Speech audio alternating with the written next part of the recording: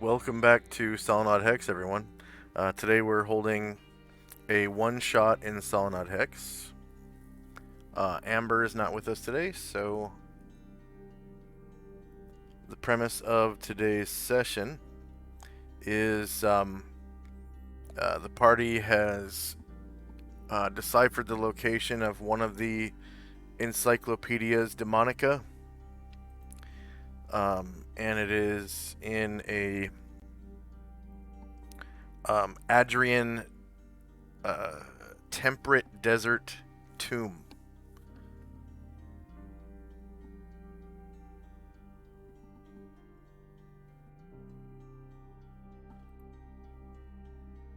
And intelligence reports from Chandrak's group of spies show that the outside of the lair lies in ruins because it was trampled by two Goristros. Goristros are the largest of the demons, being 20 plus feet tall. They're similar in appearance to a giant minotaur, but not particularly intelligent. They're mainly used as like a mount by other demons. And you have just come across the temple grounds from the northwest, where you have heard that this book is being held.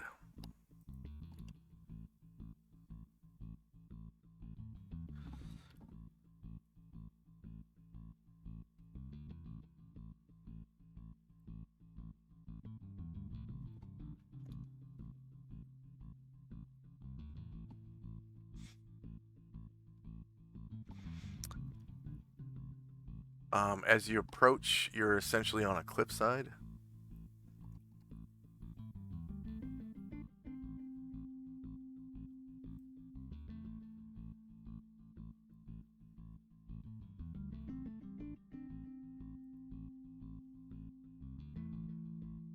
And you can hear the stomping of gigantic feet somewhere on the grounds, but your line of sight is blocked by the ruins.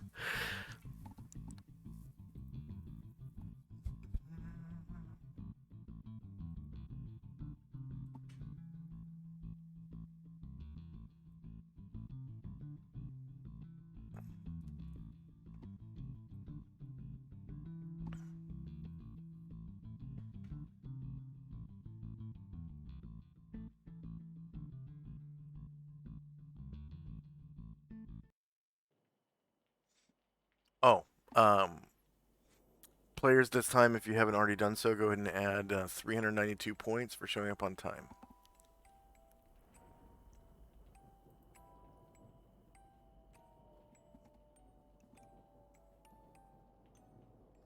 to your PC.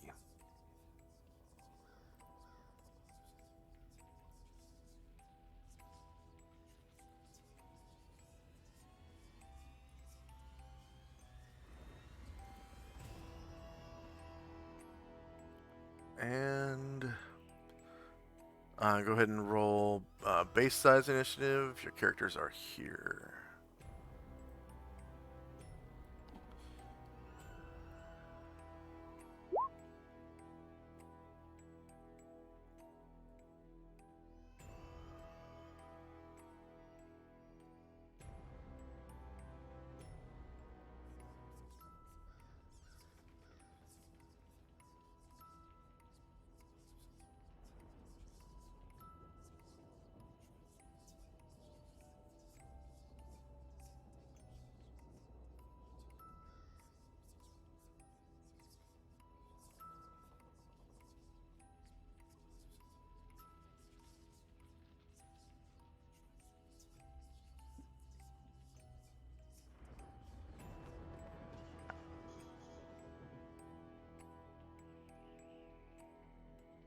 So it's about 1 p.m. July the 19th, 11 AE5, just tentatively.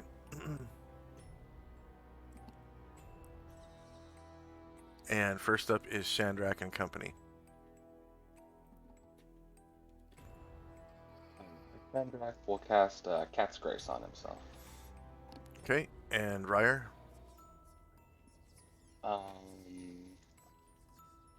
Ryer's just he's gonna take a couple steps, and then he's just gonna try to take a look around. Oh shit.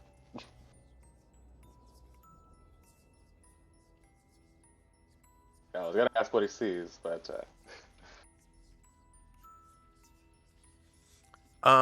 You can see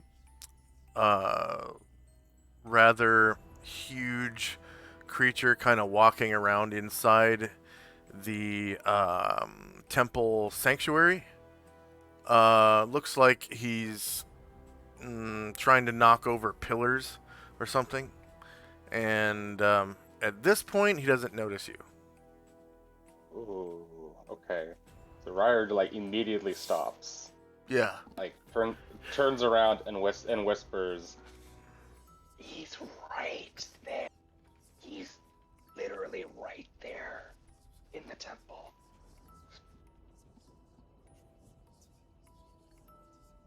And yeah, that'll be all for. Ryer will, yeah, we'll take a couple steps. Okay, so you just as Ryer says that, um, just as Ryer says that, he can see the Goristro's ears kind of peak, and he sort of like turns his head or turns his body towards the sound. Uh,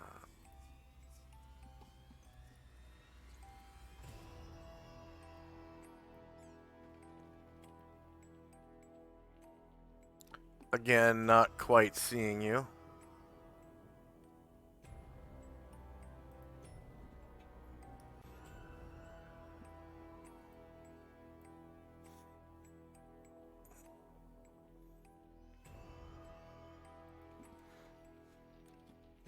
Okay. That'll be all. All right. Tenzi and Company.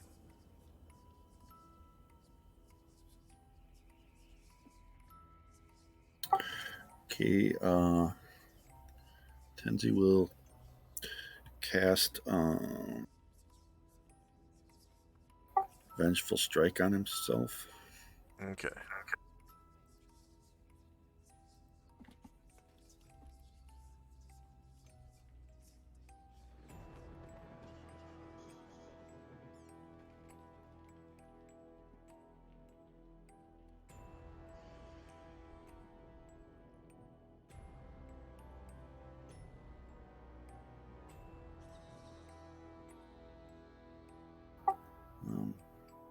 Musashi will ready an arrow. Okay. Then Ashril. He's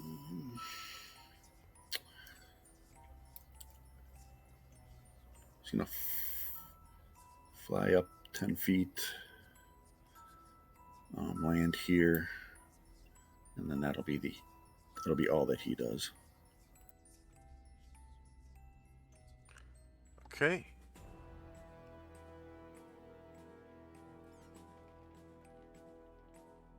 You can hear the footsteps of a huge creature approaching. And it seems to get a glimpse of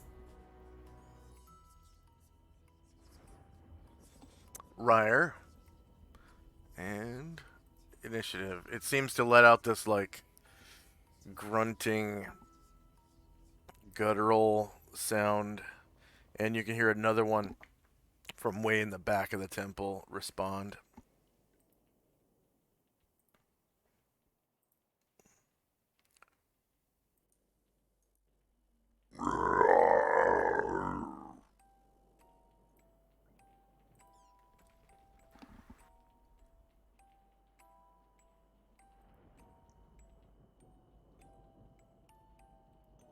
And go ahead and roll initiative for combat.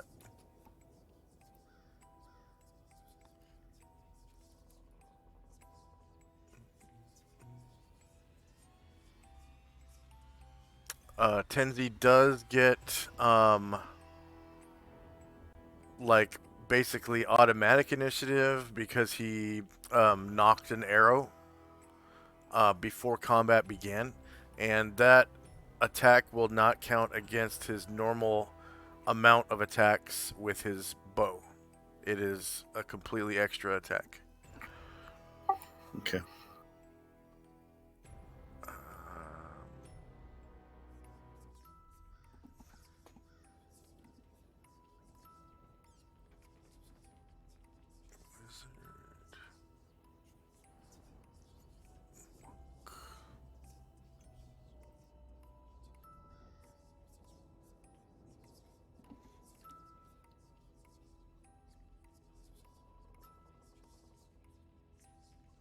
Oh, there we go.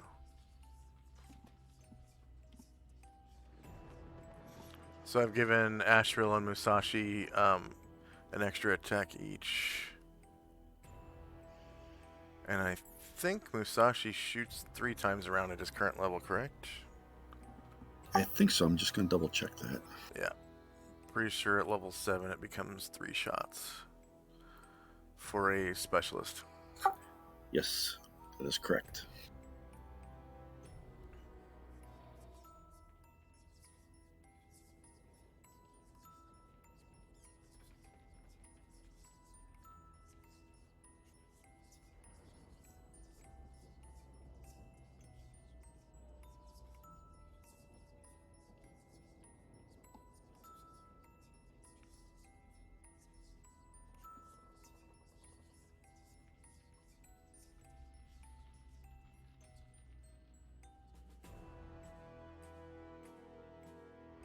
And then what is Asriel doing?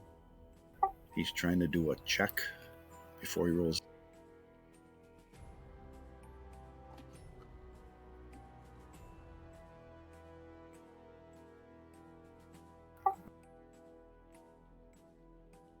Ah, quickness. There you go.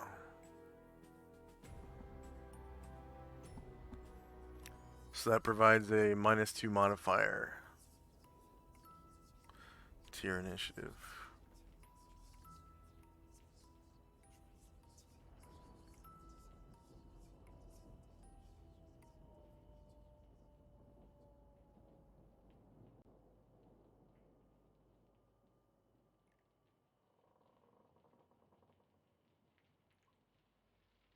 Okay, I think I got all mine done. Yep, looks like it.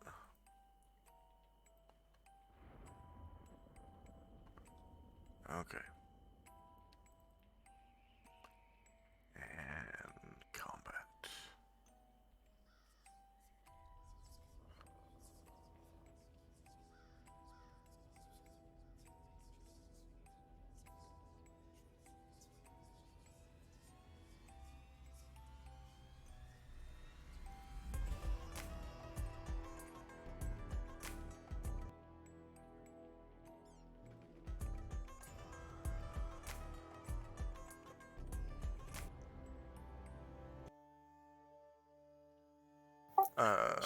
So from Musashi's current spot, he doesn't have line of sight on the creature, does he?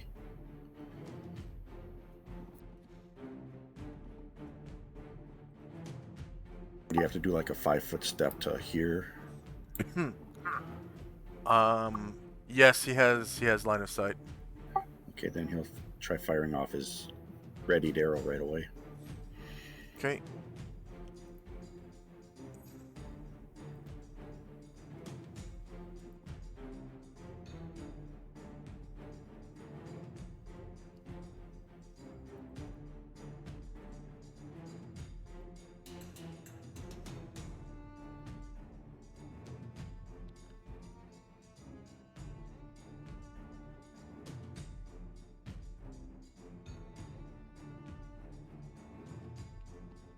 And you strike his...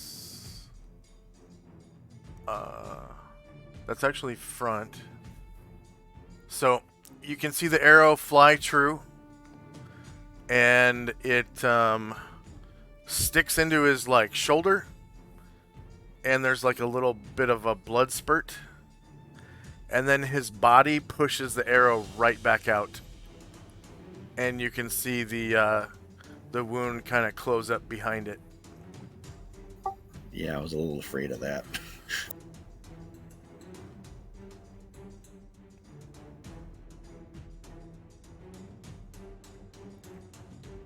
Okay.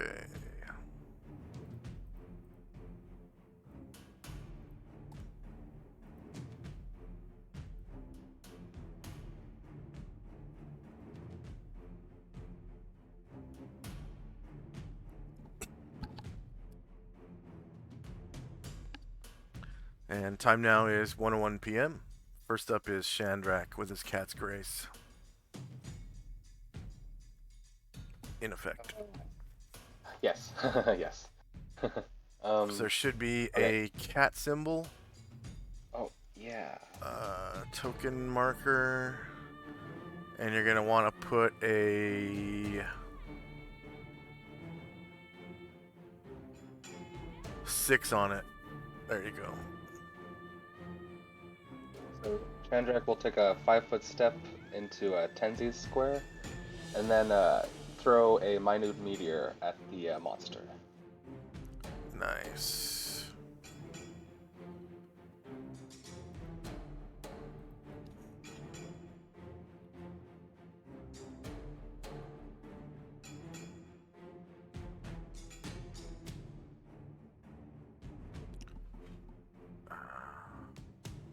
Oh, duration is 10 meteors.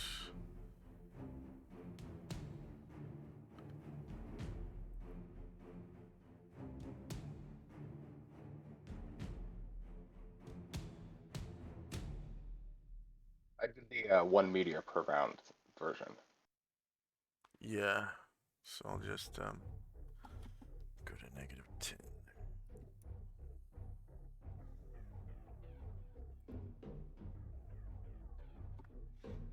Alright, and the target gets no saving throw because it's an attack spell. Hits AC 3, so that's a miss. Mr. Treat has grenade-like missiles that inflict 1 point of damage to creatures within 3 feet. Okay, so...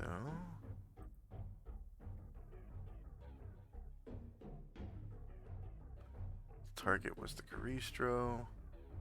Name of thrown object was Minute Meteor or Minute Meteor.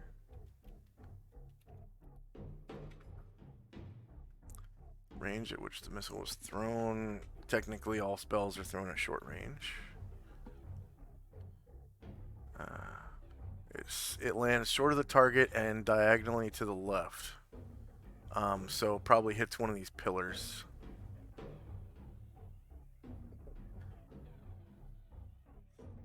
All right.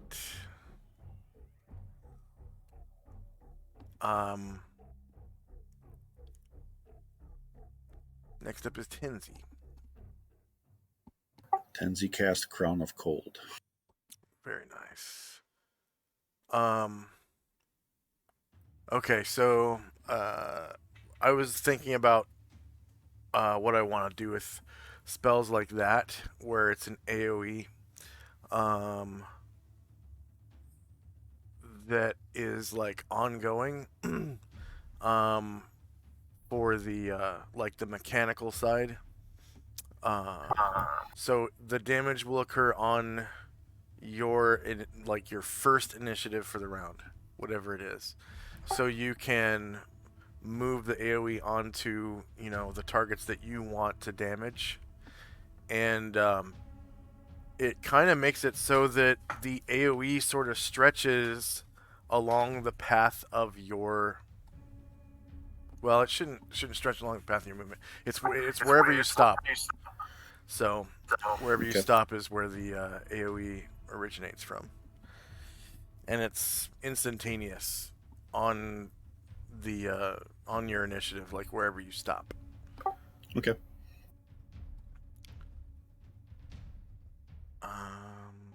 Ashriel.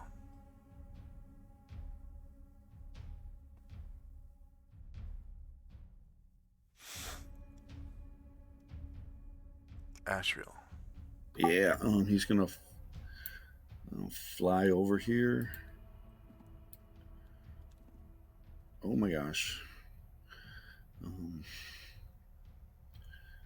Think that is 10.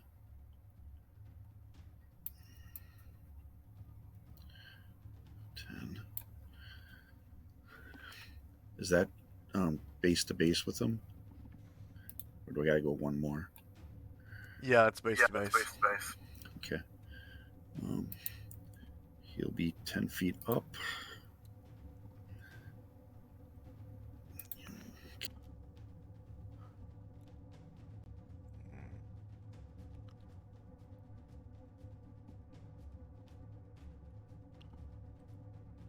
And he will attack using the flaming greatsword.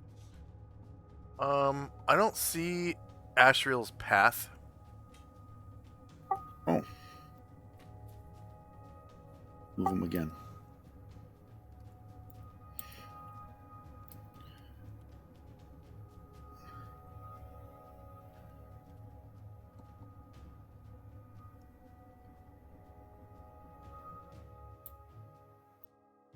Can you see it that way? Was that walking? He was flying. So I kind of went like this, then like that. You would actually smack into this pillar if you did that. Because he doesn't have the maneuverability to get through there. That would be 1, 2. That would be 3 45-degree turns. So how many does maneuverability class A get? Oh, okay. My bad. I thought he was like C or something. Yeah. No. Yeah. He's A. He can or is he B? I'll double check. I gotta look up. But I think it was. yeah, he he I don't have the can book open. he can get there. Well, it should say on his character sheet, not in the book.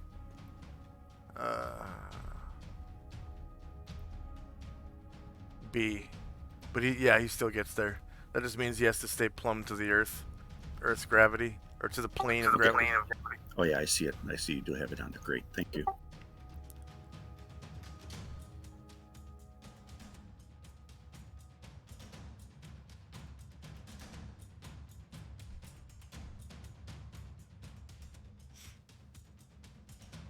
How tall is he?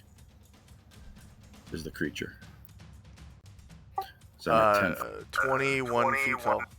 Oh, so it's basically same elevation then. I'm at 10 feet. Yeah. It would be same elevation until you got to 25 feet, pretty much. Okay, regenerating, cold using inflammable, avian, or undead.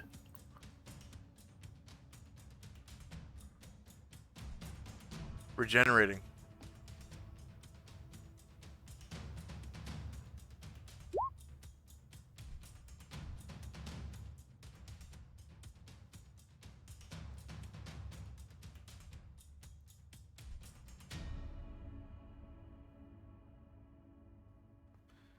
And they take half damage from magical fire, so... See, that was from...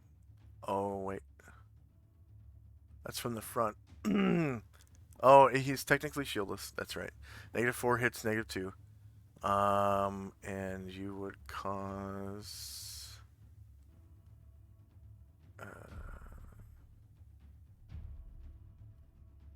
the +2 damage is from fire, right? Yeah. Okay. So you cause 19 damage.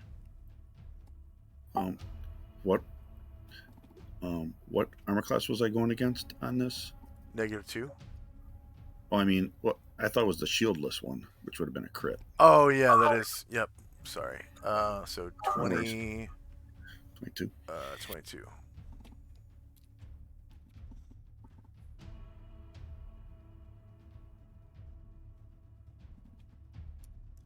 All right.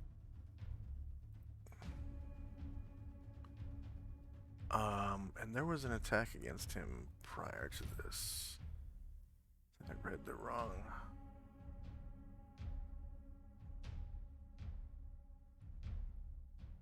I was supposed to be shieldless AC, which yeah, shieldless AC is the same anyways. All right.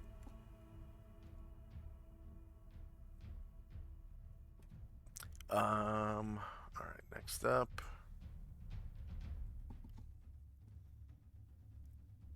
All right. You can hear thunderous footsteps approaching from the southeast.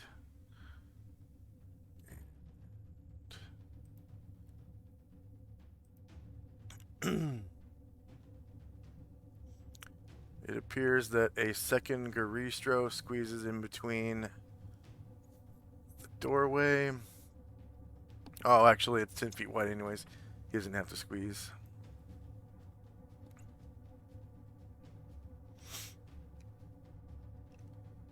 And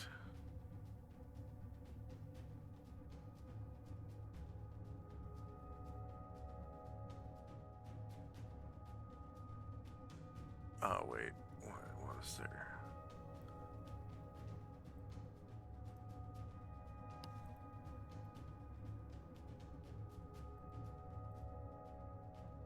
There we go.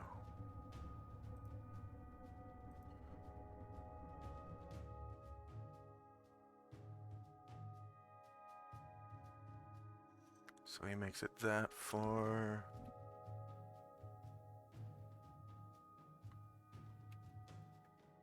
Okay, Ryer.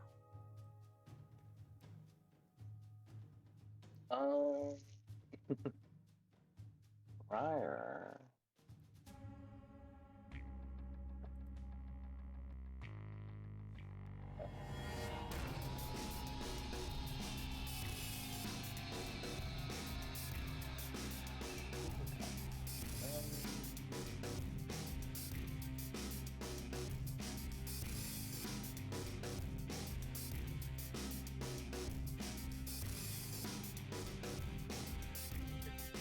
Ryer's gonna just move a little forward, but hide behind this pillar.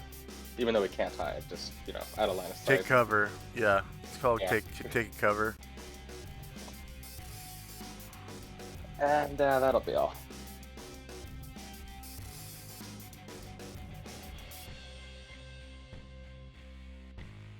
Okay. Musashi.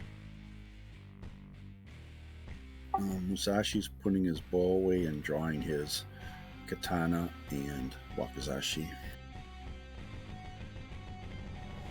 And so that's a different action than what he rolled for, so he'll just do that at the end of the round.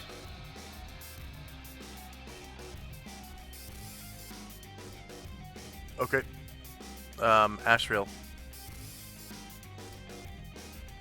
Try swinging at this fellow again.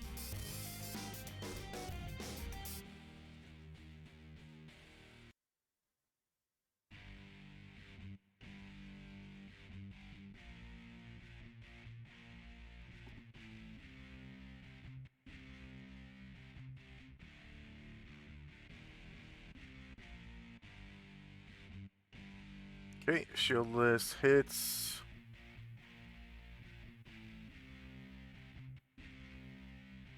And 16 damage. You can see the fire kind of gets a little quenched by his body.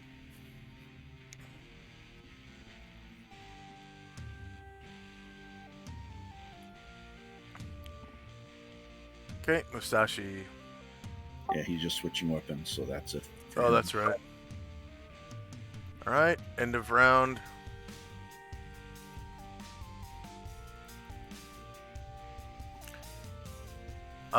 You can see that the Garistro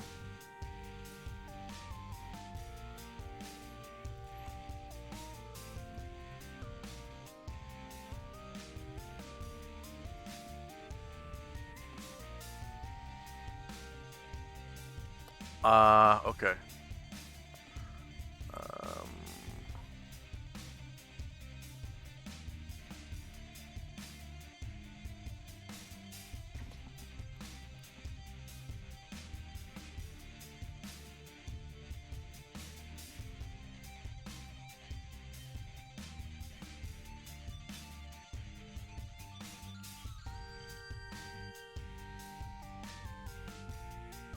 they slowly regenerate.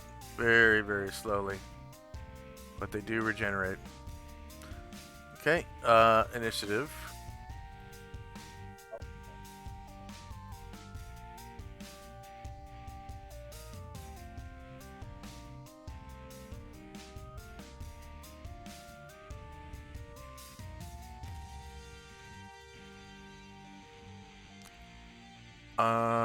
Wait, this...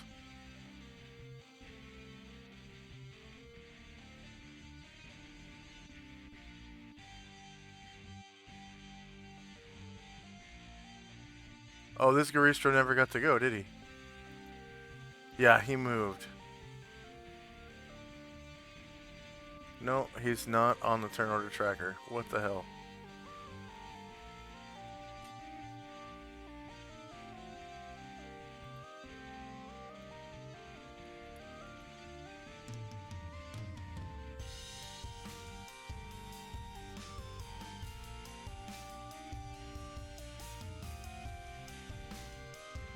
Okay, he is,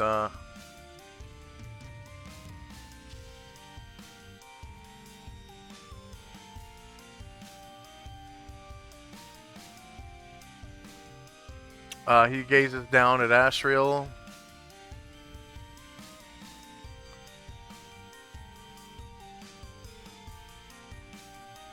Ashriel must pass a save versus spell or be affected by the fear spell unless he's immune to fear.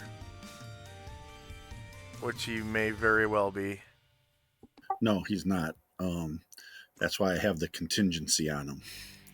So if he is affected by fear, he would get an immediate remove fear cast upon himself. But let's see if he makes a save. He gets a save? Yes, a save versus spell. Okay. And no resistance. Okay. And the saving throw negates it.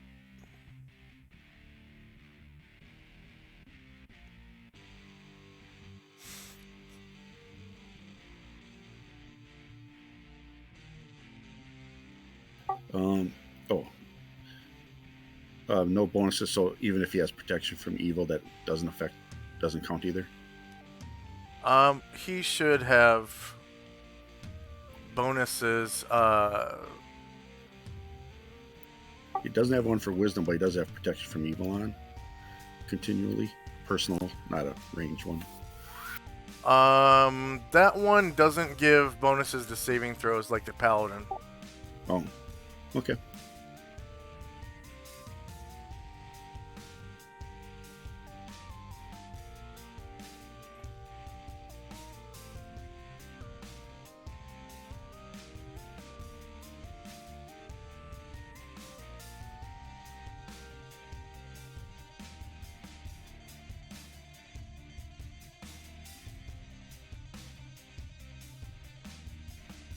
Nope. Oh, right. Man. Okay. So he's feared. Now his contingency kicks in. He has a contingency that never affected by fear. He gets a remove fear cast upon himself. Okay. So that goes into effect right now. Yeah. And then wherever his notes are for that contingency, go ahead and delete it.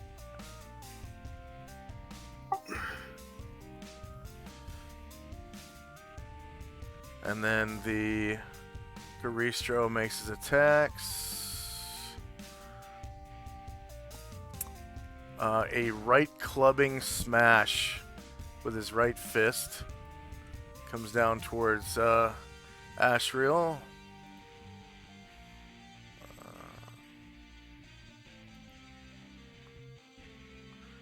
Or rather straight across because he's flying.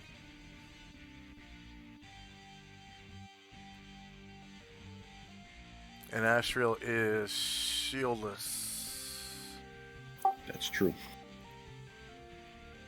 Okay, -9 versus -1, so it causes 24 damage, which is reflected back on him because... No, that was, sorry, Tenzi's spell. Yeah, 24 damage. And he doesn't have stone scan or anything like that? Nope. Okay. And then the left clubbing smash from the left fist.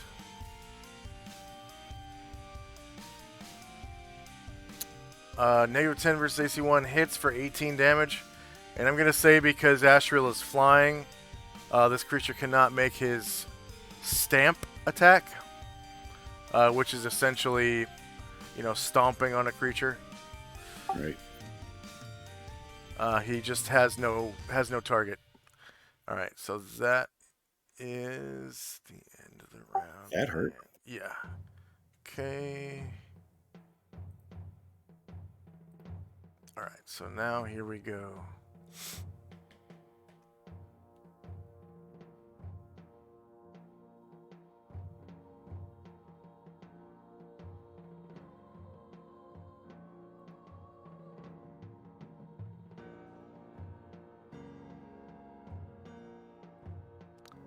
First up is Musashi.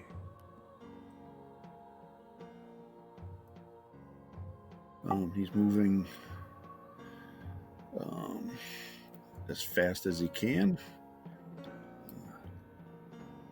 1, 2, 3, 4, 6, 7, 8, 9, 10. Is that 12 there? 6. I think he might be encumbered.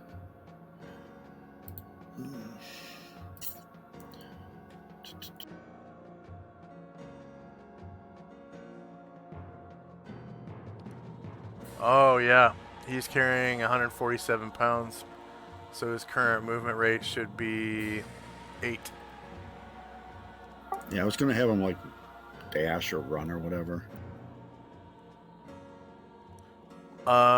So jogging makes it so you can't attack, and your movement rate is doubled. So he would be able to move 16 squares. I might as well do that because he won't even get close enough even with that.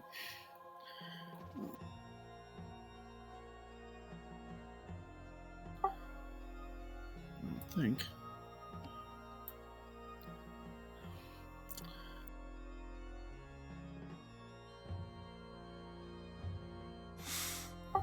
Hide behind this pillar, or take cover behind this pillar, and then you can charge out next time and get him. Okay. Tenzi is jogging up as well. He is not encumbered, so you can go 24. I don't really want to be close to these guys, but looks like I'm going to have to be. Yeah, your spell makes it so that you can damage them. Yeah. So they take, what was it, 2d4? Yeah, I'm going to go there, I guess. I got to stay here because otherwise he'd... Oh, come on. Okay. Yeah.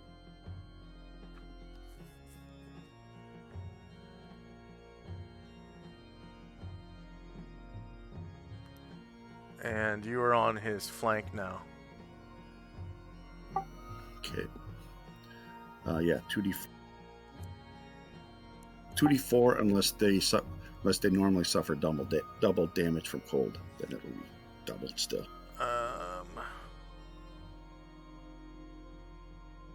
No, they do not. They actually suffer half damage from cold. Yeah, but not this cold. Not this cold.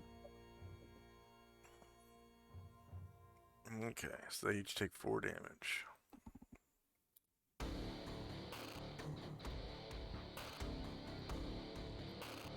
Yep. And then that'll be it for him. Alright. The Goristro is going to turn to face both Asriel and Tenzi and move up. Whoops. This is so weird. What is going on with this map? It's like the each of the actual squares is like 2 squares of movement or something. I don't know. It's very weird.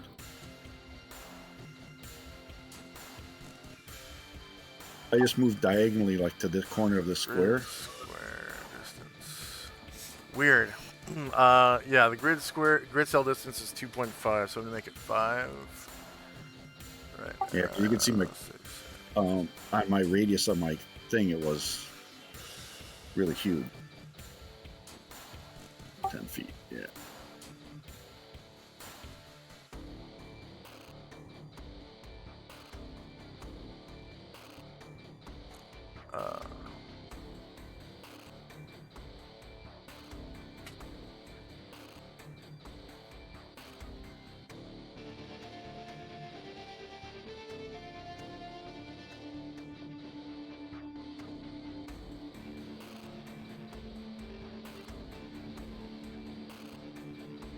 There. Now it's normal. Okay, then can I move to here then? Yeah, because I want to be right next to him. So yeah. I guess I don't have to though. Do I? Is he still in the radius there? Yeah. I was wondering why your radius was so big. Yeah, I was too. And then when I tried moving my guys, it didn't seem to snap right. So yeah. Okay.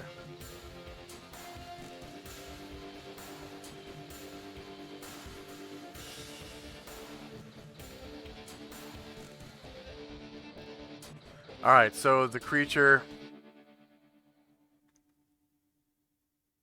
The Goristro, can't gaze at Musashi because Musashi is behind solid cover, but he can gaze at Asriel and Tenzi. So that's fear effect on both Tenzi and Asriel. If they fail their save versus spell.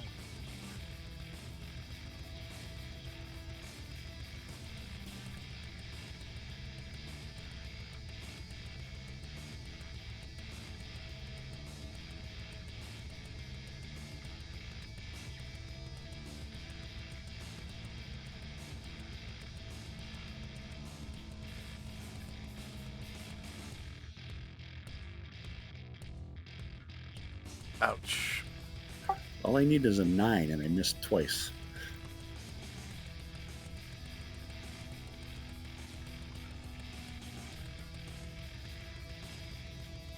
The duration is special.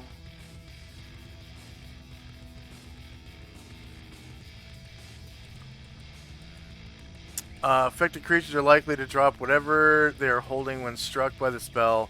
The base chance of this is 60% at first level or at 1 hit die, and each level above this reduces the probability by 5%. So he has he's level 8, right? Yeah.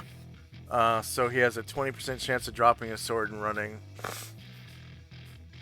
I totally thought they were immune to fear, though. No, I wish. Maybe at a higher level.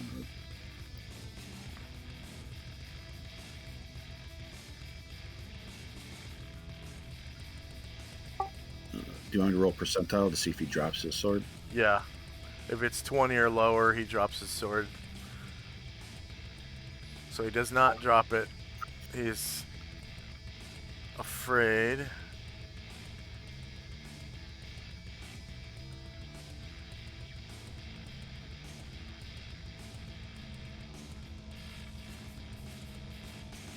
So they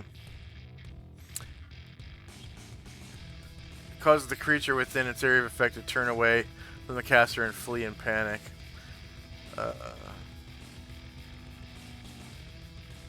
So does he do that now, or does on his initiative? And Okay. it doesn't say what the duration is. Let's.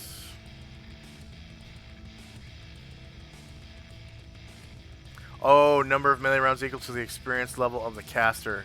So that's going to be 20 rounds. Okay, so Ashriel Spear.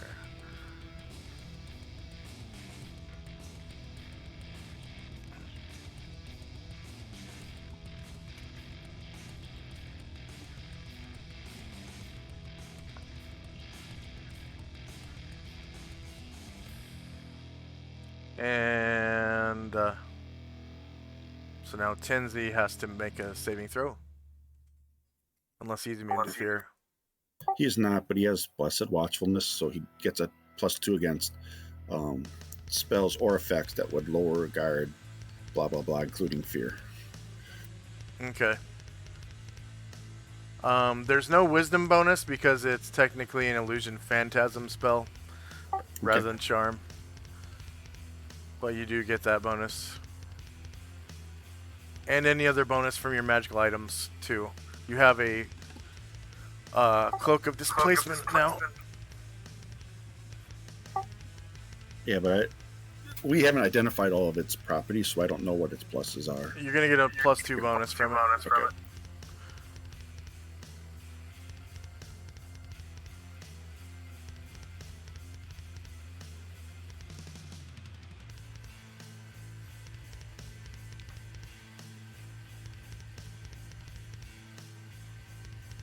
Alright. And you would figure that out now. Okay, got it. Because of the saving throw. Okay, now the Goristro starts punching and kicking. Let's see. He's gonna right club smash Ashriel.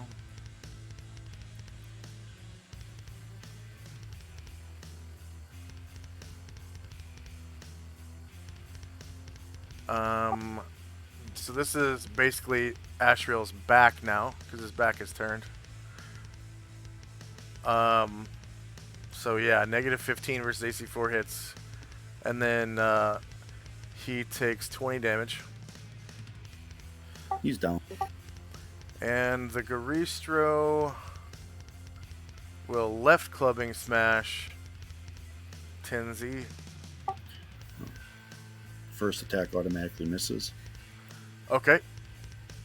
And is there any damage reflection? Because he didn't actually damage me, I assume not. Okay, good. And he will stamp Tenzi.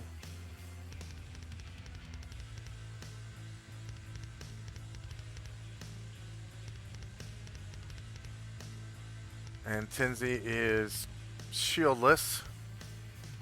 So that's a crit which gets reflected, right? Yep. I still take the damage. Yeah. He takes. You take 45, he takes 45. And one of your motes is gone, right? So you're down to 5 of them? Down to 9. 9. The blue oh, is right, the the blue. Right. So he hurt himself really bad. 45. Enter. You can see his green bar has shrunk a lot. Okay. Ryer. Let's see. R will take a 5-foot step.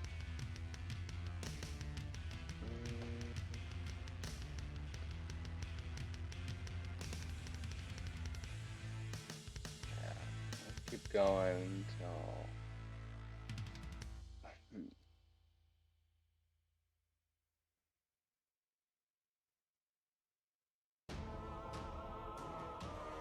Yeah, Ashriel's not very tanky. He's No. a cleric who doesn't wear armor, Well, so he's...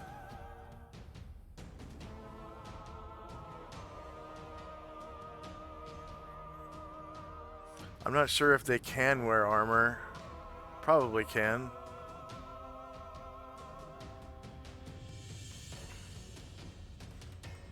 after this, he'll definitely investigate it. Yeah. Square. And Rara will probably take a shot. Okay, you notice when the shot hits, it just gets pushed out by the Right. I mean, you don't have like silver bullets or anything like that, do you? No. Okay.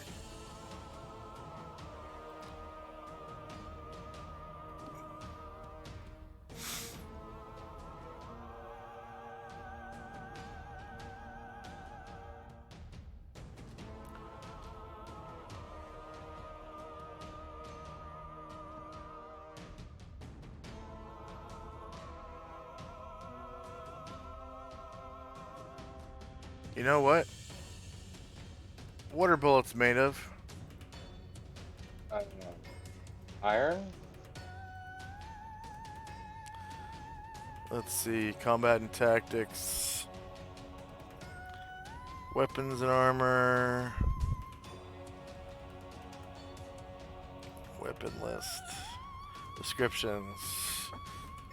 Find. Bullet.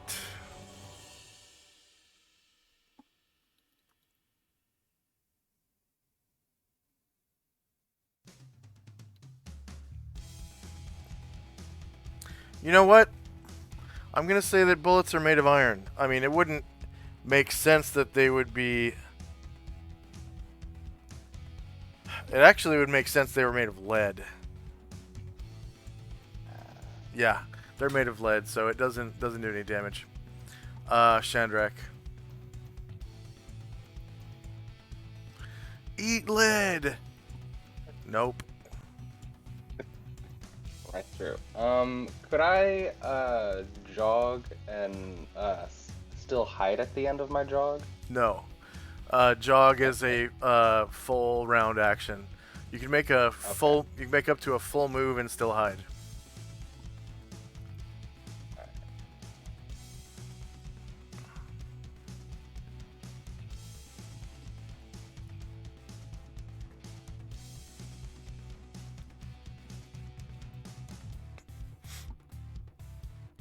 Alright. Yeah. I'm just gonna try to jog to get closer.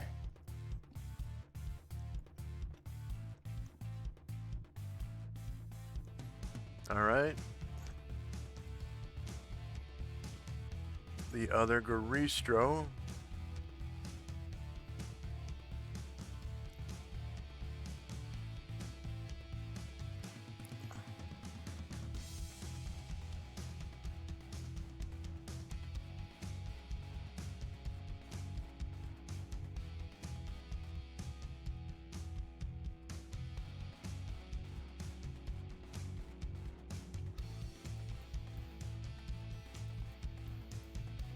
Moves up to here. And then out. Oh.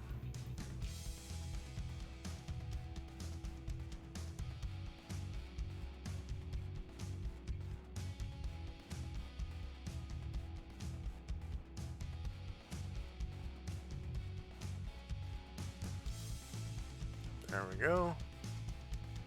So it looks like he's coming around the corner. So you can hear these huge footsteps coming from over here.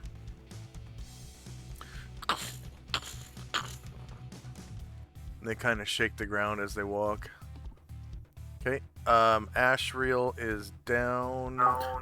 Yeah, I wanted to ask. He was flying, so does he take like a d6 of falling damage as well? Yeah, what was his altitude? 10.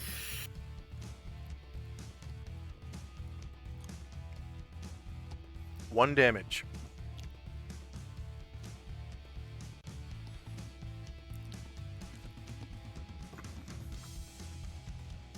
Okay.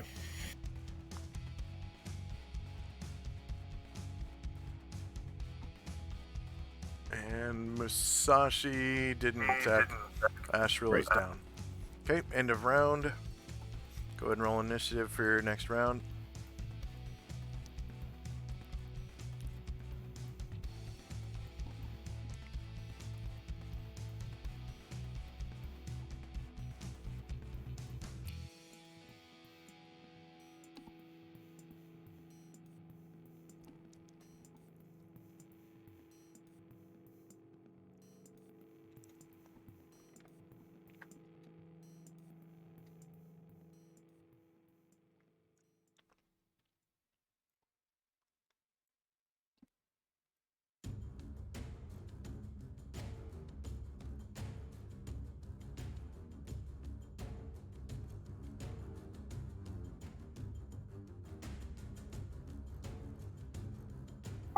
Um,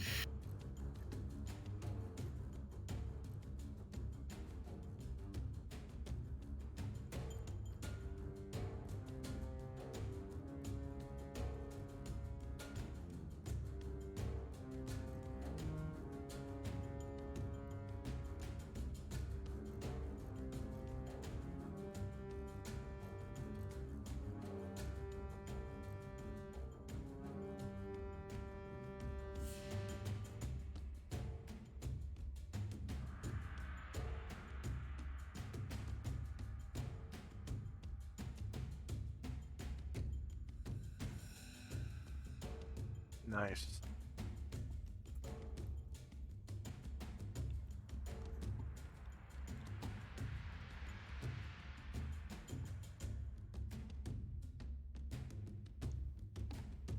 Did you see that bonus?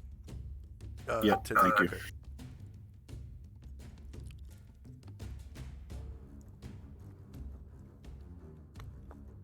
Okay. Is anyone still rolling?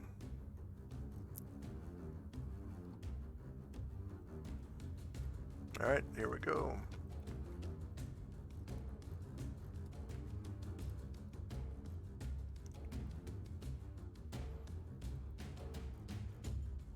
Musashi. Musashi comes from around the pillar, and I guess he'll just we can go to there and attack. He yelled, "Kiai!" Does the creature turn? No. You get a shieldless flank.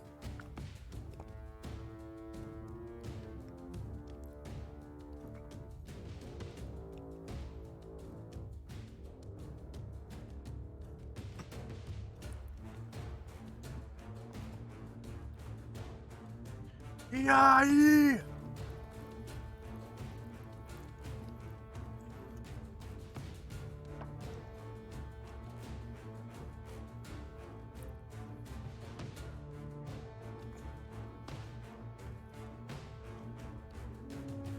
Shieldless flank. -3 hits, -2. You cause 18 damage, and go ahead and describe how you drop the creature. He runs from around the pillar, seeing an opening in the flank. He yells "Kiai!" slams the katana right in the side of the creature. And as the creature falls over, Musashi almost falls with it as he tries to pull his katana back out of it. The Garistro growls in pain.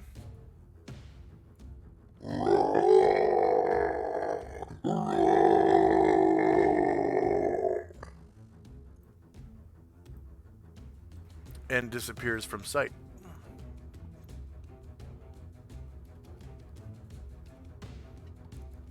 So now you know they're summoned. Yeah. Ryer. Ryer is just gonna take cover behind this pillar. And yeah, that'll be all. Tenzi. I'm going to fizzle my spell, but I'm going to change my action. Now that the creature's gone, I'm going to wait till the end of the round and try to tend to Asriel's wounds. doesn't bleed out. Okay. Shandrak.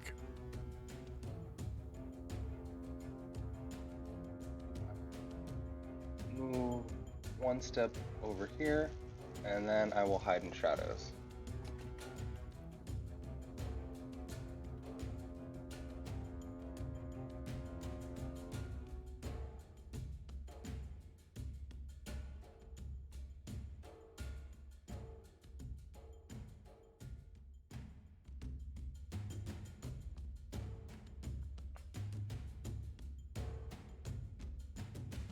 Oh, you rolled initiative for your longsword. So you can do that at the end of the round. Oh, okay.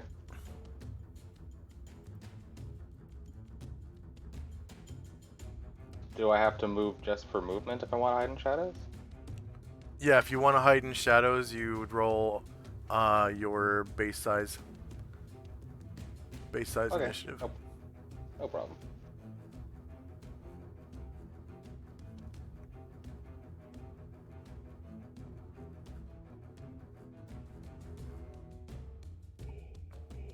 Since you didn't know that, go ahead and roll base size initiative. And if it's less than 9.51, then you can just go ahead and do that now. Okay. Okay. So go ahead and move yourself back as well. You weren't there, were you? I didn't. Oh, I took a movement. I didn't take a 5-foot step. Well, I mean, before you hid, were you there? No, I was just one step over. Okay.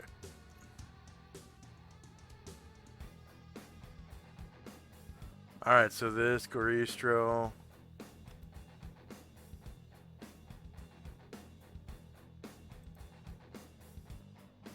comes up to you, Shandrak.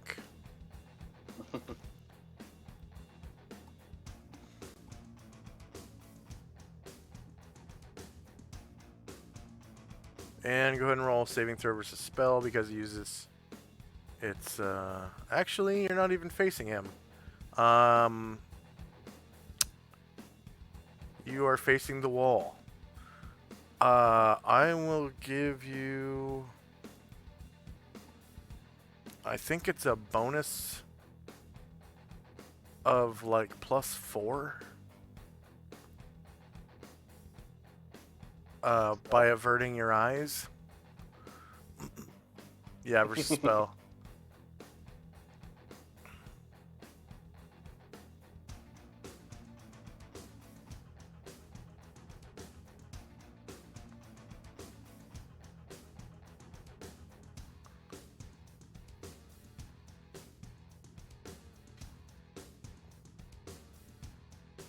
Yeah. Okay. You're not feared, however, he gets 3 attacks. You're gonna want to change your AC to reflect your Cat's Grace, because it increases your defense adjustment. So Correct now. say again. It should be correct now. Your armor class? Yeah, because it's 6 with the armor spell, and then I got a +4 with my AC, so it should be 2. What's your normal dexterity bonus from... Normally I don't have a dex bonus. Oh, okay. And then your armor is your armor spell. AC 6, right? Mm-hmm. And you're not wearing a shield, are you? No. None. Dexterity bonus, none. Any magical item bonuses? No, not to dex. No. To your armor class. Oh, no. Okay. No. Okay, I and do then... have stone skin. Oh, you do have stone skin? Mm-hmm. Okay. Who? Or I'm sorry. What? At what level was it cast? Like, what's the 10. caster level? Okay.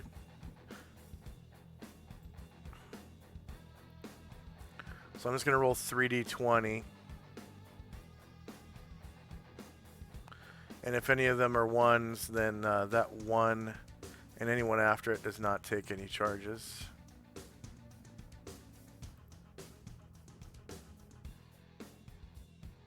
Okay, so 3 charges are knocked off of your stone skin.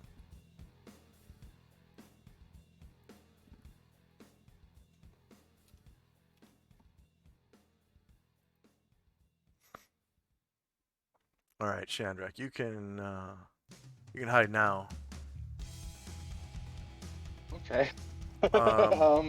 Just be aware you are walking away from a Garistro, so he's gonna take an attack of opportunity if you walk away.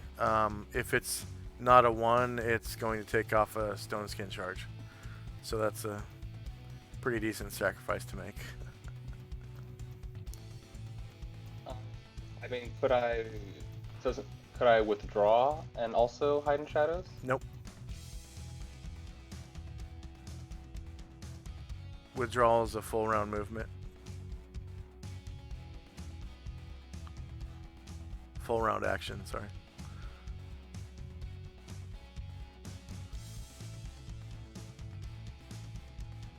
Well. Alright, since he's right here, okay. Alright, since he's right in my face then, in that case, I'll cast Hold Monster on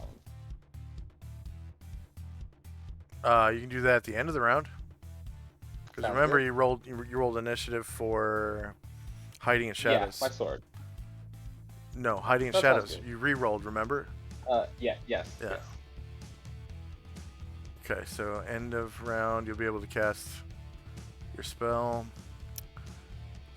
This Garistro is dead. Astral is down. Musashi.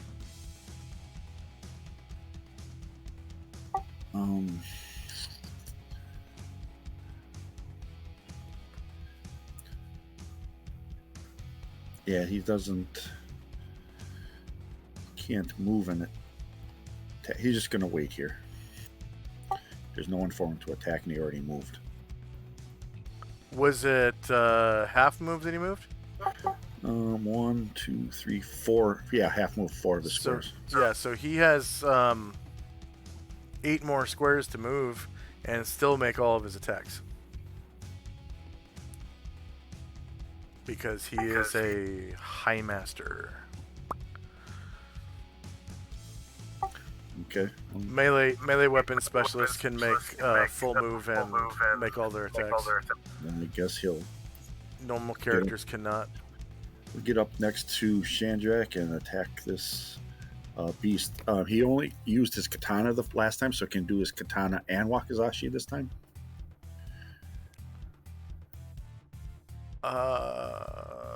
No, just the katana. Okay. The other attack was lost. He did use ki. Yeah.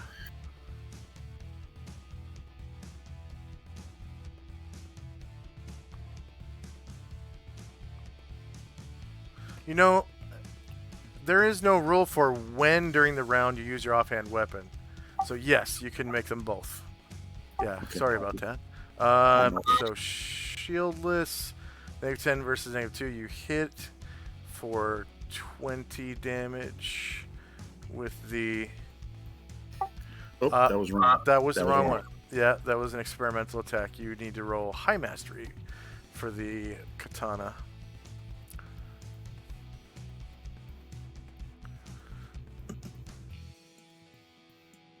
There we go. Shieldless 0 versus -2 does not hit.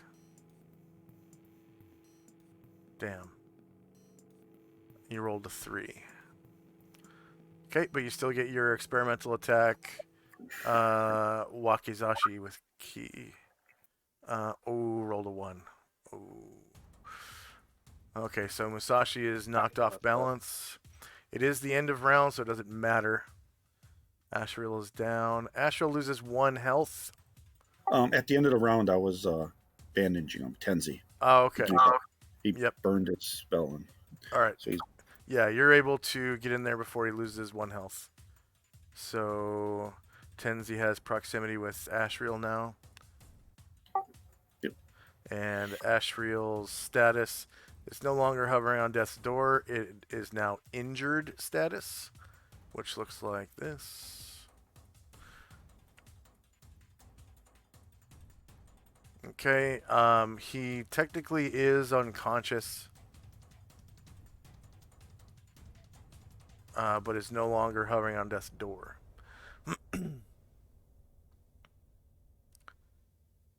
Okay, go ahead and roll initiative. Oh, wait, and at the end of the round, I was going to cast Hold Monster. Yes, go ahead and roll that. Is there a saving throw for that? I guess I'll see in the spell template when you roll it. Saving throw negates. If only one is attacked, the saving throw suffers -3 penalty. Okay.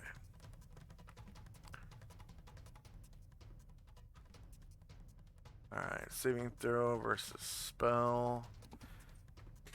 -3. Enter. And they count as 20th level warriors, which doesn't actually go that high on saving throws. Warrior saving throws end at 17.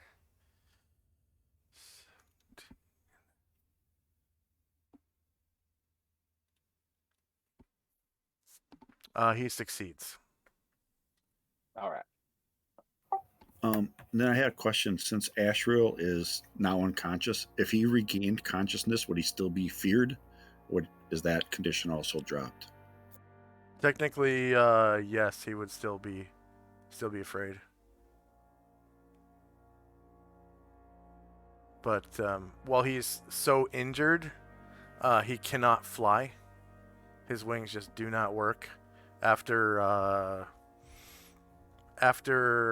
your health is reduced by half, you can do nothing but glide.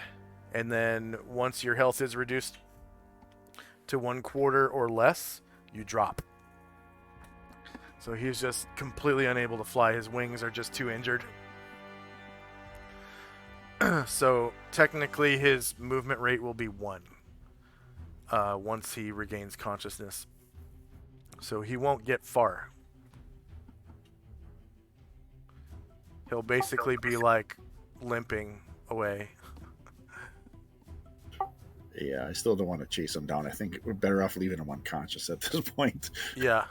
When a character is reduced to like 0 or less, they have like, wounds all over them. Their bones are broken and they're just completely fucked. So they can't move very fast or even talk very fast. Like they talk like they're kind of out of it, like they're delirious, basically.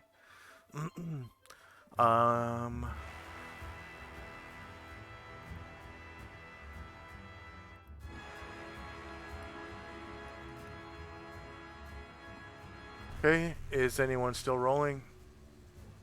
Yeah, just a second.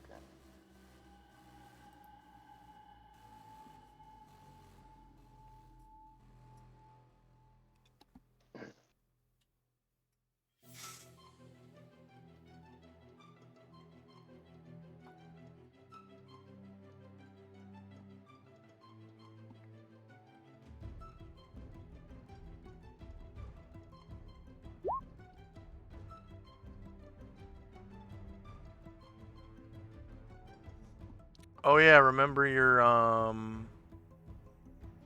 minute meteors too. Yeah. Was it Shandrak or was it Ryer that cast that? Chandrak. Okay. So you can throw one immediately after casting hold monster or whatever, so you can make a minute meteors attack.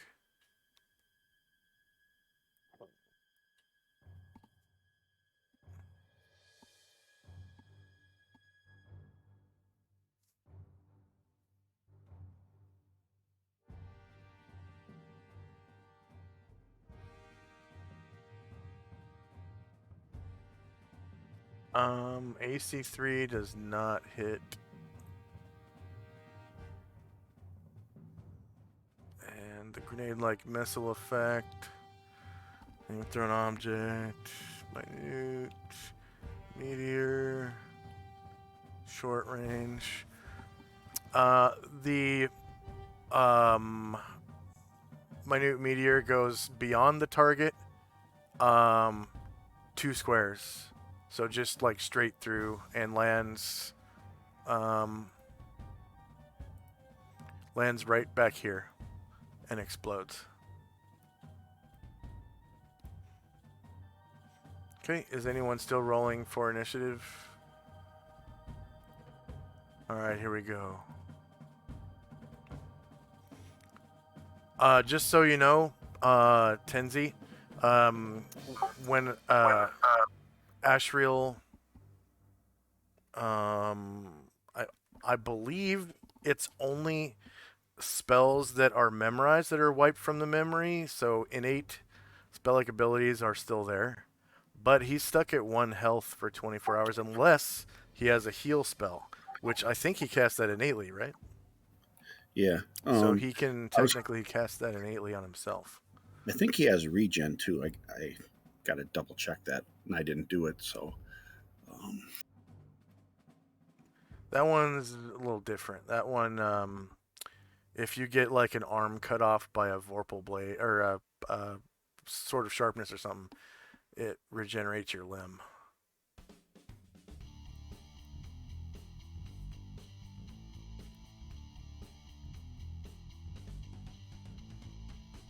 But innate, it doesn't say innate spell-like abilities are wiped from the memory. So yeah, technically, but he's gonna run away, so that's why I was like, for so many rounds, yeah. But after this encounter, you know, you can.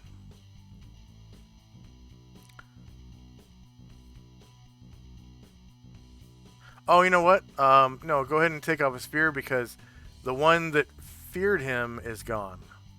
Ah, okay. Yeah. All right. He would no longer. All right, then I need to re-roll Tenzi because he was going to walk away, but if he's not going to be feared, I'll go cure ahead. like Go ahead. 1.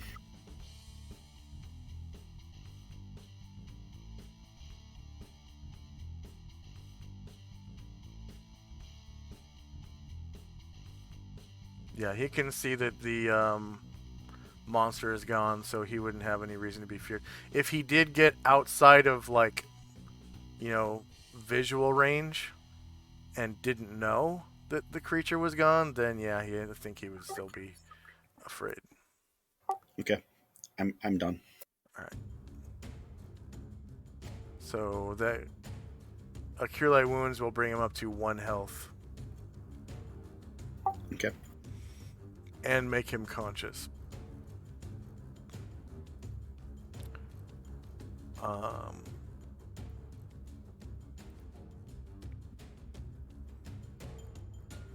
So I'll just take off Ashriel's fear.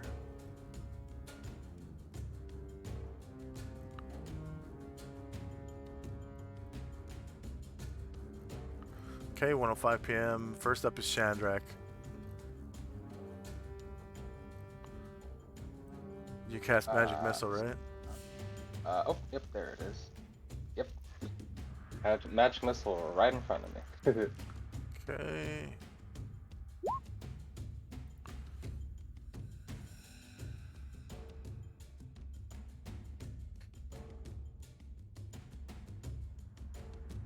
First one hits.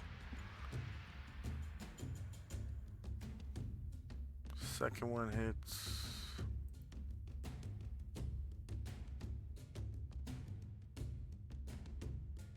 Third one does not hit.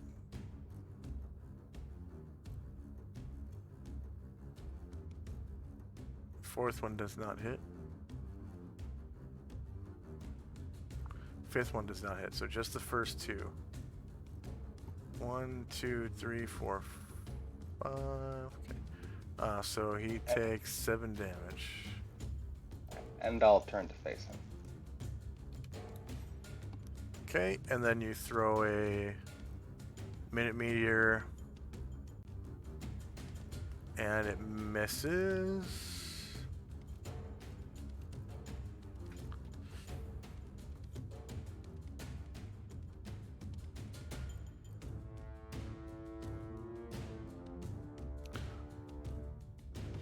You throw it short of the target and diagonally to the right 1 square. So it lands over here. Actually, diagonally to the right. Man, yeah, he's right in front of you. So you wouldn't be able to really... Man, it's like right here. You hit this pillar and it explodes. Musashi. Kiai! Okay, don't forget High Mastery.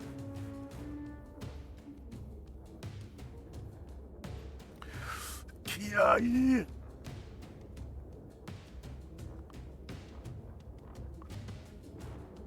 Okay, the monster is shieldless. -9 hits, -2, and you cause 25 damage. Follow up with the Wakizashi.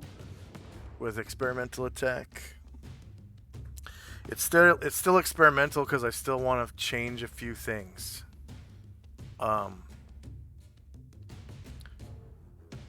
Such as I want the same. I'm gonna make it so it uses the same die roll for all the attacks.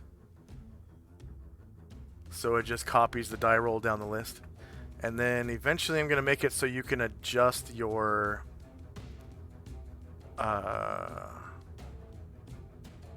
Sacco. But it's gonna take a lot of recoding for that.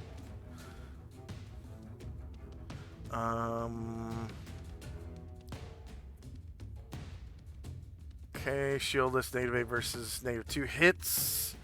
16 damage plus 25 is 41 damage total.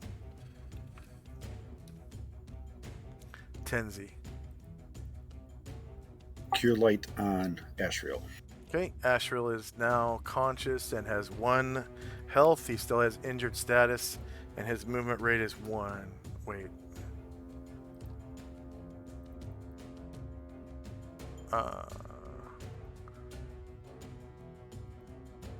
Oh no, that's right. We did find out when you're ambulatory you can take full move, but you just fail all dice rolls essentially. See, injured status.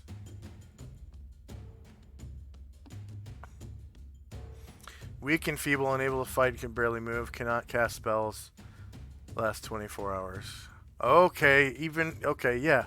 Can't cast spells, jeez. Even innate spells. Okay. And your spell slotted spells are wiped from memory. So that's a dead Garistro. Ryer is up. Ryer is just cowering behind the pillar. Okay. The Garistro uses its gaze on Shandrak and Musashi.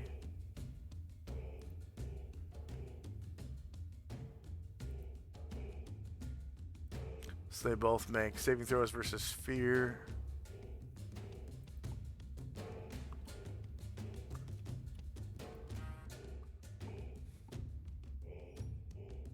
Or sorry, versus spell, or be affected by the fear spell. And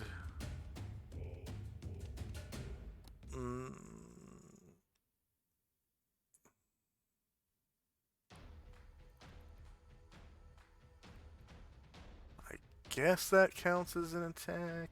No, it can't cause damage.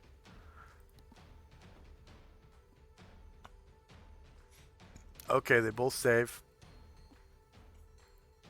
The Garistro uses right clubbing smash down on Musashi.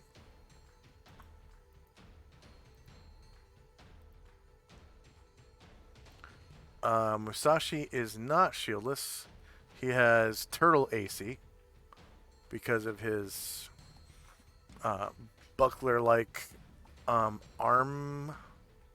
I forget what they're called. Koti? Yeah, Kote.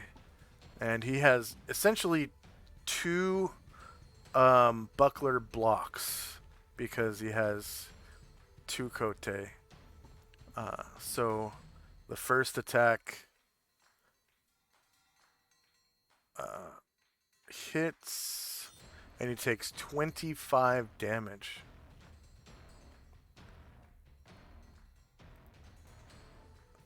And then the left clubbing smash on Shandrak.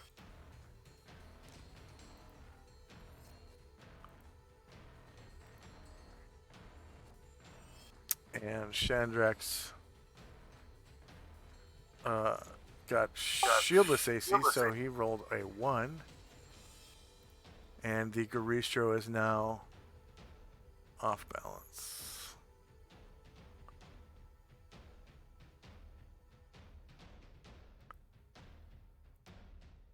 Okay, Ashriel can move and talk strangely. Just gonna stay where he is. Okay. Musashi's second sword attack. You get +2 to hit the off-balance Garistro if you attack him. And I shall do that. Don't forget High Mastery. So you have increased chances of critting.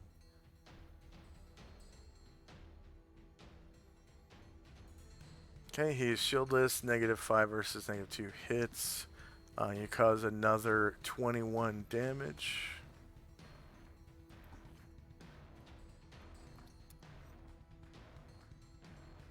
And Ashriel didn't use his turn. And the Garistro is no longer off balance as the round is over. Go ahead and roll initiative. Does anyone regenerate in the party? No, I thought Ashriel did, but I guess I couldn't find it, so I guess not.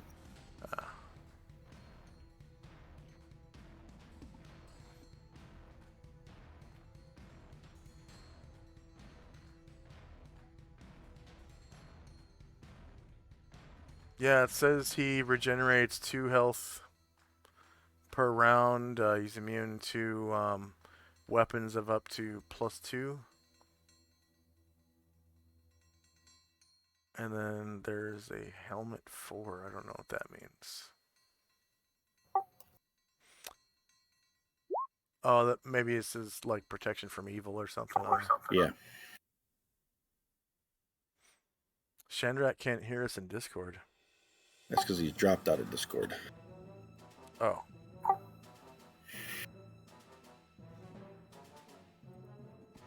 He dropped out of the voice channel.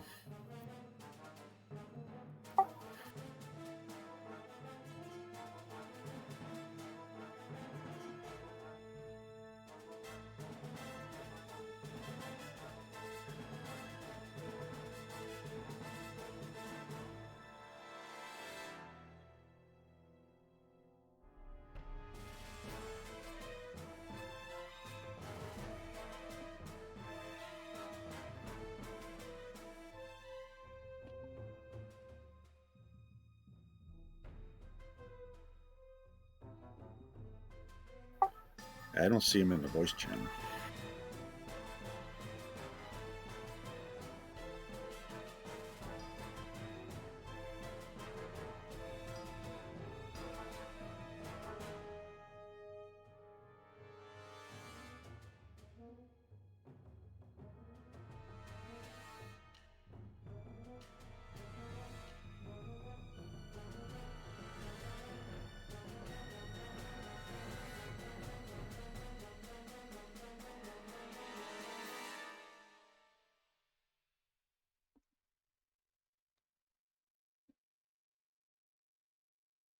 It's probably just a freak glitch.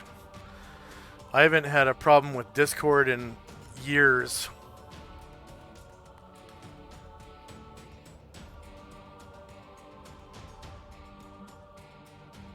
Discord is by far the most reliable voice chat I've ever seen. Bar none. Like, better than TeamSpeak, better than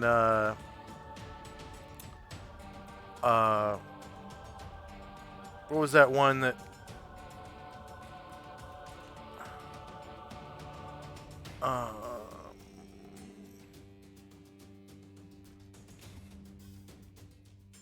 yeah, let's take a 5-minute break. Okay.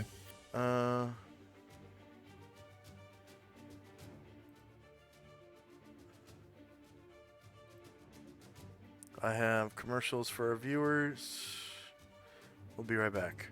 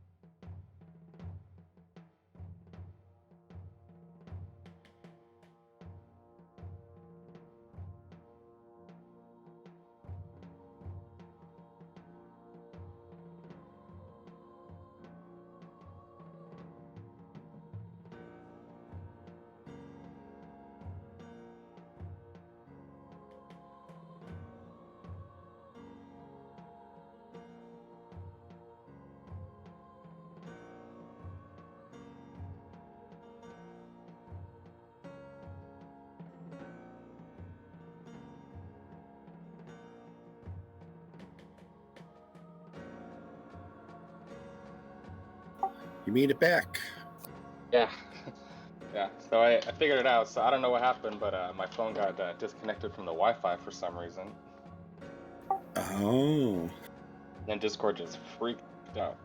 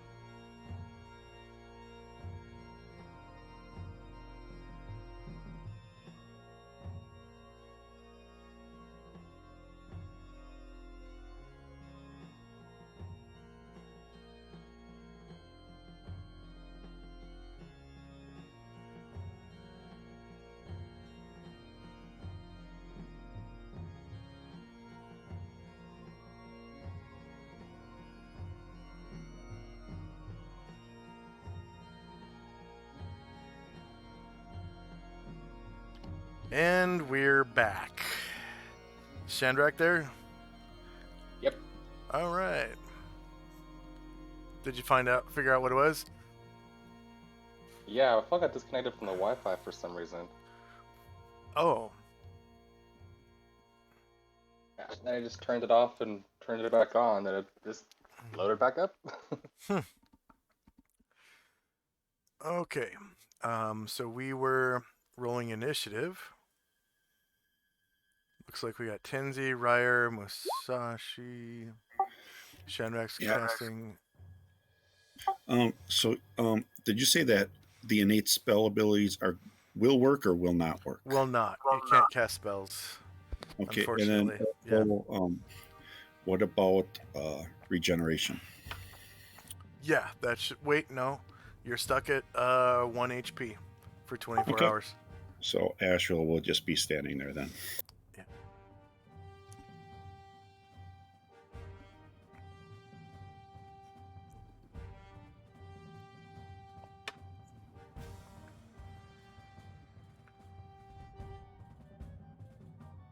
You're still going to want to roll initiative for him to stand there. There you go. There. Okay, did I get my Garistro? No, I did not. Wow.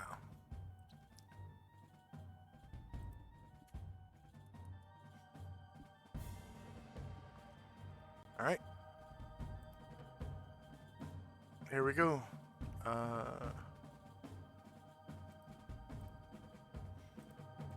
Musashi.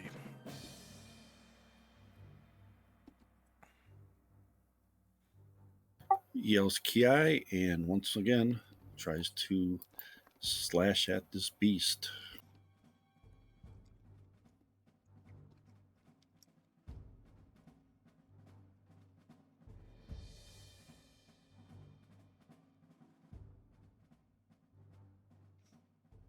Shieldless, you hit, causing 18 damage.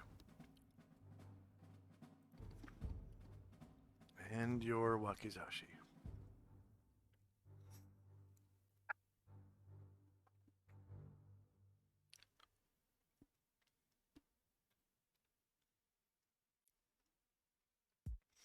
Shieldless, you hit, causing 19 damage. Go and describe how you drop your opponent.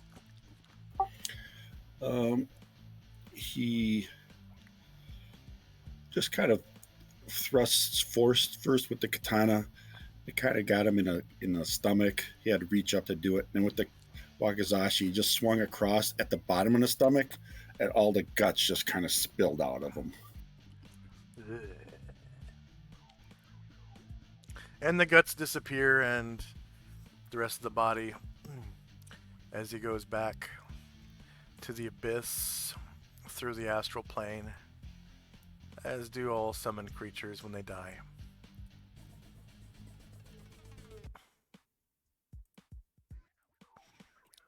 Okay. Shandrak and Company.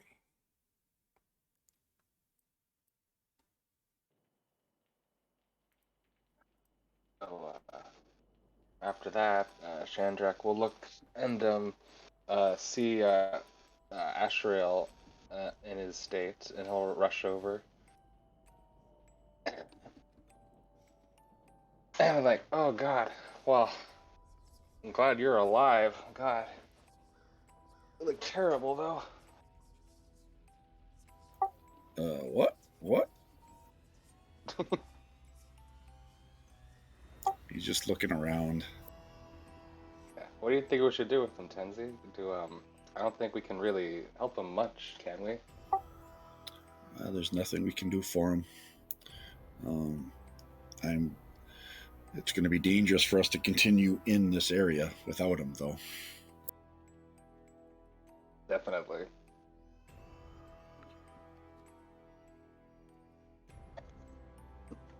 Do we bring him with us, or try to hide him somewhere? Well, I think we'll bring him with, but I can maybe I can cast some spells on him so he can be of some use, even though he can't directly take action. Okay.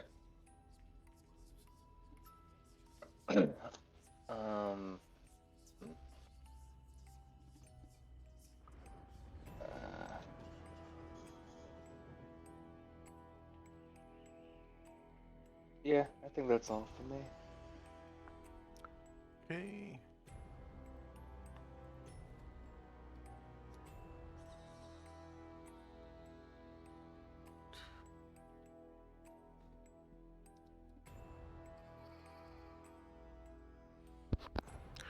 Big old chunk. Ooh.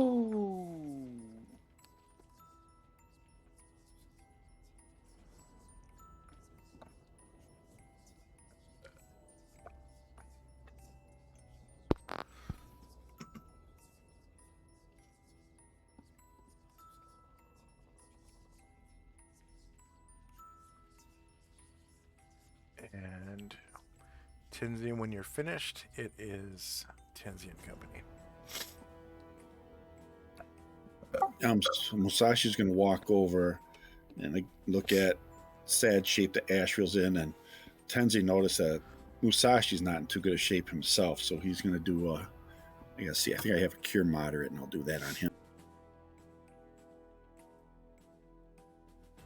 I have a cure moderate.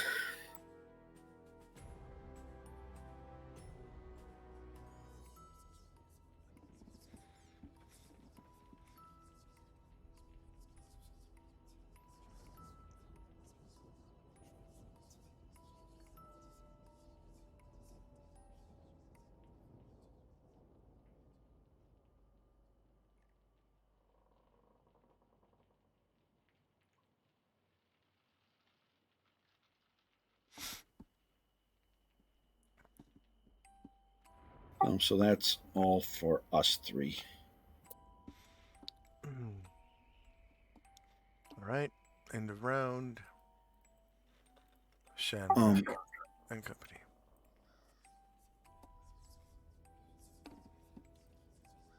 Did you have something you wanted to say? Well, I was just going to ask, does Tenzi get XP for, he did the Cure Light, Cure Moderate, and then also his Crown of Cold and Vengeful Strike? Yes.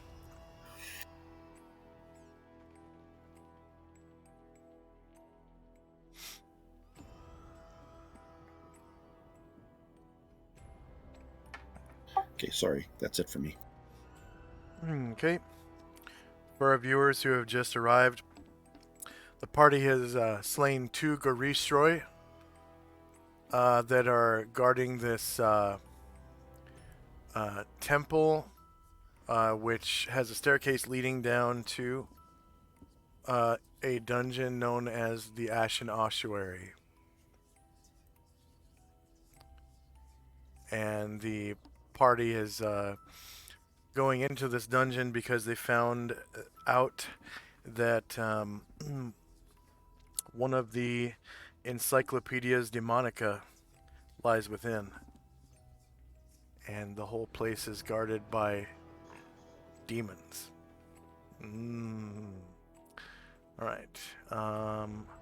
Next up is Chandrak and Company. Yeah. So, Chandrak will cast the shield spell on himself. Okay.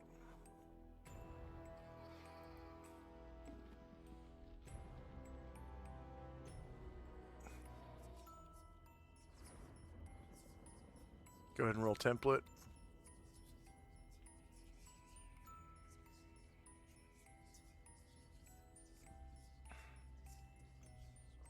I used to love that spell with my wizard.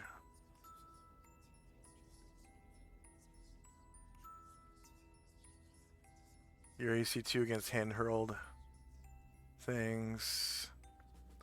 AC 3, and it overwrites the AC of your armor spell. So during these 50 rounds, your AC is 4 instead of 6. Your base. Oh, okay, right. Your base AC. And I forgot it gave a +1 to saves. I forgot about that. Yeah, that are frontal. Yeah. At the risk of repeating the same mistake, Ryer will take a couple steps forward. Repeating what mistake? Of taking a step forward and it's like, uh-oh, there's the monster right there. Oh. Well, he was the first one to spot them, but I don't think he was the first one to, like, go into melee with them or anything. Yeah, no, it worked out. It just, Yeah.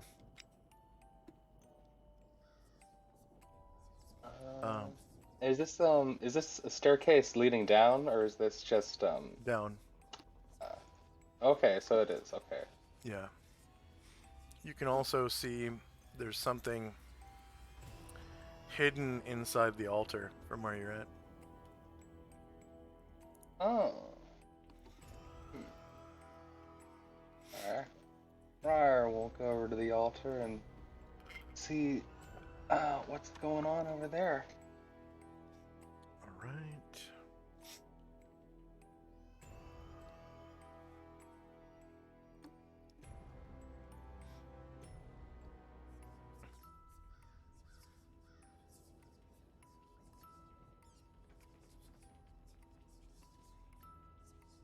Alright, underneath the altar you find 1 pound turquoise carving depicting celestial events worth 40 GP. So it is like a model of the Hex or the Solynod solar system, and you can see the planets orbiting Solynod Prime, which is the sun.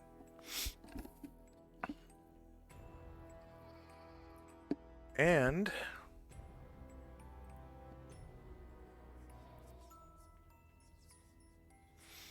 there is a whole bunch of silver. Oh.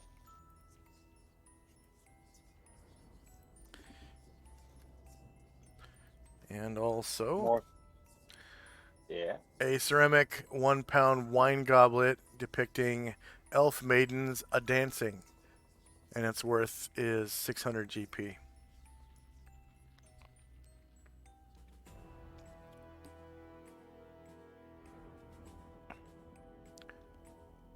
both objects are covered in like Garistro's filth,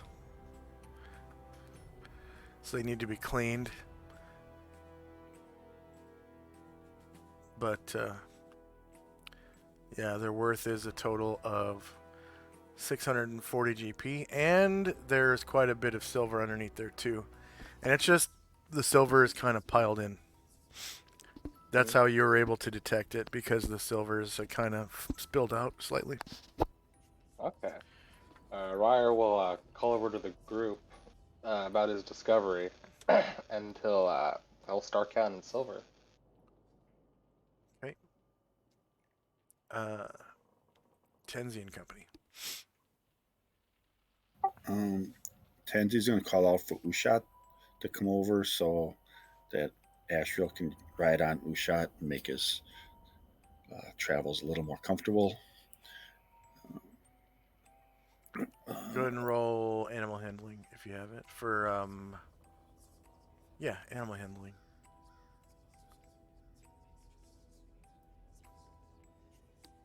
I do not have it. Okay. Musashi does. Musashi does. I can have him do that. Okay. And I think he has a decent wisdom too.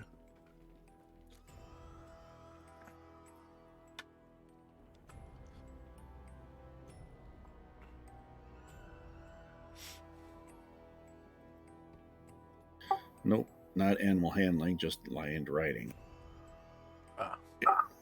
So we'll just have to let Ushat fend for herself for now.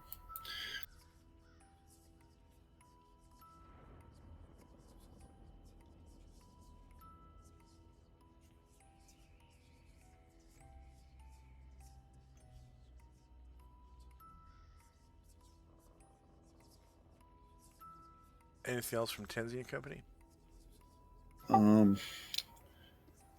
I guess Musashi will go and help Ryer with the counting. Okay. You count 100 silvers so far.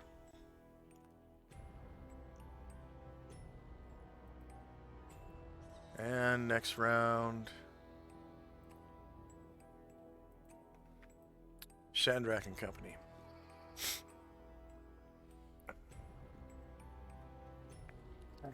Seeing Ryer's discovery, Shandrak will come on over and start counting too.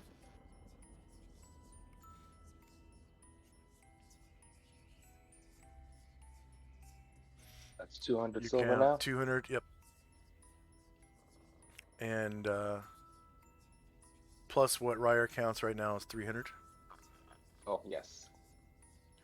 Okay, Tenzi and Company. Musashi will count silver.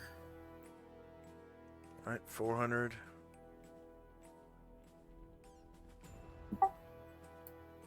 Tenzi's going to go to like the top of the stairs to see if he can see anything down there and just kind of watch so nothing comes up to surprise us while they're working on the counting. And Ashriel will just kind of slowly walk over and stop there. Okay. It's really dark down there. It looks like the staircase goes down and then turns around a corner. And you don't see any light coming from, around the corner. Okay. So that'll be it for us. So that was 1, 2, 3, 400. Okay, Shandrak and Company. Silver. Okay, 600, Tenzi and Company. Musashi will count gold, or silver rather. 700. And Tenzi is just going to continue watching down the stairs and make sure nothing comes up. And Ashriel will just he's going to sit down for a second and gather himself. Okay. And that'll be it for us. Shandrak and Company. Out in the silver. 900, Tenzi and Company. Musashi counts silver. Okay, you count all the silver in its entirety as 1,000 coins. Plus the 2 art objects. So the 1,000 coins together are 100 GP worth of silver.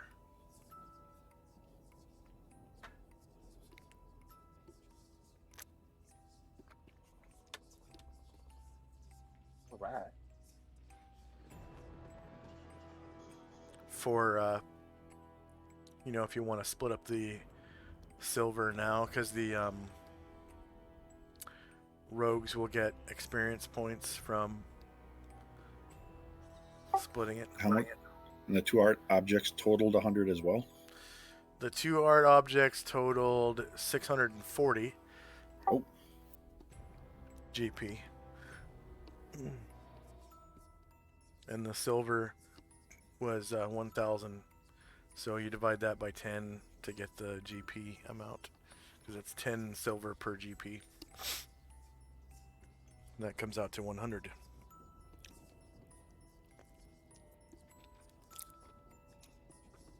So, I guess, how about I don't know, I'll keep the art objects and you can take the silver? No. No? No. Ashriel and Musashi object. Not fair. Well, I'll just have to sell it later then. I mean... Very well. So if I can take the 1 art object that's worth extra and pay you the difference, so it's like 740 in total of treasure here. Mm-hmm. So we'd each have 370. The 1 object's worth 600. So I could take that and give you 230 of gold.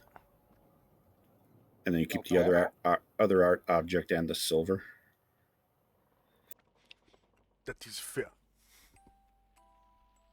So I'm actually going to give you 200. How much did I say it was? 270 I owed you? 30? 230, okay. 320 at least. Well, for the art objects.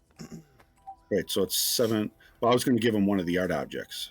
So we each get 370 is how it should work out. If I take 600, then I owe you 230. 560, yeah, 230. Yep, fair enough.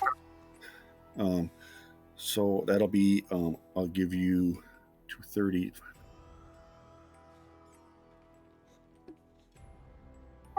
46 platinum. Wait, 40. Is that right? Yeah, 46 platinum would be 230 gold.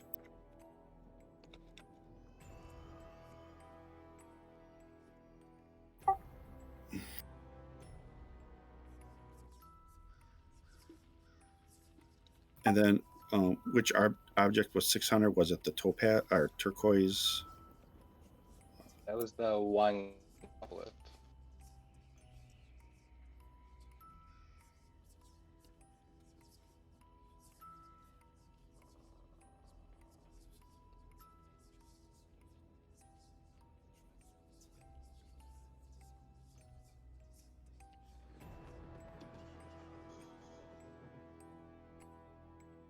Let me know when it's settled. Well, that's it, right? You just you're taking the painting and I took off silver, and then 230 is what my cut, right? Right. And then I'll settle with Musashi and Ashriel. Okay. Separately. Next up is Shandrak and Company. All right.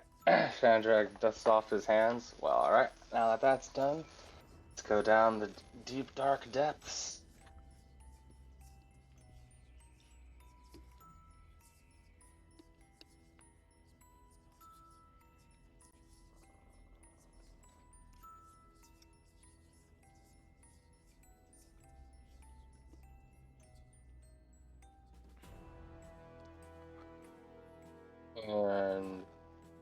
Yeah, I'll just stop at the top of the stairs, and I'll go in my next round. Tenzi and Company. So Tenzi, I'll tell Shandrak I'm pretty concerned here.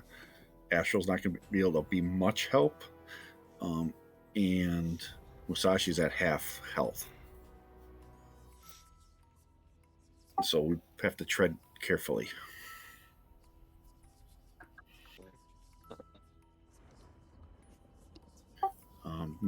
I don't know if you would be willing to scout ahead a little bit before we all come down.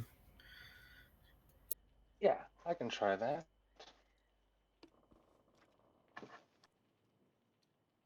And so then Musashi will come over, and we'll all be ready to come charging down if we have to. But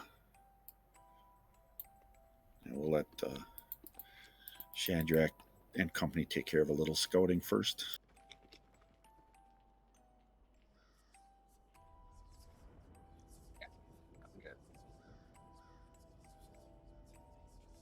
Be careful. Yeah, of course. Careful is my middle name. I'm gonna have to get one of them sacred guardians on you too.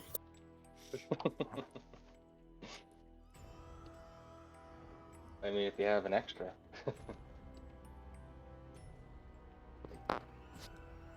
Okay, Shandrak and Company. Alright. Shandrak will turn to Ryre and say, just keep your gun out and keep your ears open. And Shandrak will hide in shadows. No, sorry, he'll move first. So, no, he'll... Yeah, I'll cast Improved Invisibility.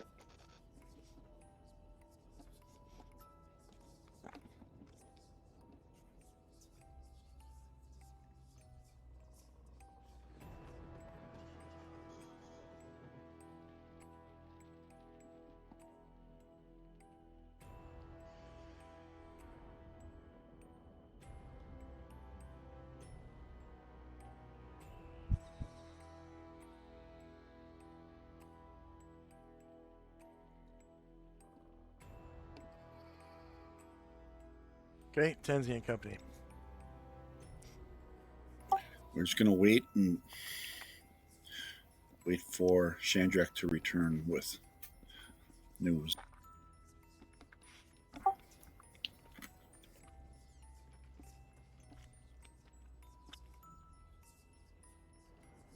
Shandrak and Company.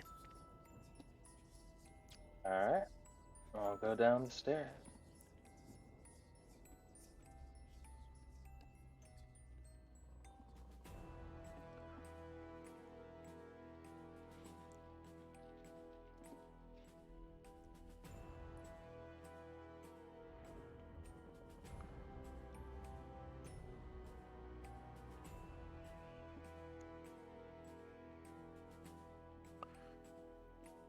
Oh, there's my new Tenzi. Yeah. Oh, yeah.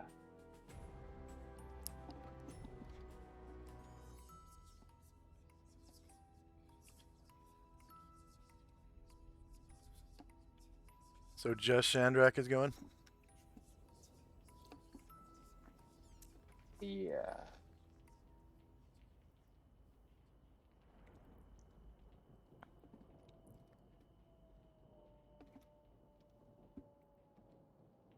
Okay.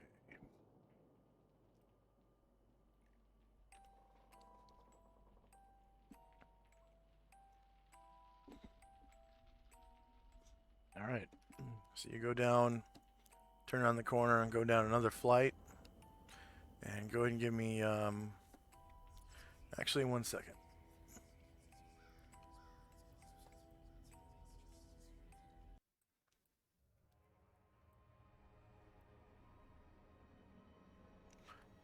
All right, so go ahead and give me medium-sized base initiative.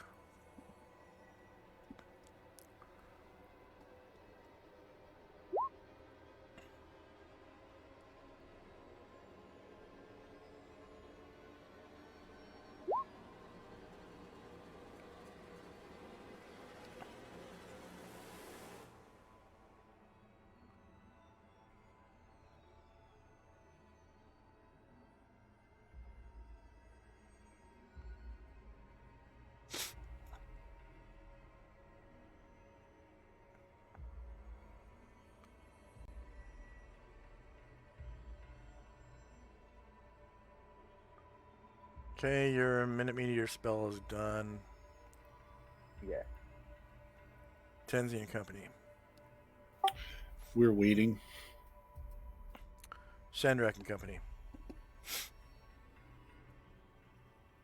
Alright.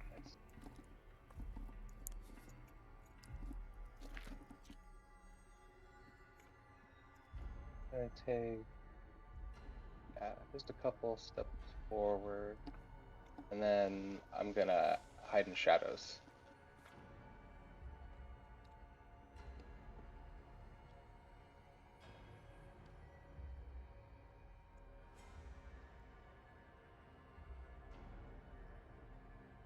Right? Smells musty down here and dank. And you can see a couple puddles on the floor with your infravision. And in the center of the room, you see a statue. Whoops. Oh, it's a statue. Statue of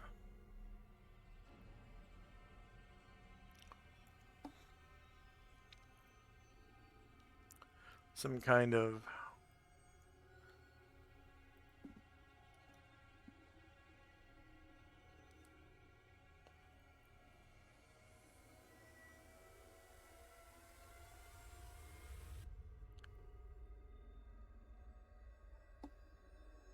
oh, come on.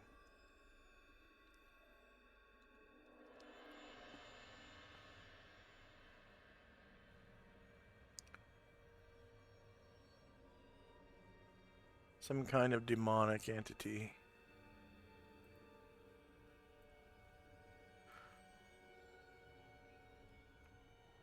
God.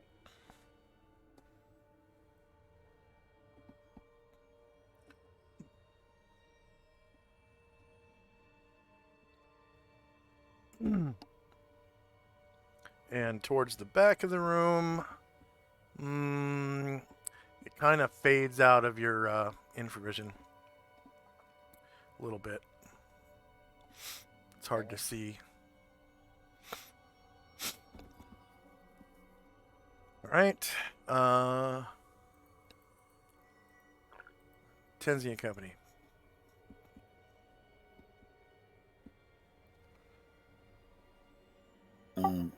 Tenji's gonna cast Vengeful Strike on Ashriel.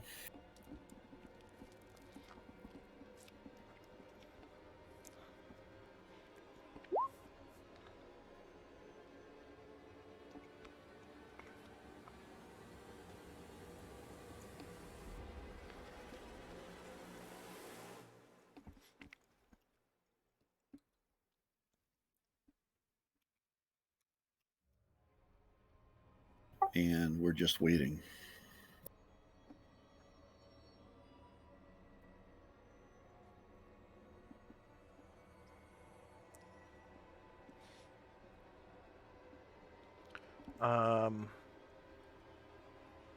Shandrak and Company. So I'm going to move silently 4 feet closer, or squares closer rather.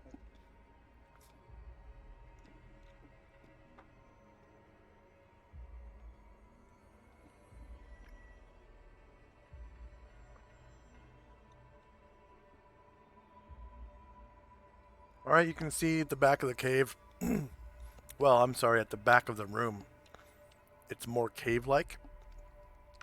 There are stairs roughly hewn out of natural stone rather than tile floors.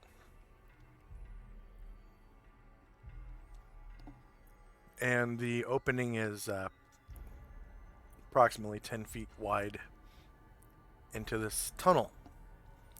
And you can't see very far back into the tunnel.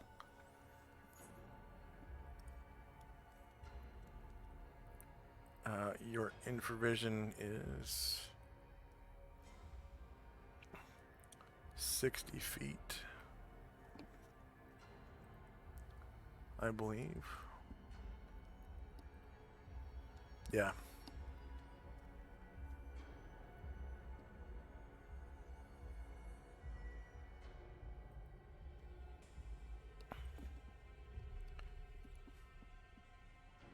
All right. Anything else from Shandrak and company?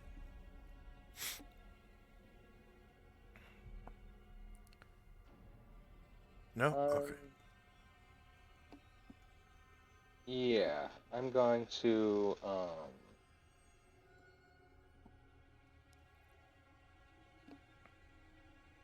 yeah, so I moved 4 squares, so I'm just gonna uh, go back upstairs and tell Tenzin and everybody it looks like at least the first room was clear. Okay.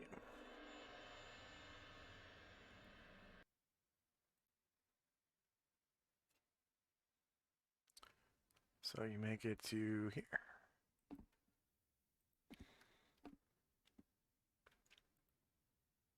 And then from there, I'll call out to Tenzi and everybody and say, so there's a dark room that's very dank, and there's a creepy statue, and there's more stairs leading down, but the next room looks clear, so I think we can all at least proceed into the next room safely. Tenzi whispers, okay.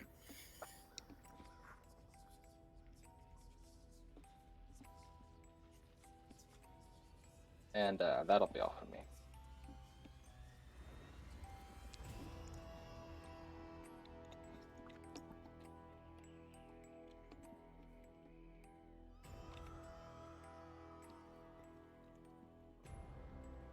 All right.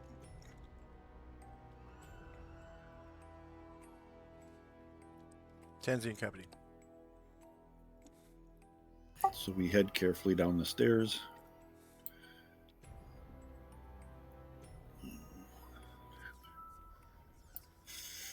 Five gets us to there.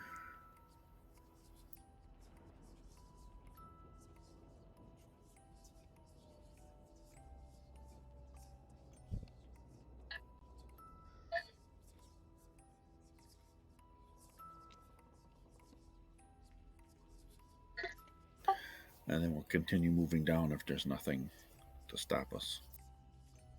Okay. Shandrak and company. Excuse me. Chandrak and Ryer make the way down the stairs. All right.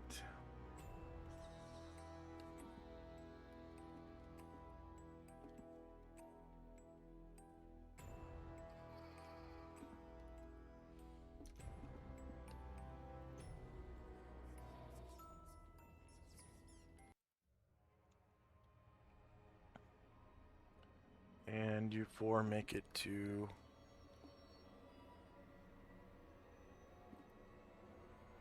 here. Go ahead and give me base size initiative. Musashi cannot wait. Does he have a necklace? He has one, yeah, he has one. A necklace. He'll bring it out. Okay.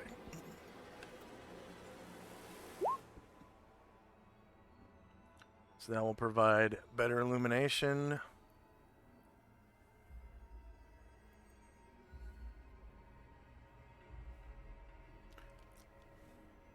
And your infravision, as you can see, kind of goes away. Because the light, and you can see that there is a statue ahead depicting some sort of demonic entity. Now, this entity looks as follows.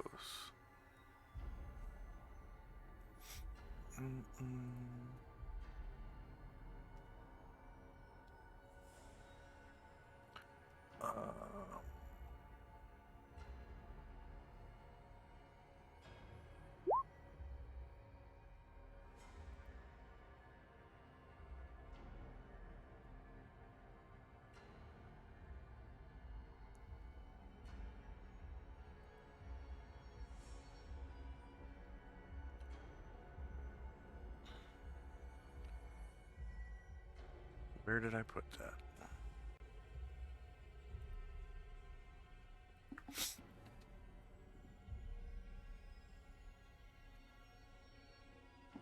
There it is.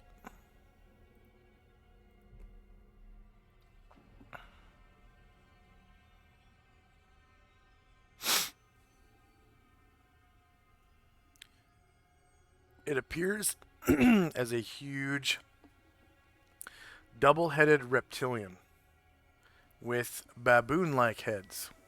2 baboon-like heads. Scaly blue-green skin and powerful lizard-like legs.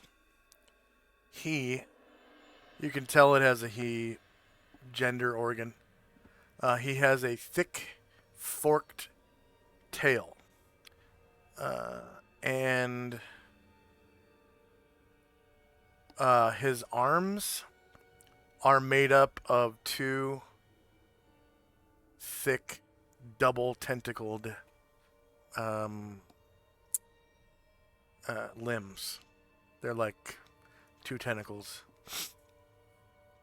on where each arm should be.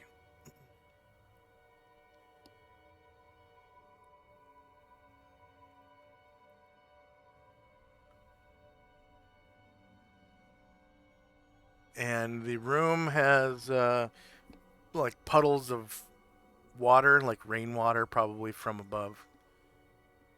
And you can see in the light of the necklace at the back of the room,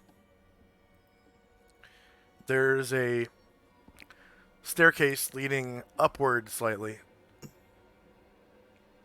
that's hewn from natural rock. So the tiles are in this room, but they disappear at the staircase.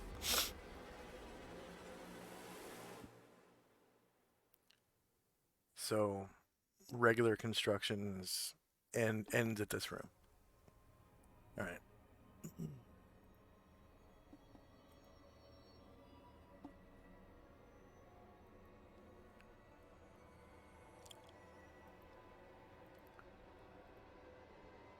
First up is Tenzi and Company.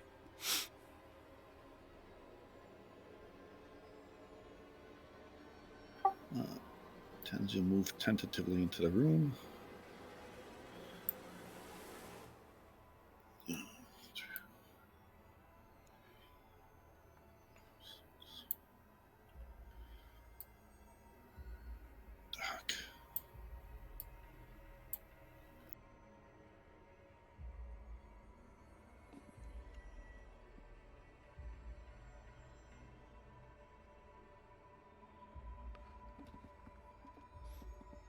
And you can see that the statue is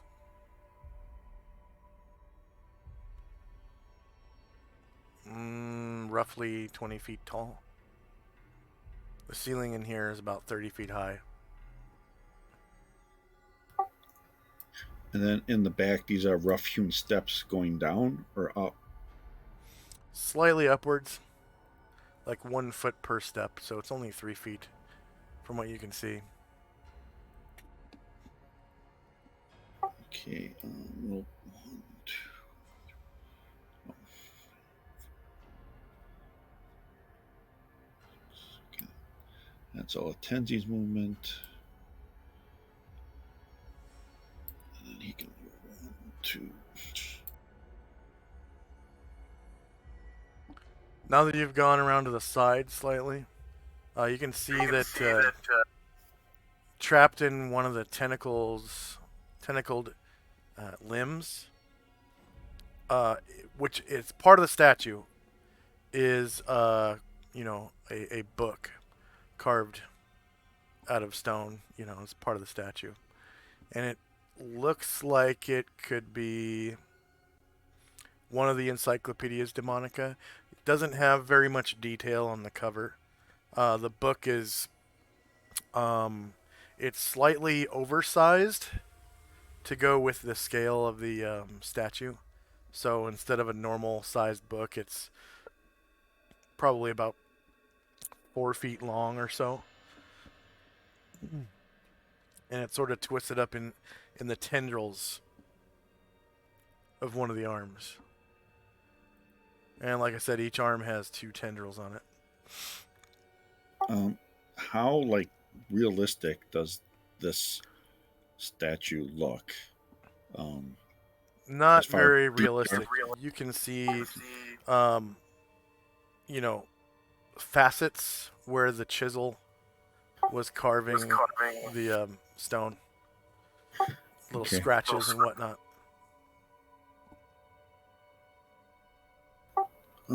Okay, that's all our movement. So I'll just kind of whisper back towards Chandrak about the carved book in the arm Okay. or limb. Okay.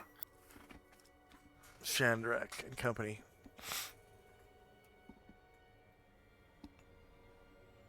Take a few steps forward. And did you what does the face look like? It's got 2 heads, and they look like baboon heads. Oh right. So the primates, baboons. And they have like long fangs. You know, they look kind of feral and predatory. Like maybe they're meat eaters. You know, their fangs are very pronounced compared to most baboons. I think you've only seen baboons like maybe one time in Aperciba. Or was that gorillas? I don't remember. Yeah, I don't remember either. You guys have seen primates one time. This is definitely the heads are definitely primordial. Is that? I don't. Wow. Yeah, primordial. Anything else from Shandrak and company? I'll just continue on the around the other side. All right. You can see sort of slightly behind the waist of the creature, or not creature, the statue of a creature, tangled up in its tendrils is a carved image of a book, which may be the book you're looking for. It doesn't have any details on the cover, none. All you can tell that it is that it's a book.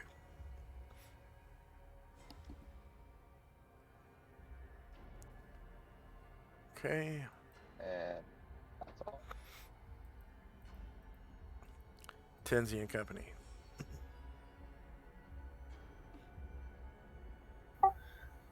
I just hope that there's not a creature like this actually holding the book, is what Tenzi thinks to himself. And we'll continue on.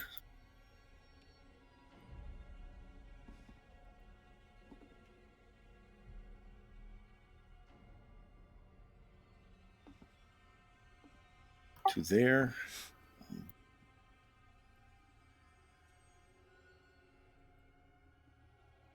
Then the rest of my company will be following.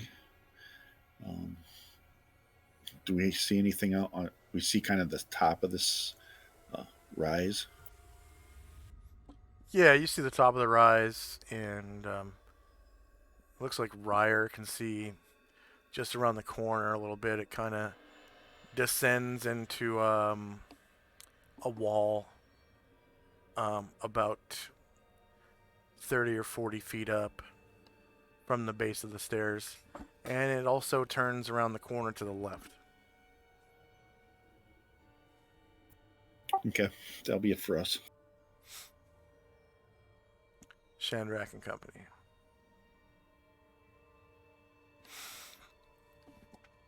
Shandrak will come up forward.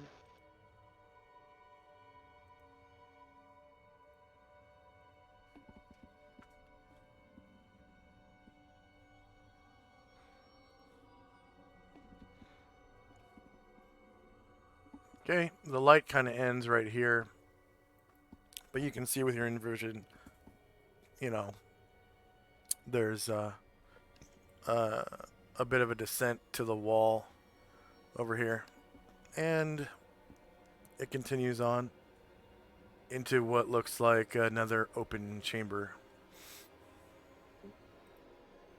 So wait, you said so up north, like this is a wall, Yep. or it descends Yeah. on. Okay. There are stairs or, natural cave steps that descend, and there's just a flat wall there. Or a cave wall. Not a Okay. flat wall, but it's a cave wall. Briar's gonna make a few steps forward, and I don't know. I'm feeling something. He's just gonna just look for doors on this wall.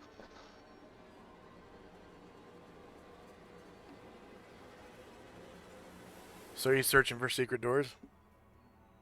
Yeah. Okay. Roll d10.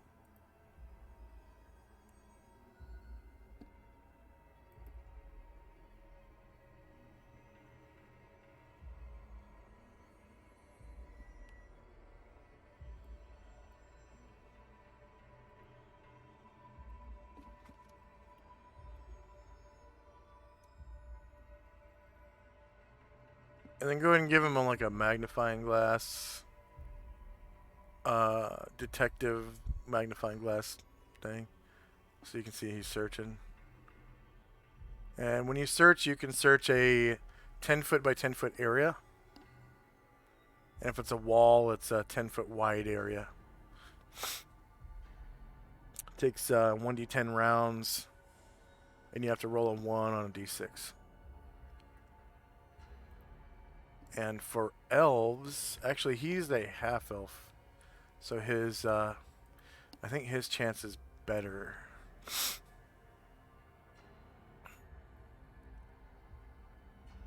Yeah, he has the elf ability, so he is slightly better at it. He can roll a 1 or 2, or no, it's like a 1, 2, or 3 on a d6 for an active search.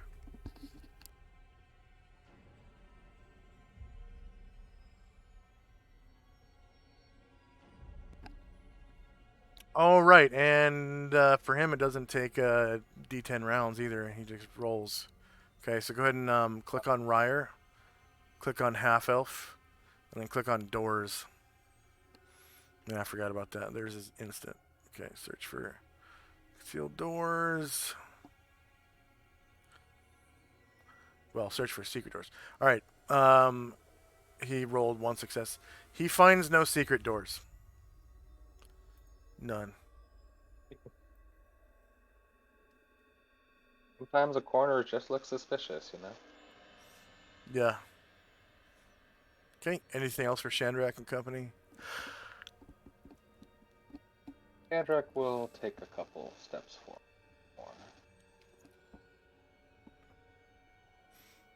All right. You can see the next chamber kind of opens up a little bit. And it looks like a burial chamber of sorts. There are, well, you can see this here. It's like some nooks. There's a nook for like a grave or something, or ashes of some burnt creature. Like maybe a jar of ashes or something would fit in there. This place is called the Ashen Ossuary, so.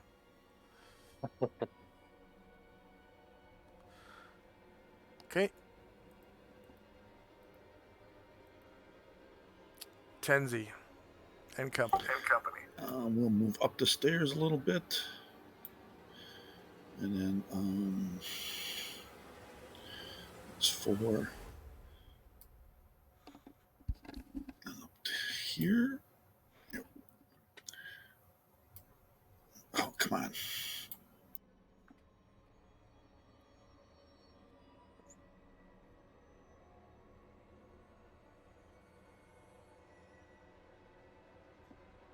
Okay. And we'll stop there. All right. You pretty much see Ryer, searching where the stairs kind of descend and hit a brick wall. Not a brick wall, cave wall, that is. Anything else for Nope, Tinsy that'll be it. All right. Shandrak Company. I'm going to move silently 4 steps closer.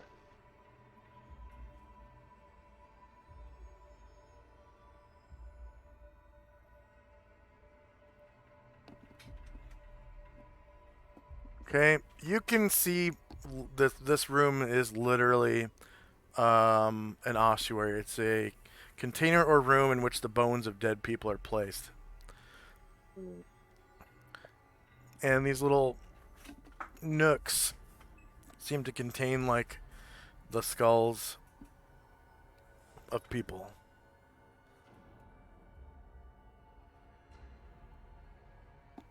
Like hundreds of years of dead people. Okay, anything else for Shandrak and Company? Ryer? Yeah, I'll take a few more steps closer. And yeah, that'll be all. All right.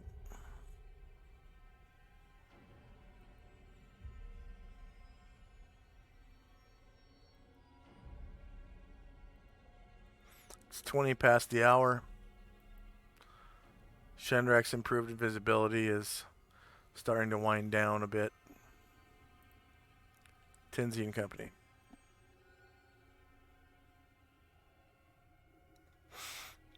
We're just going to hold here. I don't want our light to alert anyone if it hasn't, since it hasn't already, hopefully.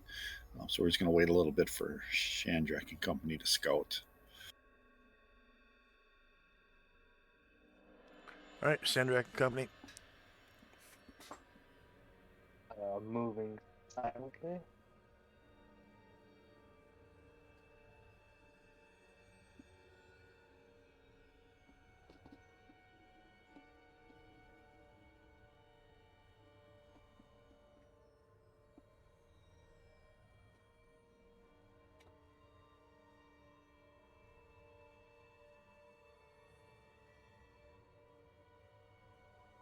Oh, does that look like stairs at the end of the hallway? No, it just looks like more ossuaries. No, on the right-hand side, all the way at the end.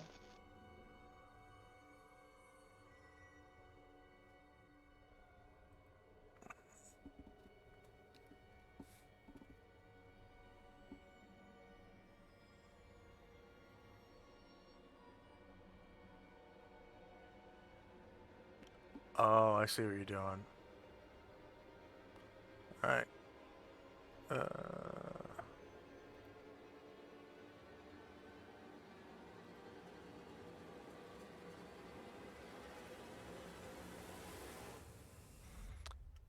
Yeah, you can barely see some stairs at the very edge of your infravision.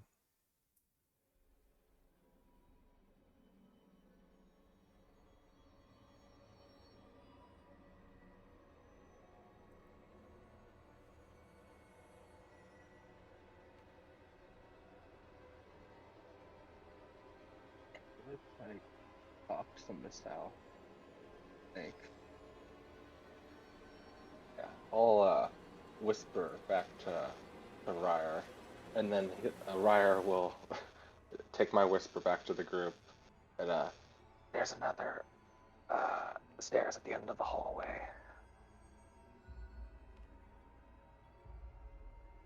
Okay. You think it's okay to advance with the light? I don't see anything, so yeah, I think we're good. Okay. Okay, we'll come behind you then.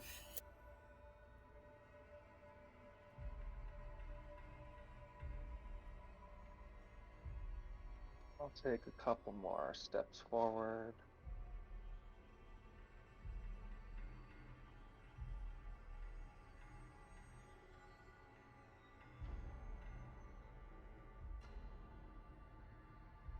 Fire will fall in a little bit.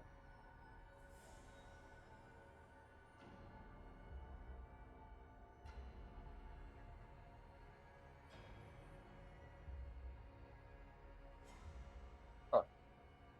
And that'll be all. I don't think Ryer had any light source on him. That's weird. He has infravision. Okay, it's just weird because I go with the two infraventures on top of each other, it looks a lot clearer.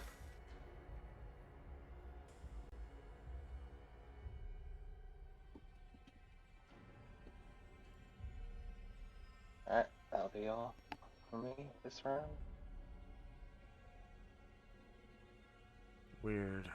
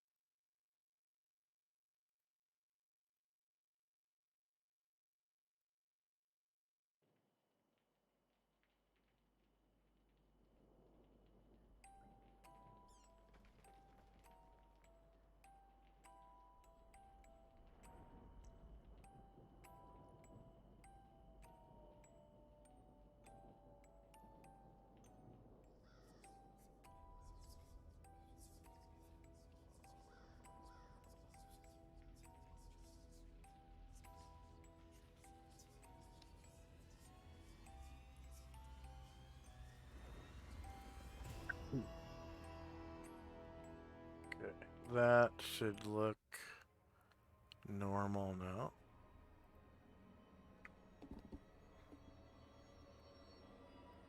Whoa, what?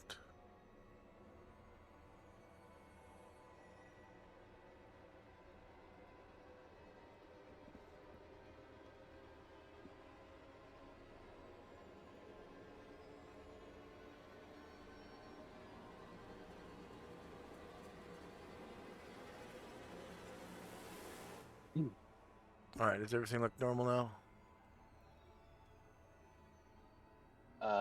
Yeah. Alright. So that was it for Shandrak and Company, right? Yes. Okay.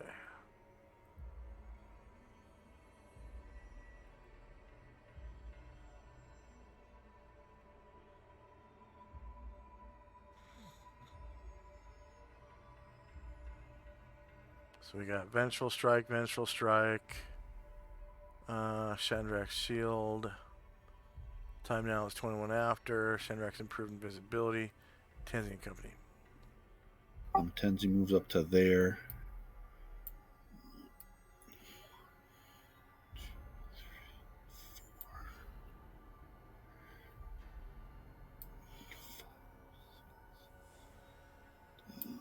Musashi moves up to there. Do we see anything in these little niches? Other than skulls and bones, nothing really.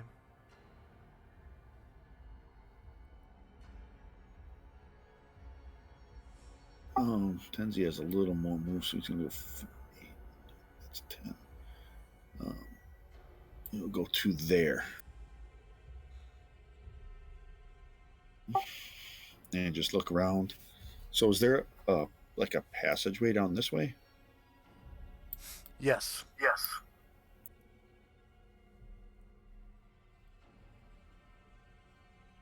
All right. So I'm going to keep my eye on that. And that'll be it for us. Alright. Shandrak and Company.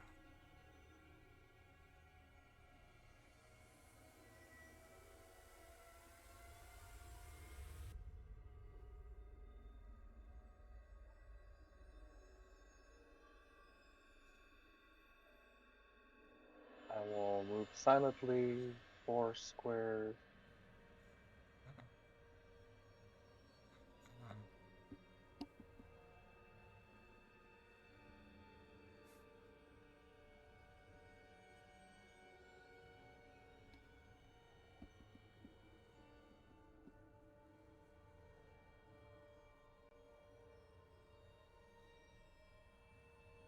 I will couple steps forward after that.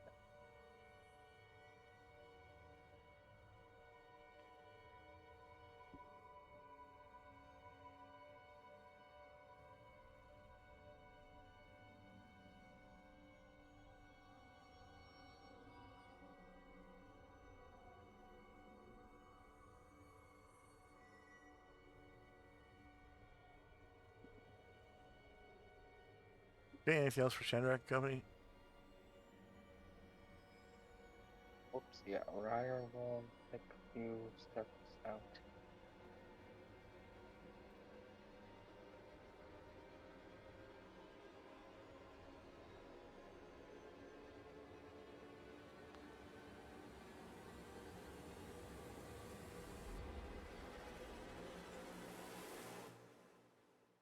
And yeah, that'll be all.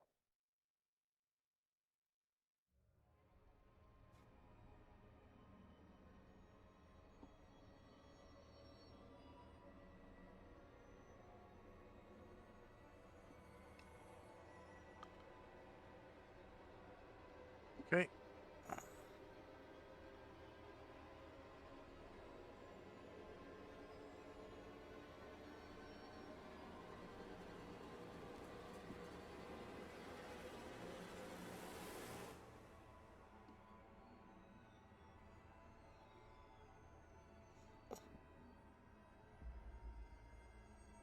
Tenzi and Company.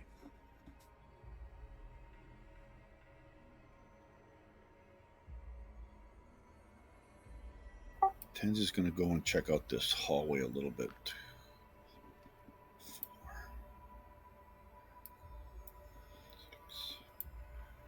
That's half his movement.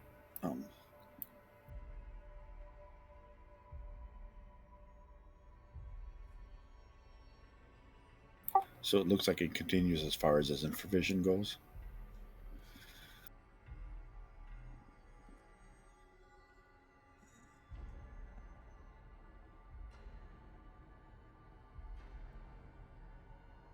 Give me 1 second. Okay.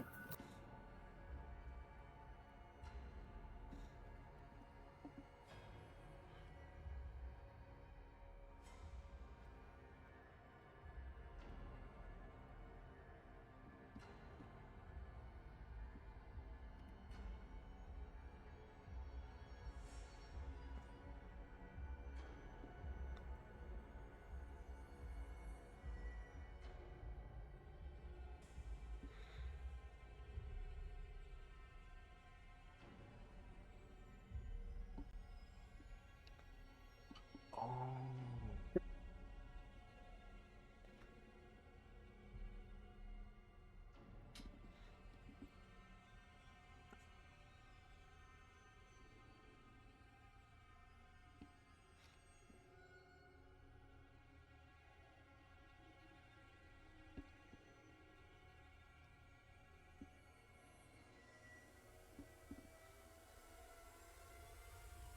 One second.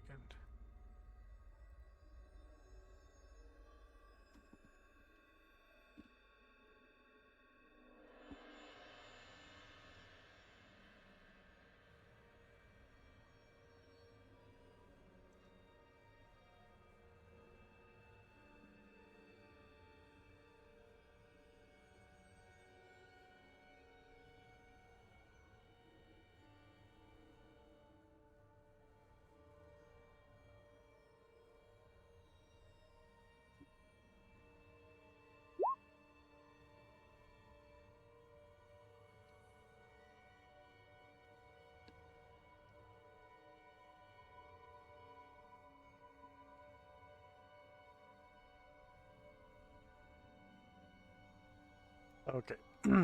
Yes, it does. All right. I'm just going to wait there, and I'm going to have have Masashi wait where he is. I don't want to illuminate the corridor any further. Asheville just move a little bit. 2, 3, 4, 5, 6. Move up to there, and that'll be it for us. Tenzi's just going to keep watching down that corridor. Okay.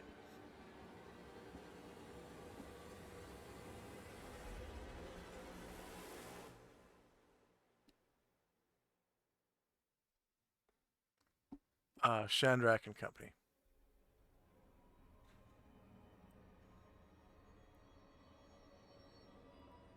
Rar will take a couple more steps.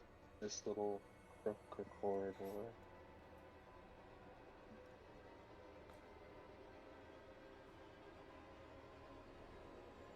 Okay.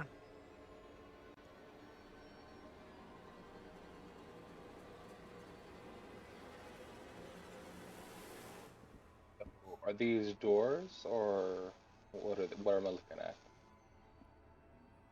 Are these headstones or?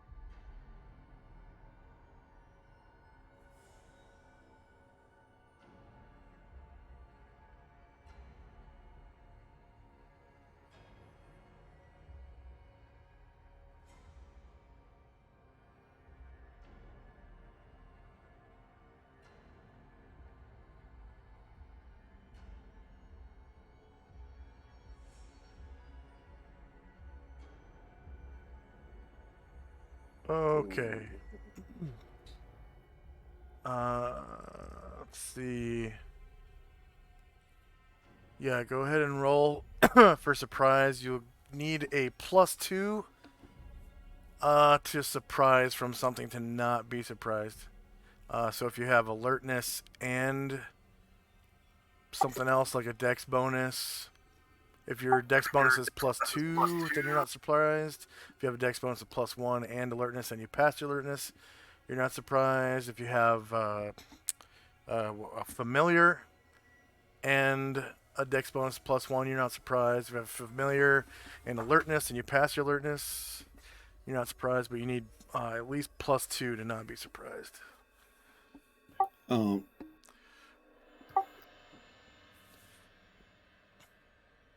So this for Ryer, right? Everyone. Oh, okay. so yeah, I have a +2 for surprise. I have +1 as Tenzi does, Okay.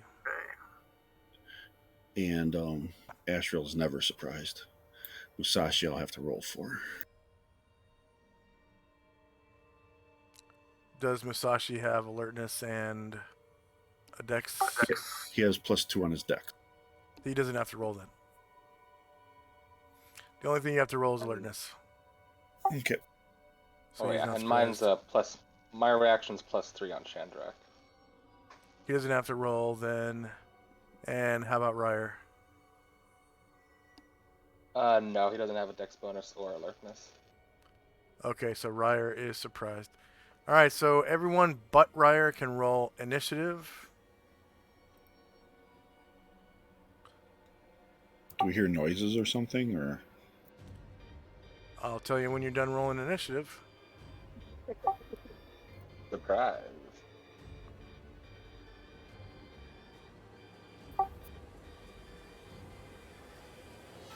How can I know what action I'm going to take if I don't know what's going on?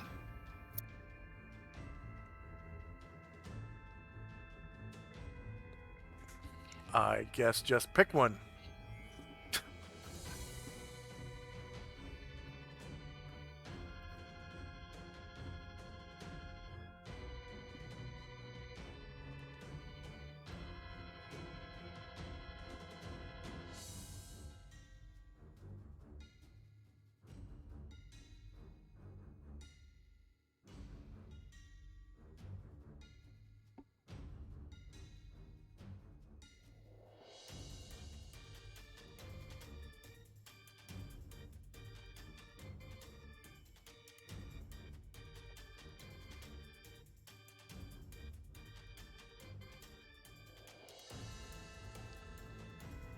Okay.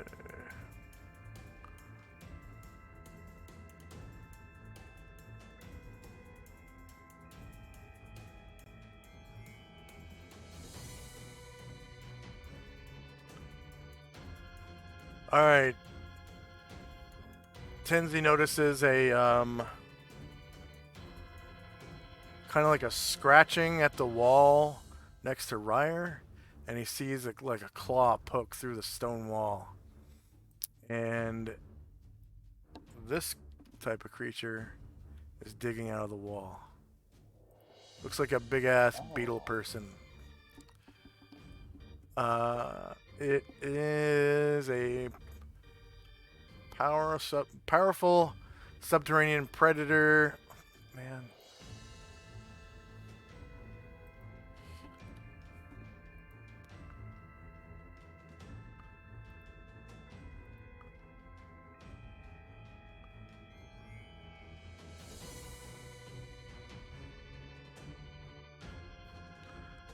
Powerful subterranean predator whose iron-like claws allow them to burrow through solid stone.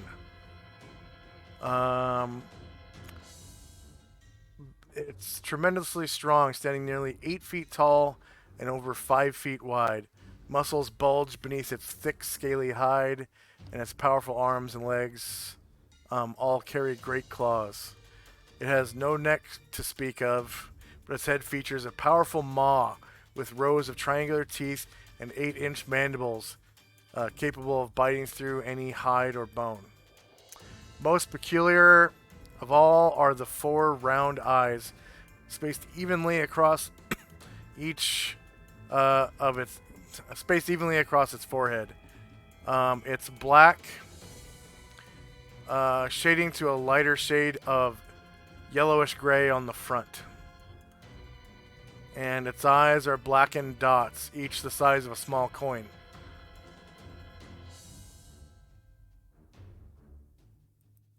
And that's about it for the description, but it emerges from the wall right here.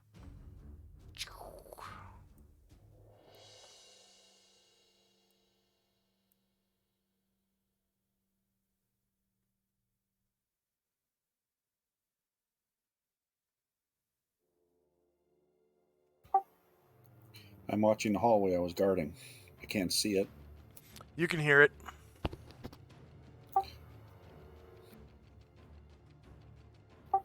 That's the end of my turn. Just so you know, you're choosing not to react to it. You can react to it now. You hear it. Because my action, I couldn't choose a correct action because I didn't know what was going on until now. You rolled medium base speed. I know, because I didn't know what was going on now. If I knew that I had heard something, and that's why I was rolling initiative, I would have taken a different action. That includes your martial arts. Medium base speed includes martial arts. Do you understand that? You're able to react to it. So just so you know, you're choosing not to react right now. Yep. Okay, that's fine.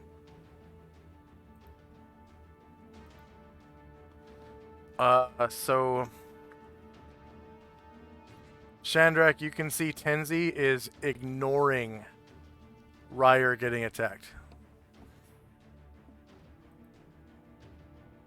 And the creature kind of tears into him from behind. Right claw.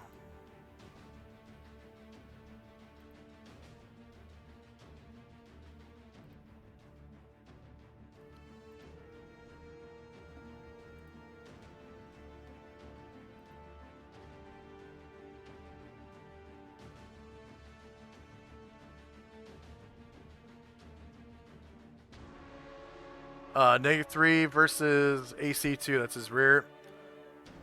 It hits and causes 8 damage. Okay, his left claw. Isn't this a surprise round? Oh, yeah. 1 attack. That's right. Ignore that. He's going to do a bite.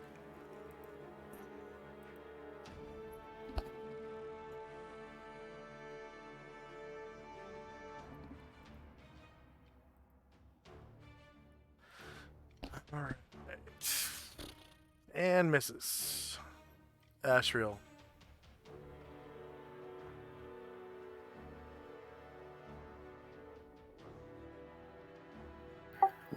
Can't see the creature from where he is. Heard something, so he's going to walk up to investigate. 4, 5.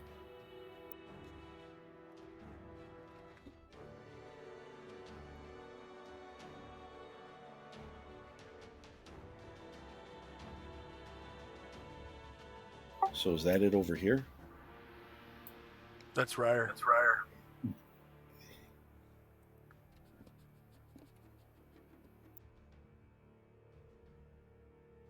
Yeah, the infravision's really dark, so I can't really see that much what's in there. It's right there. Should be able to see it moving. Even outside of the infravision.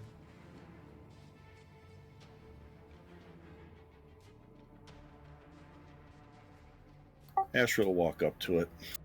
That's the end of his turn. Musashi.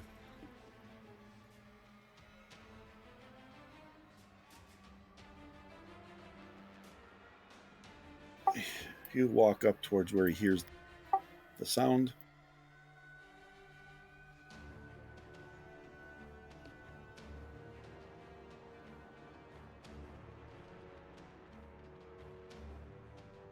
That's his full movement. He'll stop there. Shandrak.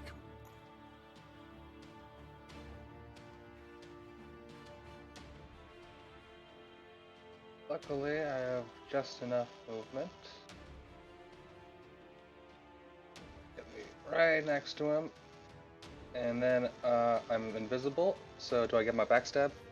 The cruise invisibility? No, it's too insectoid. So it doesn't have like similar makeup to you. It's not a corporeal.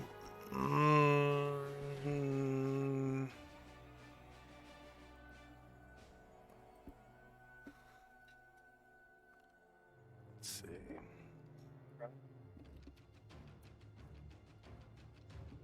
It's not a living corporeal vertebrate. Okay, I guess in that case it'll be a regular attack.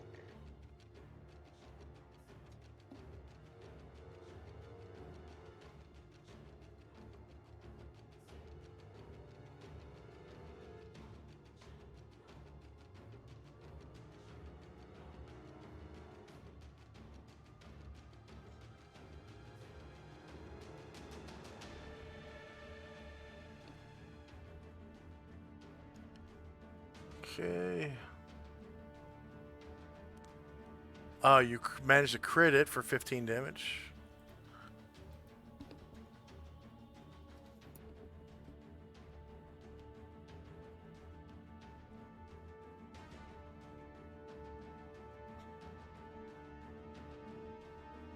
End of round.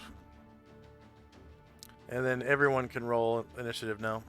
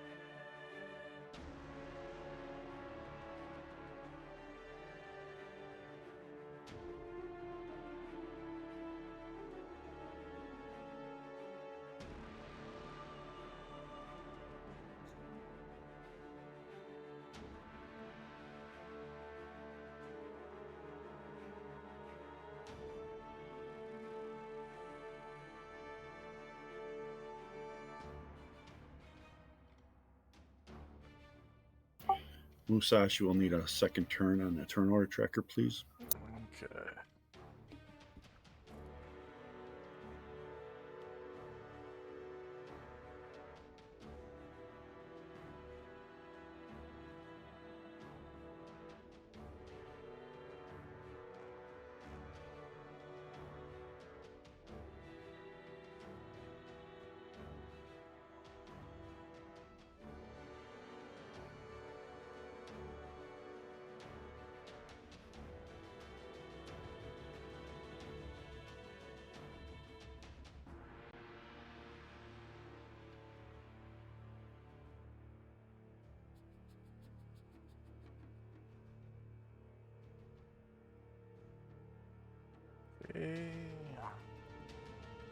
Musashi.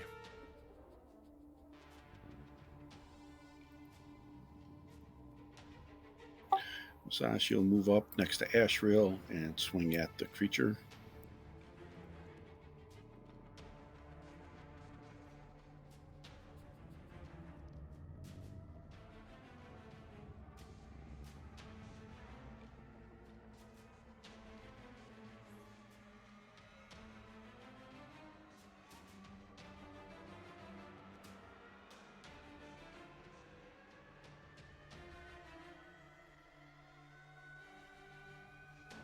Okay, it is shieldless.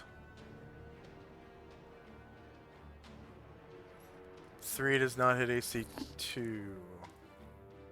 I will follow. Gotta change his table. Gotta change his table because.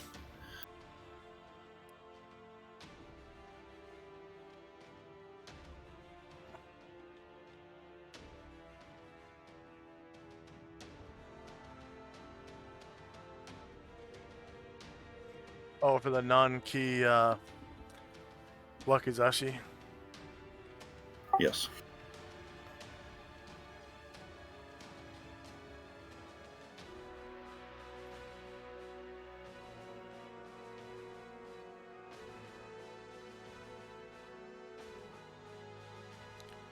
Okay, that looks like crit fail.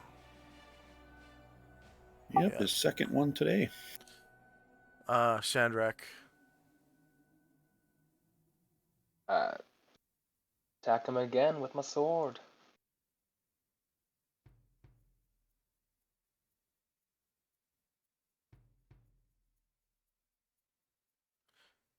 Shieldless, 0 versus AC 2 hits, 15 damage caused.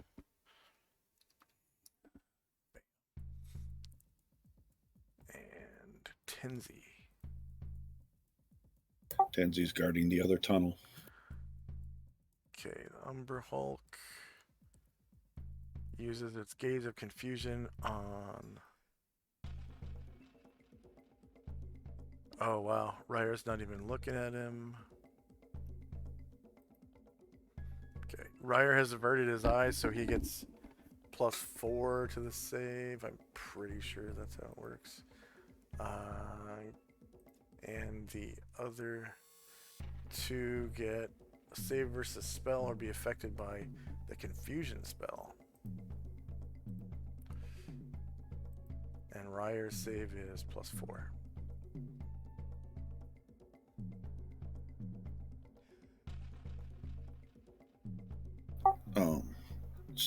So is that on Musashi? That is...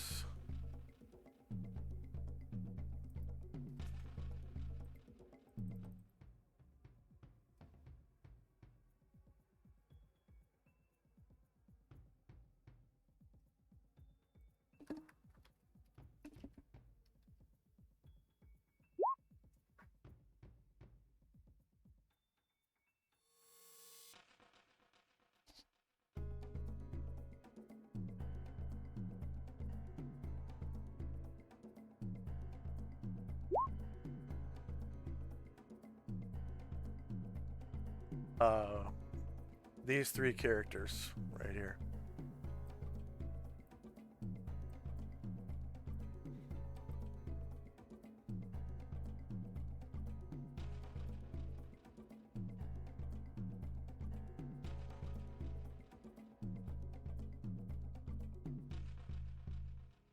Okay, and the Umber Hulk goes ham. Right claw on Ryer. And it's going to be Ryer's rear.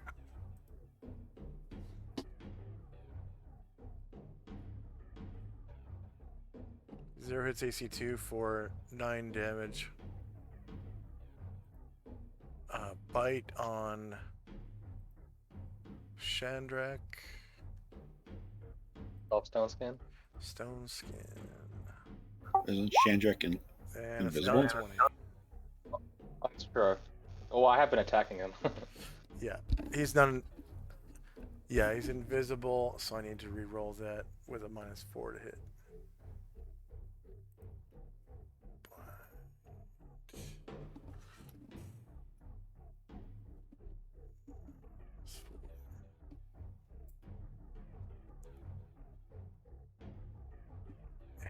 Chandrak is shieldless, correct?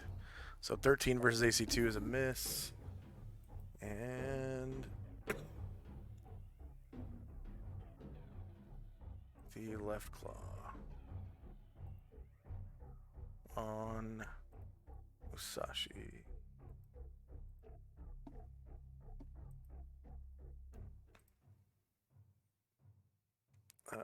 Turtle AC.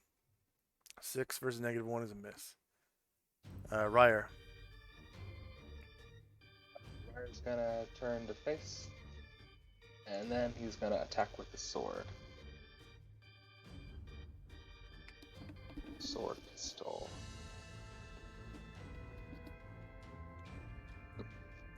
He is shieldless, I think.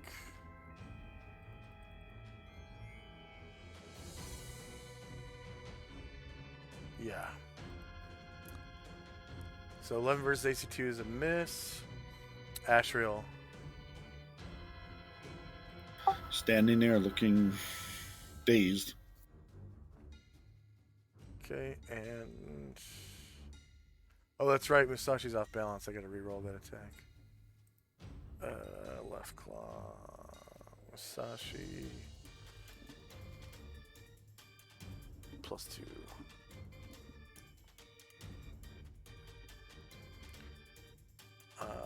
5 versus AC -1. Still a miss. Okay, end of round. And go ahead and roll initiative.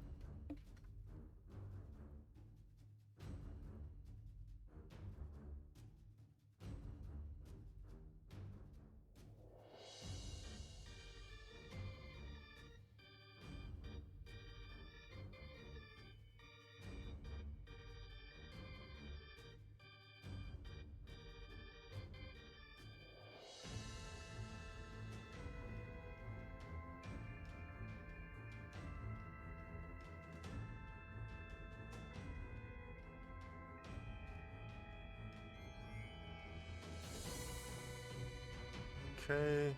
Anyone still rolling? I forgot to change his Musashi's second one. Sorry.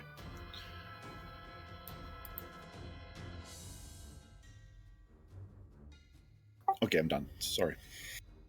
Okay.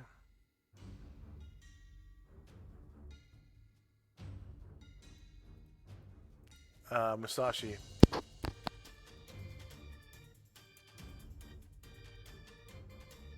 He will attack with Katana and Wakizashi.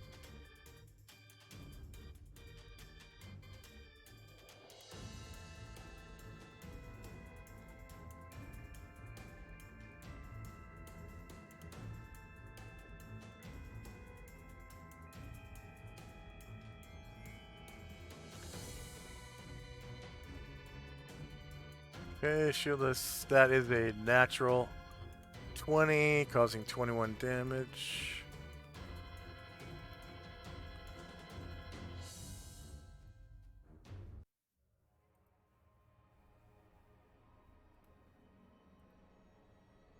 Go ahead and describe how you take out your enemy.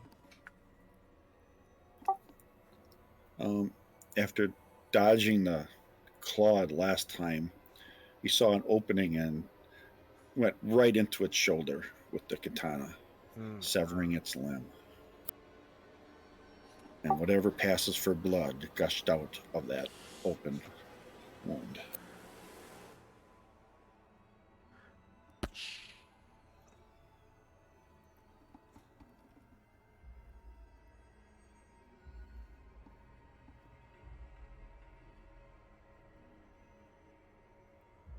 Whoa, what the hell happened? My continual light necklace got deleted. Just now? Yep. I can still see it. I cannot, and I don't see the aura from it either. It's right underneath Musashi.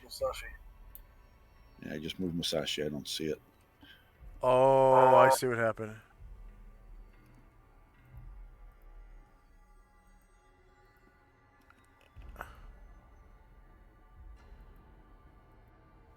What is that, the dynamic lighting layer? I can still see it, but I can't select it.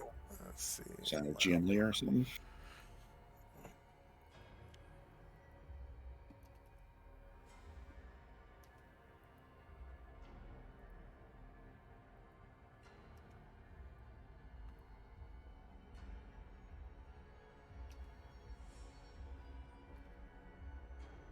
I can see it when I go to the map layer. I can't select anything on the map layer. It's weird. That is weird.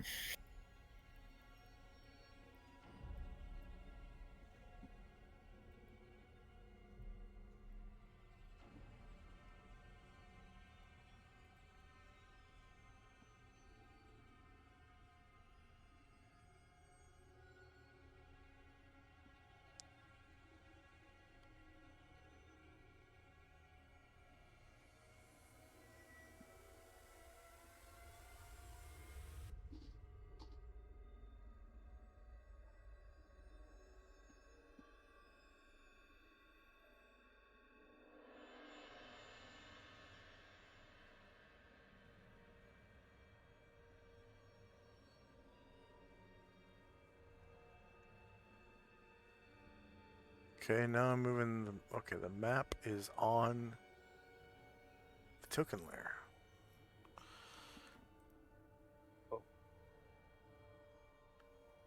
I can see it now. Now I can't. I feel like it's under the map. Yeah, that's what it looked like.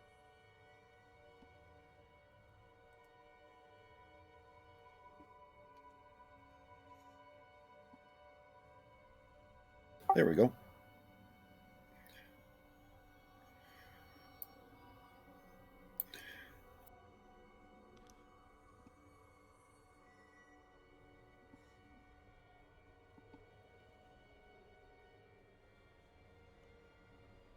There. That's all I was trying to do.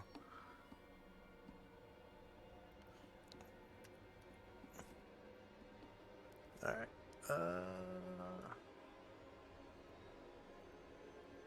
Shandrak and Company.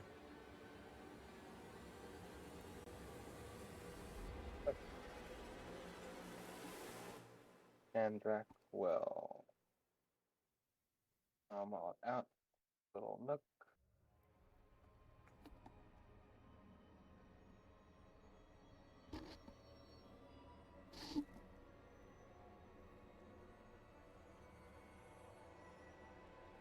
And they'll come on over to Tenzi and say, so you want to explore down this path next?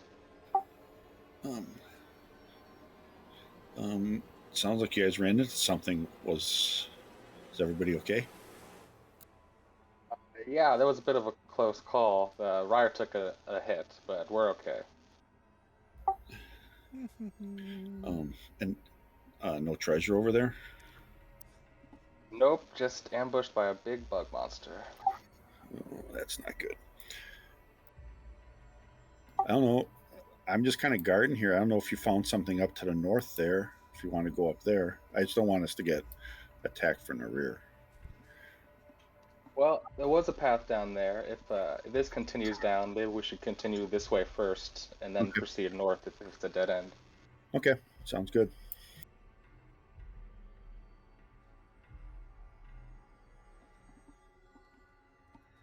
Fire will come up too.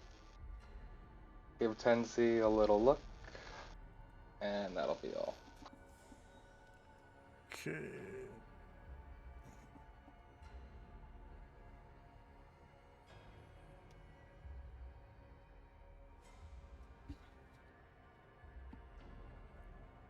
Another decent chunk for just one monster that was so weak.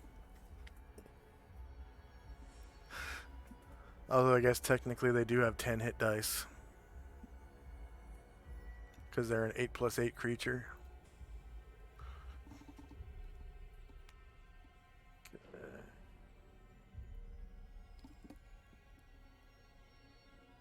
Shandrak and Tinsy. Alright, Tinsy and Company.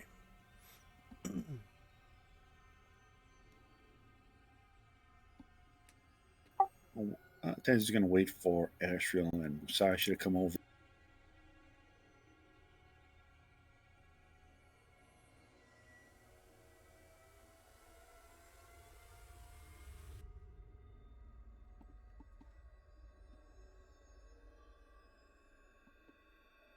And then we can move double outside of combat, right? Yeah. Right. So we'll go. Tenzi will go first. 1, 2. Musashi and Ashriel caught a glint of something in that room that was being guarded by the Umber Hulk. Oh. They will go back and investigate. Okay.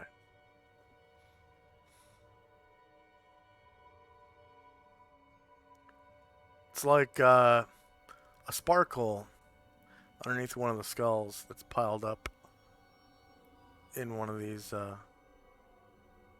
things. Whoops.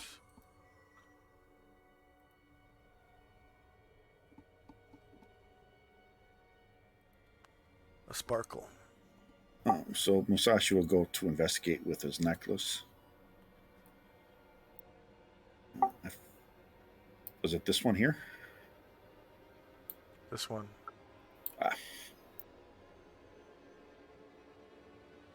Looks like a gold sparkle underneath one of the skulls near the bottom. He'll use.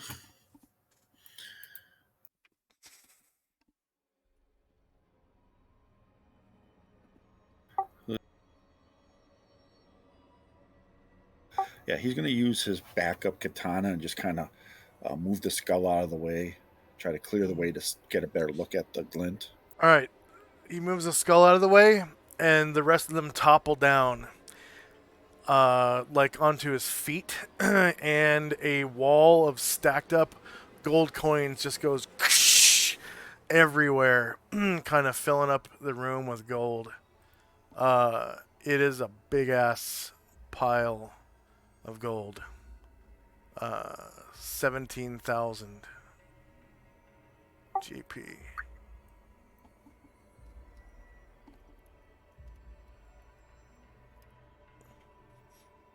And it just comes tumbling down.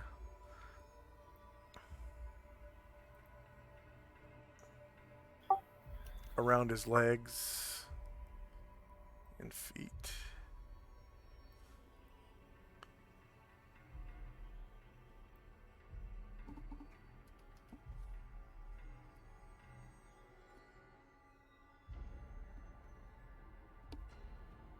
Sparkling treasure of gold.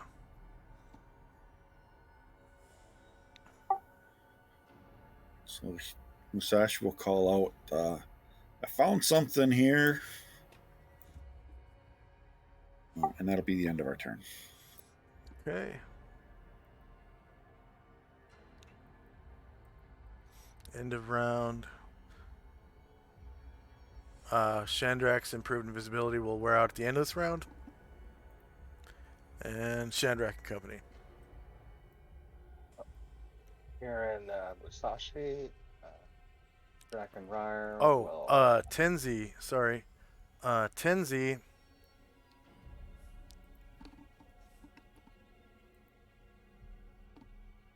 Do.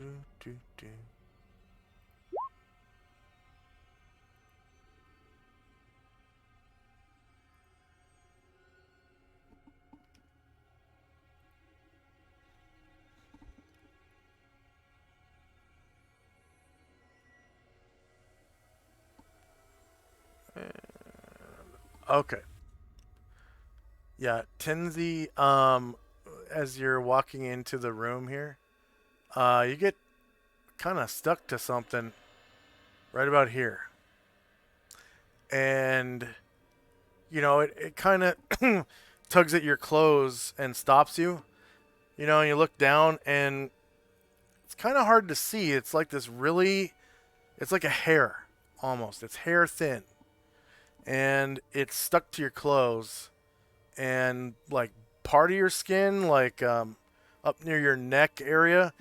And you can feel it kind of stuck to your neck and down on the front of your shirt. And then down one of your pant legs. All the way to the top of one of your feet. I can't remember if you're wearing shoes yet or if you're still wrapping your feet.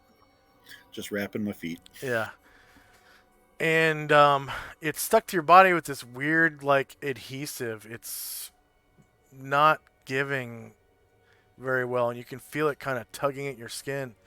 And you kind of are able to look up to see where it's coming from, and it's coming from somewhere near the ceiling. You can see in the darkness like this creature that has it drop down like a proboscis almost, and it looks like this weird kind of lobster looking creature. I'll describe it.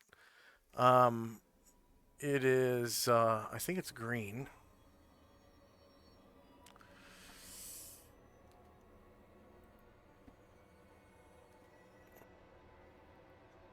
So it looks like that. And it's a large insectoid that has adapted to life below ground. Combines many of the characteristics of a spider and a lobster. It has a hard, chitinous shell of overlapping plates and eight legs. The 6 rear legs look like they're used for movement and traction on stony walls and corridors. And because of these limbs, it looks like it has no difficulty moving up and down vertical walls, and it's in fact hanging from the ceiling right now. The front pair of legs are equipped with powerful pincers, which are kind of holding on to the thread or filament. Is what it's called. This sticky filament that's kind of stuck to your body. And it looks like it was kind of like fishing, basically. It's 2 front claws are kind of holding on to this filament that's sticking out of its like this weird trunk-like mouth part, kind of like the suckerfish thing on a fly, except it's kind of long, like a trunk's snout, and or sorry, an elephant's trunk. And the adhesive is just, it's like really stuck to you good. And you can feel this thing start to lift you off your feet by the power of the adhesive on the filament that's attached to your body. And you can feel your feet start to lift off the ground. Okay. And that'll be initiative.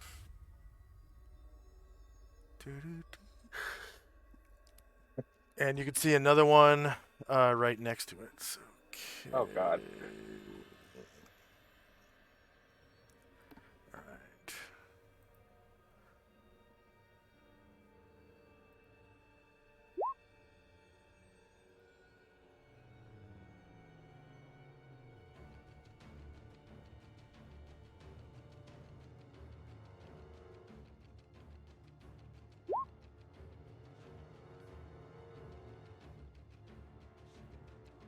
So the cave ceiling's about 30 feet up. So I'm just going to give these guys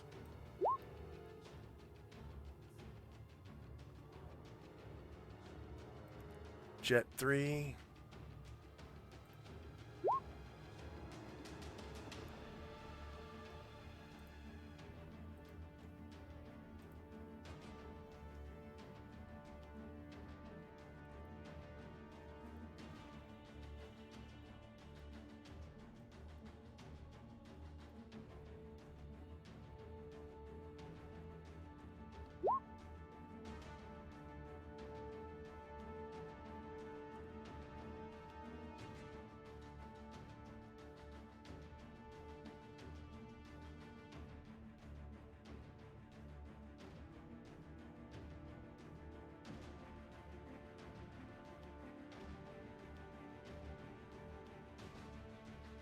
So, Tenzi's feet are just barely off the floor right now. They're not. It's not even a foot off the floor.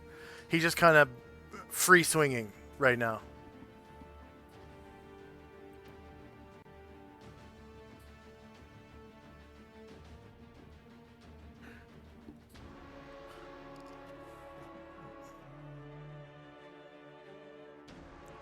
Okay, is anyone else still rolling? All right, here we go.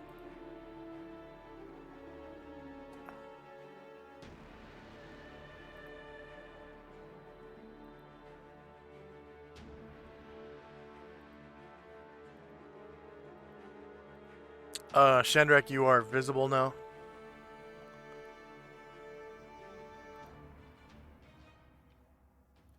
And you're up with Magic Missile. Oh. Well, I'll shoot at one that's above Tenzi first. Okay.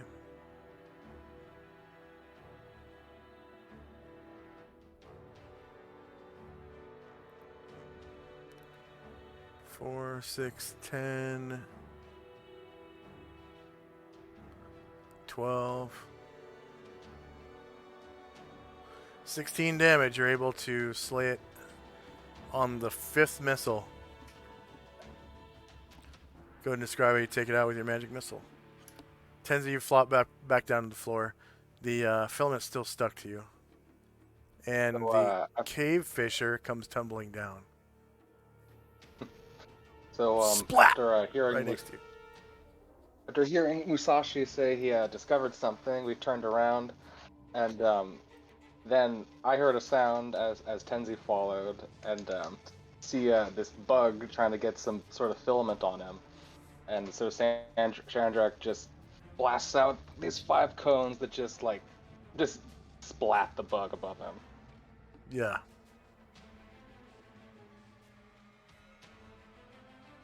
Okay, you get, what is that, 50 points for Magic Missile. Tenzi, the other cave fisher moves over 1 square and traps you with its filament. Wait, hold on, let me roll, actually. So I think it's an actual attack. East of trap line.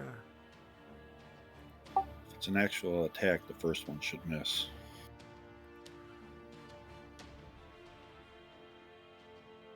Fair enough. Yeah, it misses.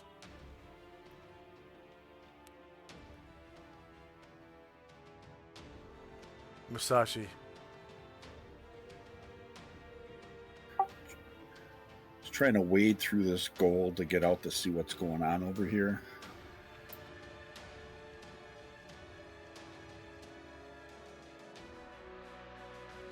The coins kind of crunch under your feet as edges of coins come unstuck from others. And he'll get that far.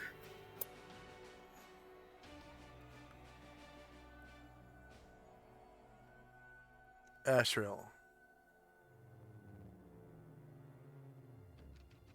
I think Asriel is just going to... Well, he can't even count probably in his current state. So, yeah, he'll walk out this... Okay. Tenzi.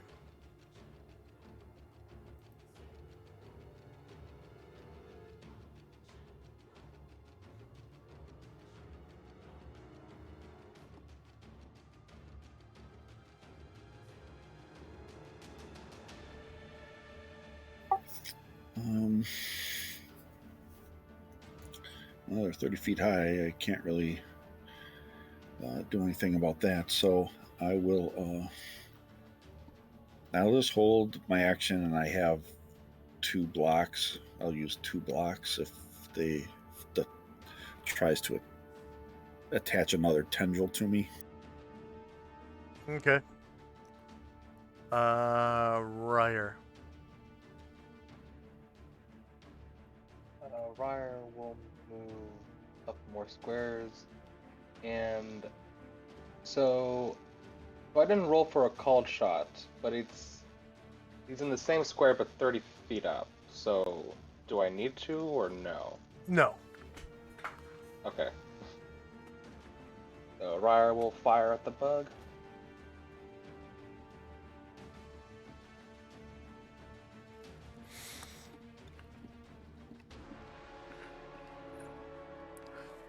Same square, different cube.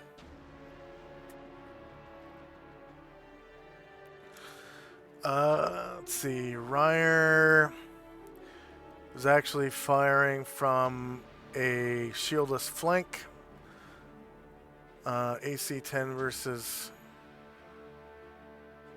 AC 4 is a miss.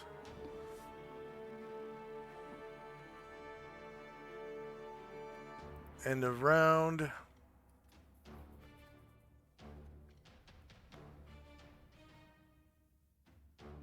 Anybody want to do anything end of round? Okay, go ahead and roll initiative.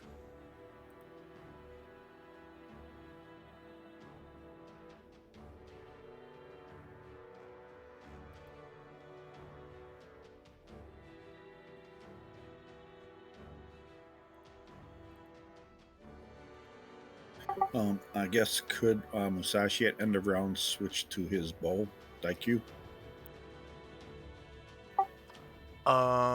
Sure.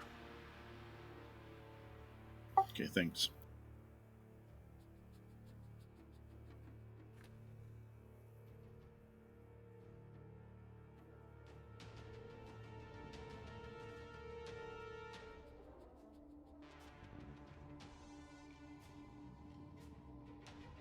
Is there anyone still rolling?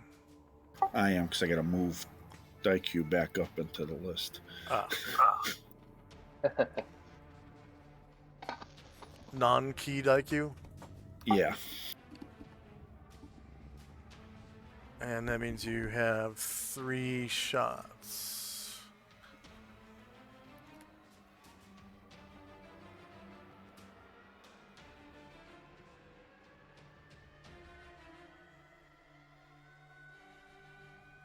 What the hell?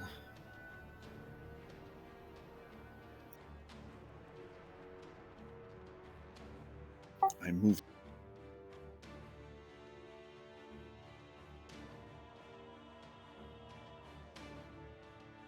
Not high enough.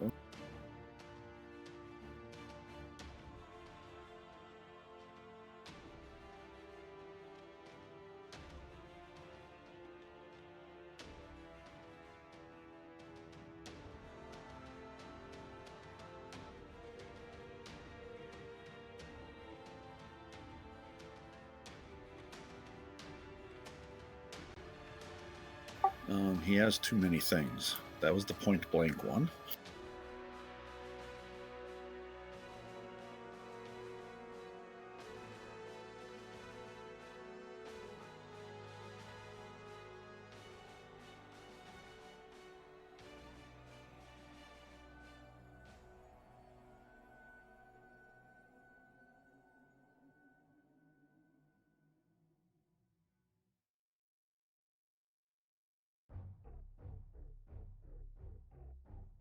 Yeah, samurai are very versatile characters between melee and missile. Yeah. And then they have ki and non-ki. I just wish there was a better way to do ki other than just adjustments on. Yeah. Okay, is there anything still rolling? I gotta change myself.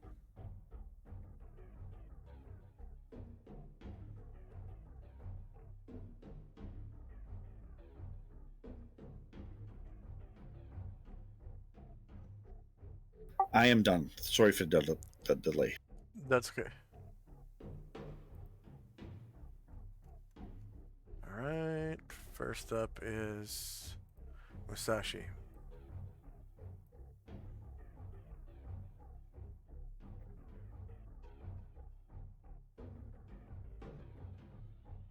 Can you see him from there? Or would he have to be more inside the cave mouth? Yeah, he can see him. Okay. He can see the cave fisher. Looks like the cave fisher is trying to dangle that proboscis of his onto Tenzi again. He missed the first time. All right. Let's see if we can put a stop to that.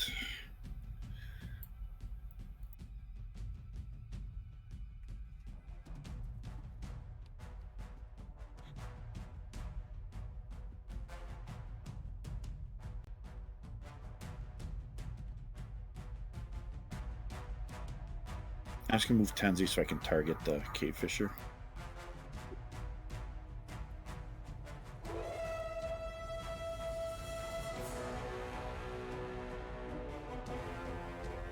And then I'm lower elevation. Yes. But you are getting a rear attack. So -8 hits, 4, and they are, I think they're medium creatures, but let me check. Yeah, they're medium creatures. So it causes 10 damage.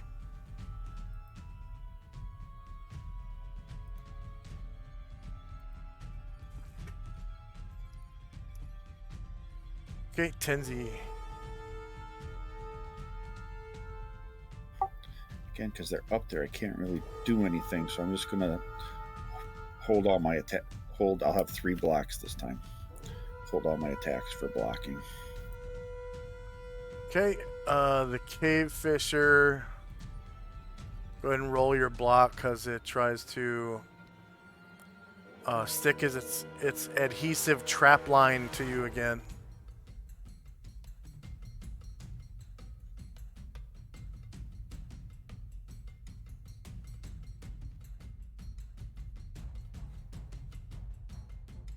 So because the attacking thing is right by me, it would be like shorter melee, right? And same elevation. Yes. Or whatever. Same elevation, yeah.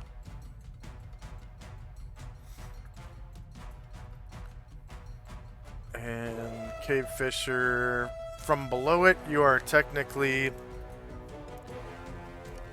shieldless flank. So -4 definitely beats AC 4. Yeah. So you're able to block it.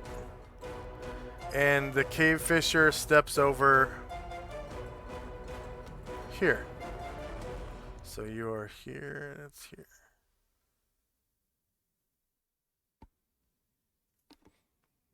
And changes its facing directly at you. Ryer. Fire will take his shot. Actually, no, it doesn't move. It's still directly over you. And it's going to change its facing towards your friends. That's what it should have done.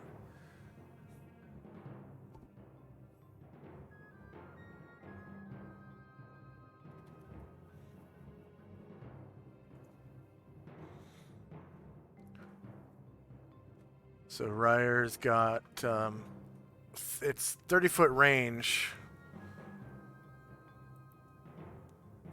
and you have lower ground. 30 feet. I'll reroll that for lower ground. 30 feet for that. That's 6 squares, so that's medium range for the sword pistol.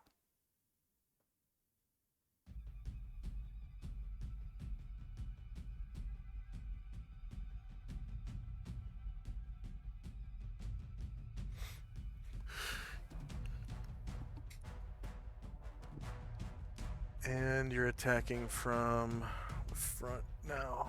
Shieldless. Shieldless front. 13 versus AC4 is a miss. And remember, Ryer is not a specialist, so it takes him an entire round to reload. The next round is reloading. Yep. Ashriel. Ashriel's just kind of wandering around. He's still a little dazed, so he's just trying to see what's going on. He'll walk up.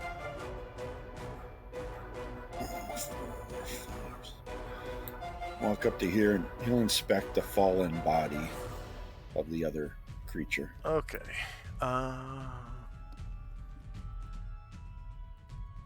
It might take him a while to figure out what it is in its current state.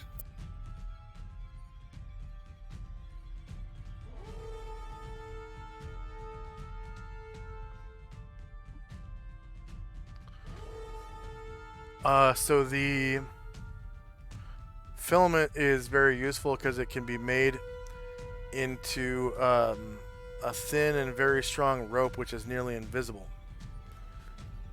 So think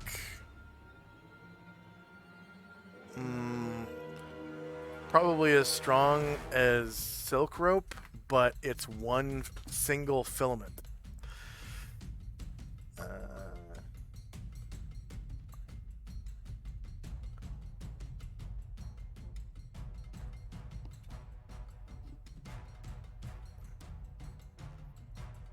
So if you ever seen, what was that? King Kong versus Godzilla? That guy's got that weird wire stuff at that party, and he goes out on that balcony and ties the wire from one end of the balcony to the other and climbs over the balcony and leans out on the wire, and it doesn't break. Same stuff. Super high tensile strength, like, you know, natural polymer filament. And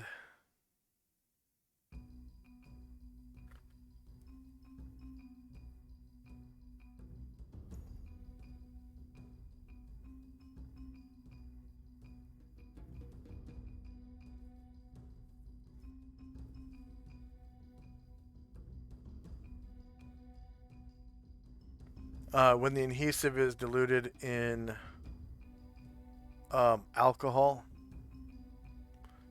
and applied to gloves and boots, it greatly increases the traction for climbing.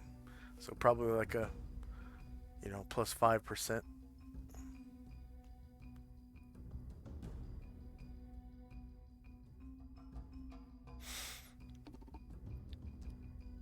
That's pretty much it. So very useful to thief guilds and thieves. Okay, Shandrak and Company. Gandrak will sheath his sword and pull out his short bow and shoot his an arrow at the bug. Okay.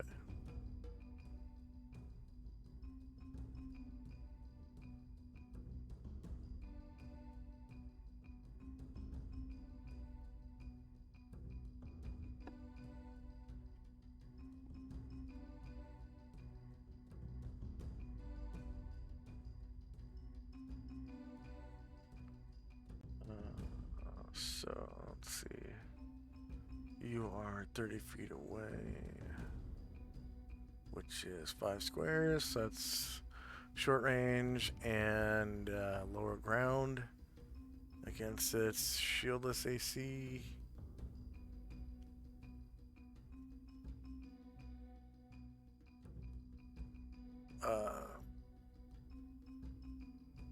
Oh, you made it medium range. You were supposed to make it. I thought it was because it was. Okay, close. I thought it was because it was up in the air. It was further away. It is, but it's only 30 feet, which is 6 squares. Short range for a bow is 10 squares. Yep.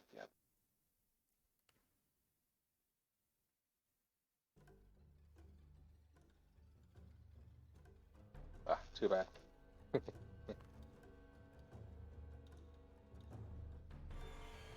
Yeah. Okay. You do get another shot on 115.8.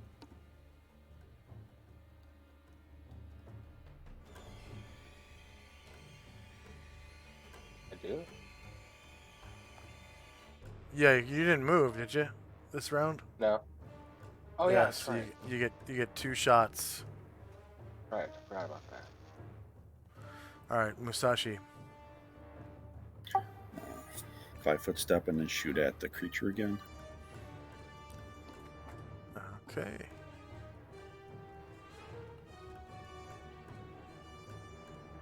Move Tenzi so I can target him.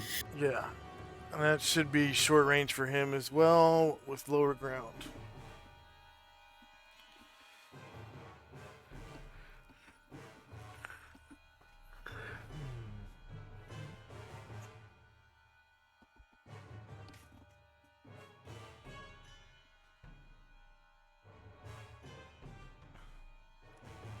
Shieldless.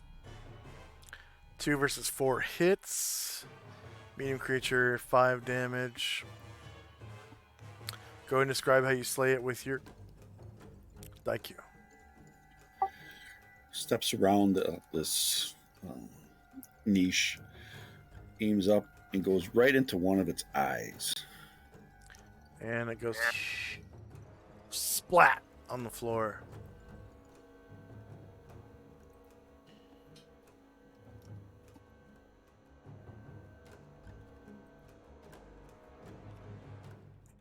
Combat is over.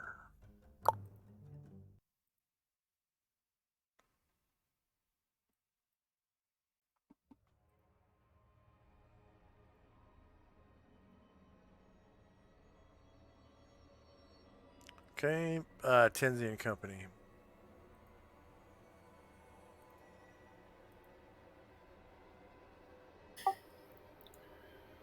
Try using, I don't know what, is there something we have to like,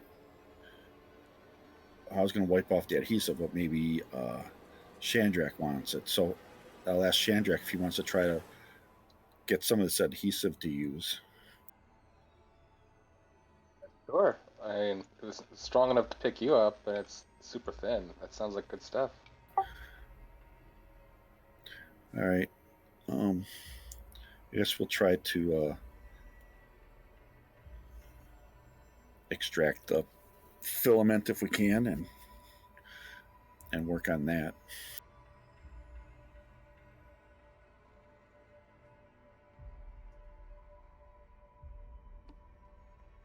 Okay.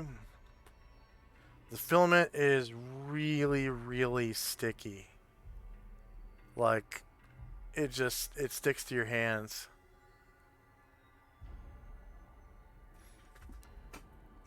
When you try to extract it.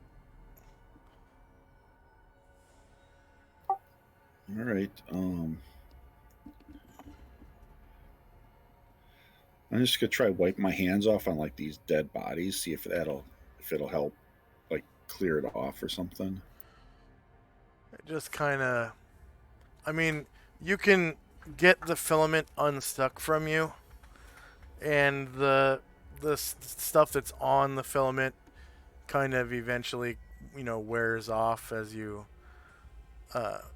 rub it on the walls. Like you get dirt stuck to you on where the adhesive is at, and it kind of wears off like really sticky pitch. Okay. Like it rolls off like boogers. I don't know if you've ever accidentally touched the stuff that's inside of the new rat traps, the gel rat traps. It's like God, it's so sticky. It's worse. It's the stickiest stuff I've ever seen. It's worse than glue. I mean, it's it feels like it's almost like Jello, but it will not let go. Like you have to use alcohol to get it off your skin. I think it's poisonous too, but that's in the real world. um, But yeah, it eventually comes off. It's just it takes a lot of doing. Like really, Okay. really tough work. I'll start on it. Sash will come over and help. Yeah. And that'll be it for us. That's what we're working on. Most of the time, sticky stuff is undone by alcohol. So if you have any alcohol, you can wipe it off of the filament and coil up the filament. I don't think so. I don't. I mean, these creatures got blood in them. Maybe we can use that. Yeah. I don't want to waste my water. So.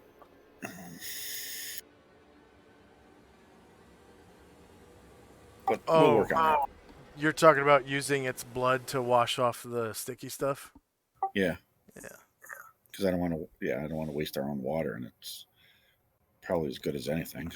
Yeah. Okay. Anything else from Tenzi and Company? Nope. Okay. Shandrak and Company. Chandrak will pull out a small sack from his backpack and give it to Tenzi and say, "Here, I guess we can try to put it in this to carry it around." Okay.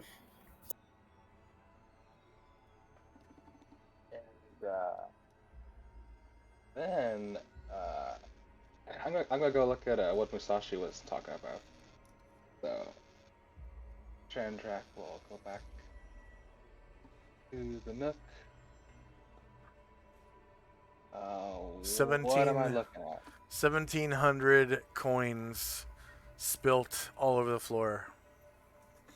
Gold coins. Wow.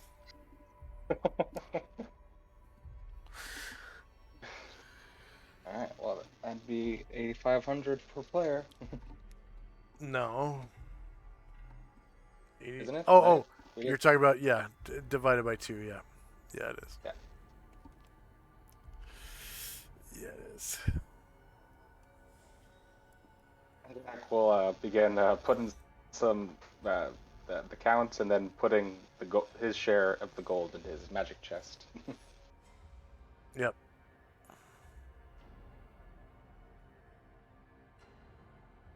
And that's all. Okay. Tenzi and Company. We'll continue on that. Work on the filament. Unless we're done with that, then we'll. If we're done with the filament, then Musashi will go back and get our share of the gold that he found.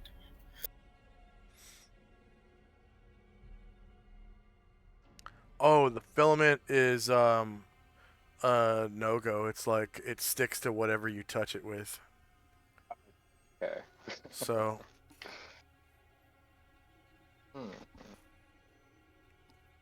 How would we collect it? All right, then Musashi will go and. yeah, it says you have to dilute the adhesive first.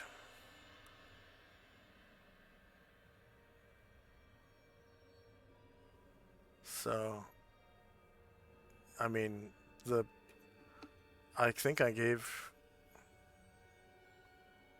Okay, I didn't give XP for that.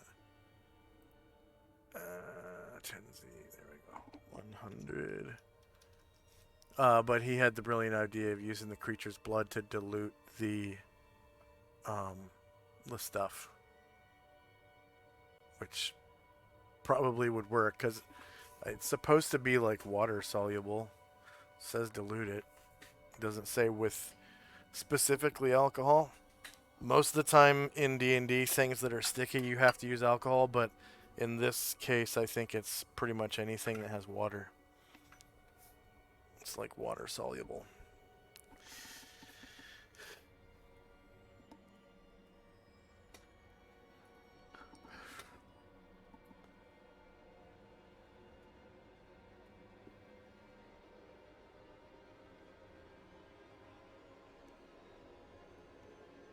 Do you want to take the time to do that? Bleed out the creature and use its blood? Sure. So I will fast forward about 10 rounds here. So time now is 1:30 p.m.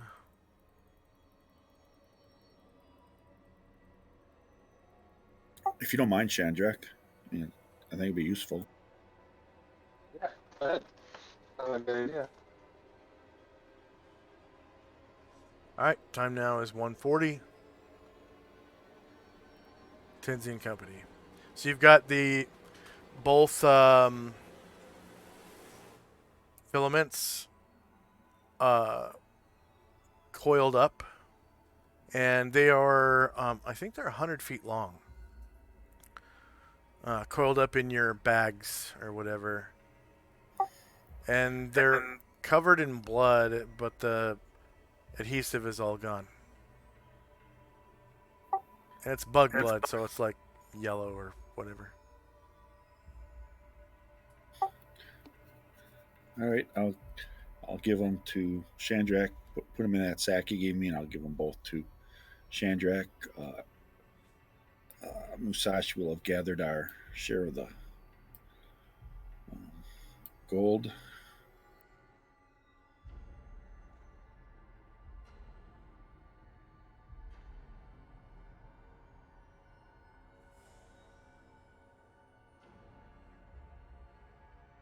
And Tenzi will continue down this hallway, corridor.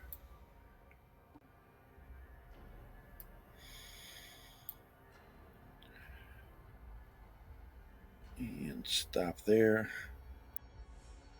Asheville will follow him.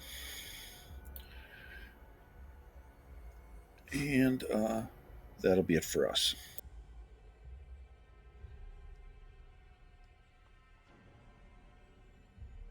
Okay, you can see the end of the corridor has, two of those nooks in it, and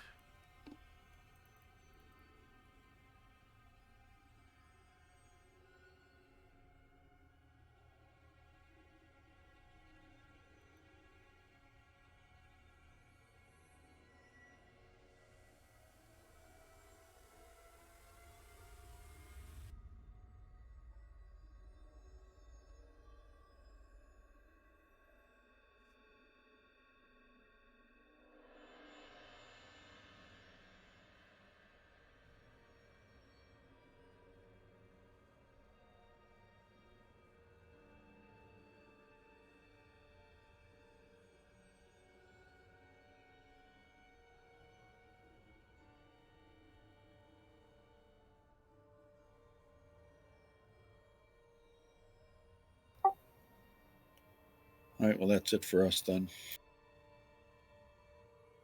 okay.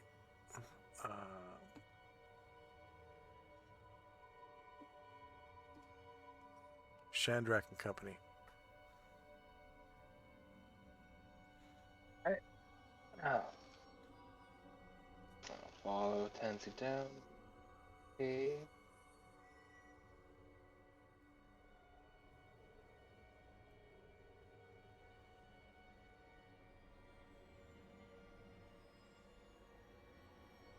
And, whoop. And from here, I'd like to just look at the ceiling, just to make sure there's nothing else hiding up there.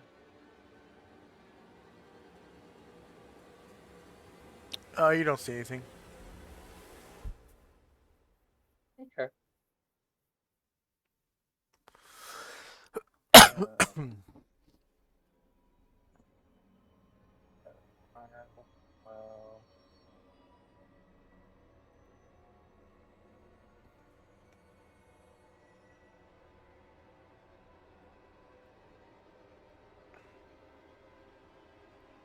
oh.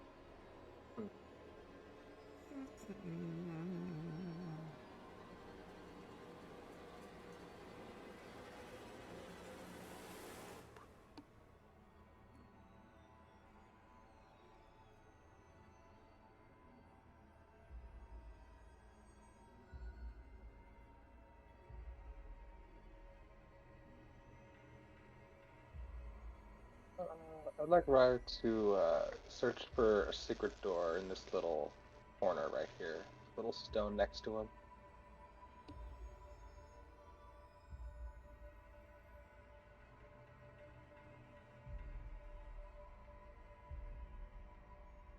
All right. He doesn't find any.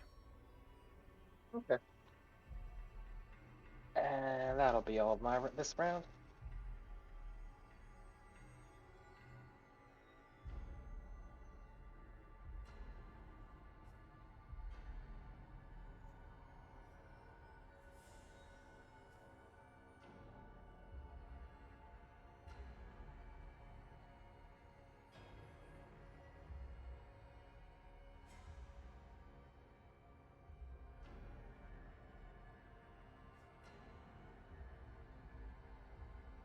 Anything else for Chandrak and Company?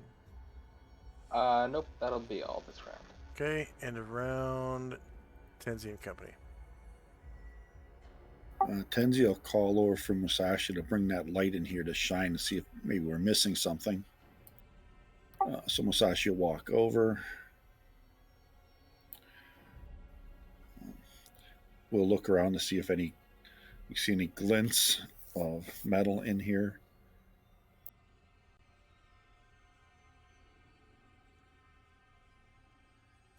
None.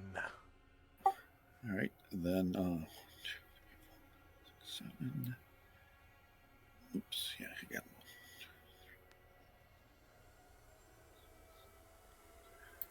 one. All right, shoot. Then we'll move out of here.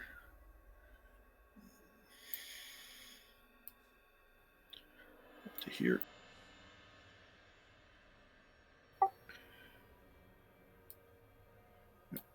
And that'll be it for us. Okay. Chandrak and Company.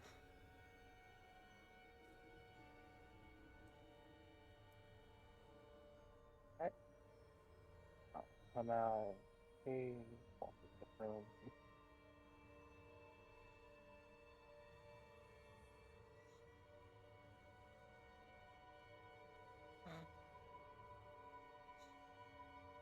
Well, there's the corridor down to the right, and I think there might be one to the left. Further down the hall.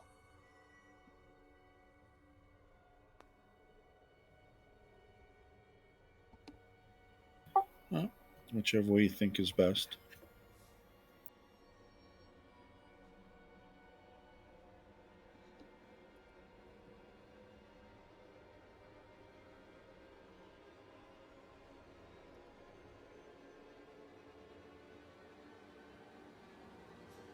Okay, you can see ahead of you is a expertly carved staircase made of those same tiles that were part of the the temple above, and you can see that these stairs lead up to a narrow tunnel. It's only 5 feet wide, and you can't see where the tunnel leads, but it goes off to the east.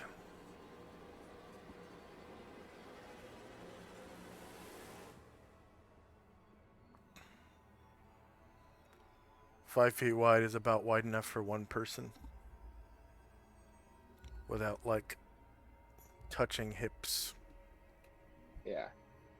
Alright, so I'll turn back and say, yeah, there's a narrow hallway, but it also looks like there's one more nook.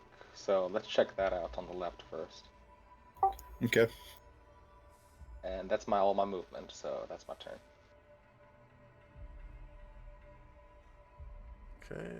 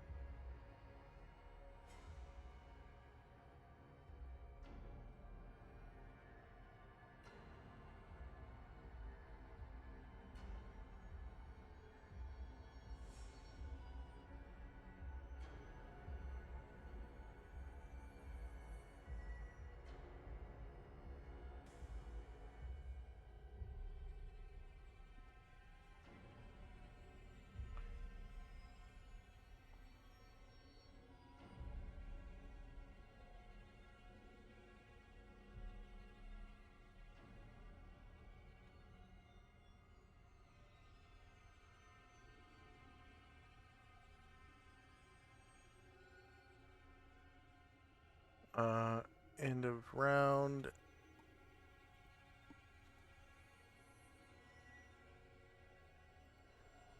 Time now is almost 3/4 past the hour. Tenzi and Company. We'll move up to join Chandrak and Company. This is 8.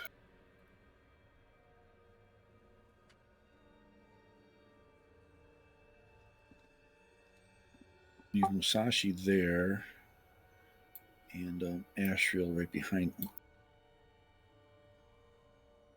And then Ashriel behind him, and then Tenzi will move up a little bit more.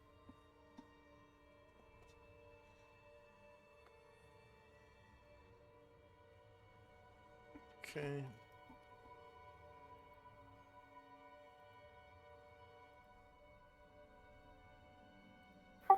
And I'll look around the corner into this room here.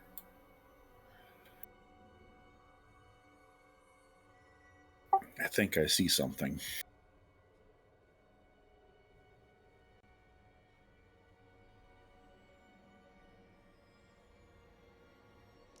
All right, so you look in, and you see a serpentine creature looking back at you. It is huge, 20 feet long. And this room is surrounded by a flowery, sweet scent. You can't really see the color of its scales, but it is serpentine. And you can smell this, like, sweet, like almost like roses.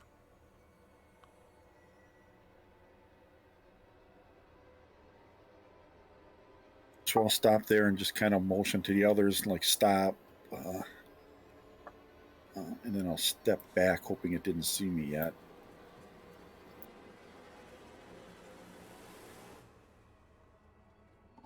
Yeah, it seems to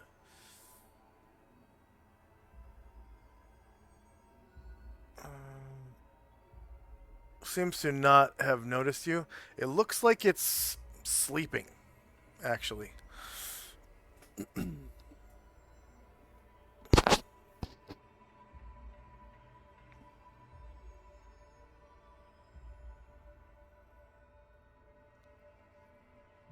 So that was 8, 9, 10, 11, 12.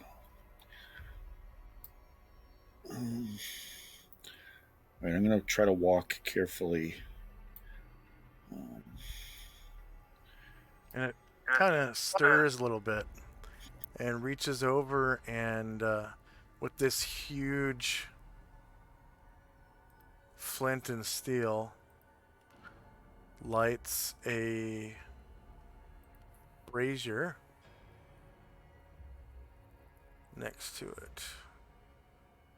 Let's see.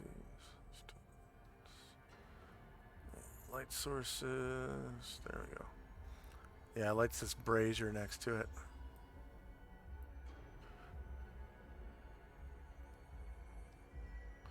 And you can see that it is covered in these green gold scales, and it has silvery spines and flashing golden eyes. It's beautiful. It looks like a 20-foot long snake, but with arms. The arms of a man. And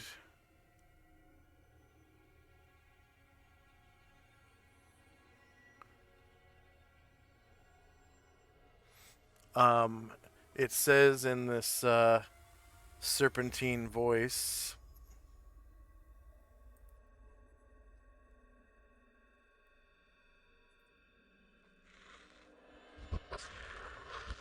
I am the guardian here, mind you.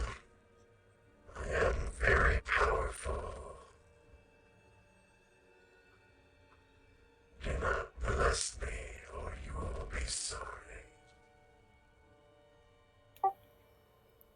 I will reply that we are here looking for the Encyclopedia Demonica. Is that what it's called?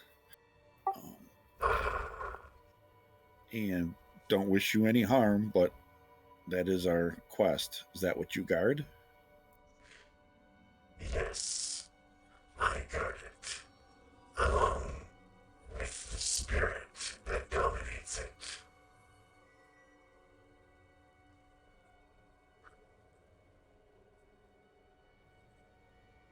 Do you know of whom I speak?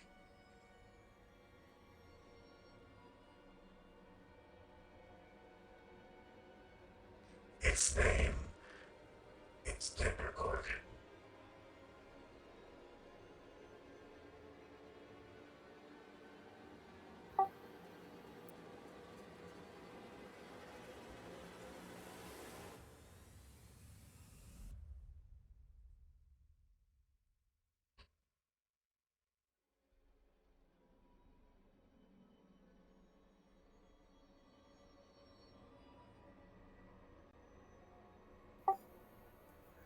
Um, I'm just gonna kind of like hold my hands out, like I'm not being threatening. Until I'm just gonna let my companions know that you're here, so that they don't try anything to attack you. And I turn around and tell Shandrak, Very well. there's something here. Maybe you should come and take a look. And I'll, Maybe something over there. Be thou good of heart.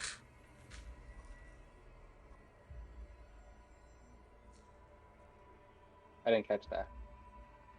Be thou good of heart.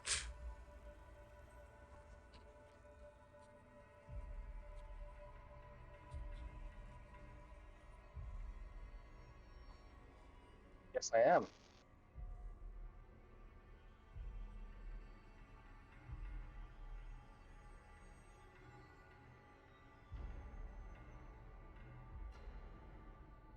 If that was a question directed at me, I respond, yes, I am good of heart. You're not there.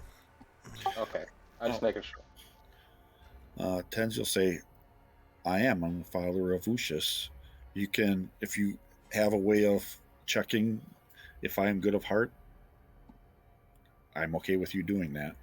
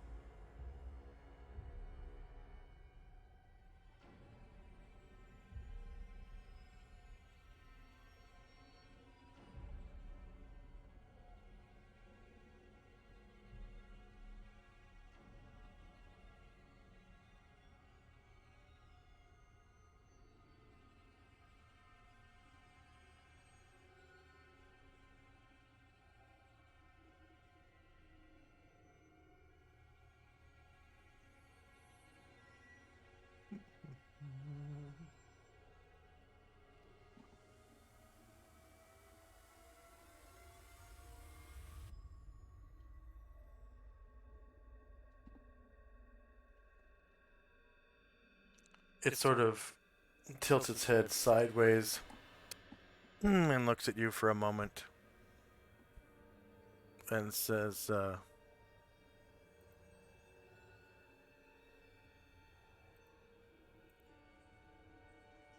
Let me meet thine companions.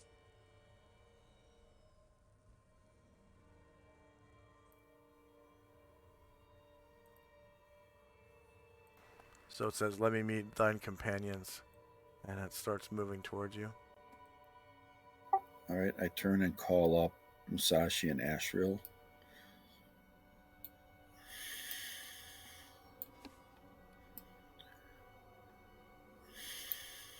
And it comes right to the edge. And it is really big. It's, 20 feet long. And it comes right up next to you, Tenzi.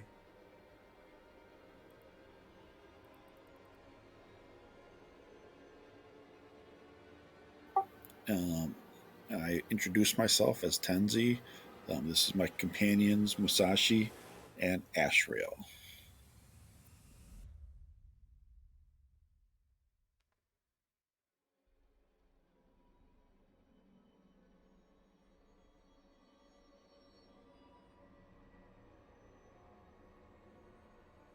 And then I'll end my turn there so Chandra can come over. Unless the creature does something. Yeah, it calls out and says,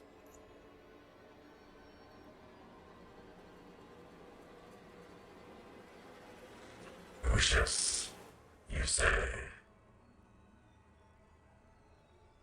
Are you on a quest?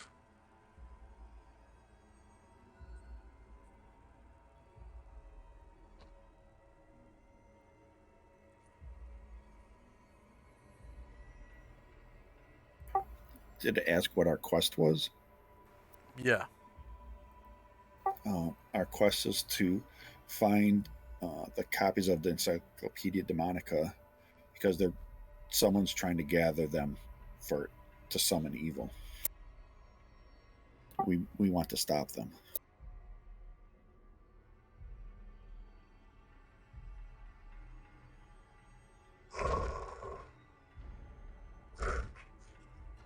So you are.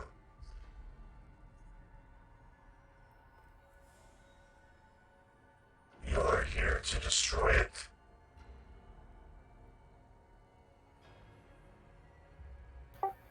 We would like to look first to see if it has information that would help us against our enemies, and then we would destroy it.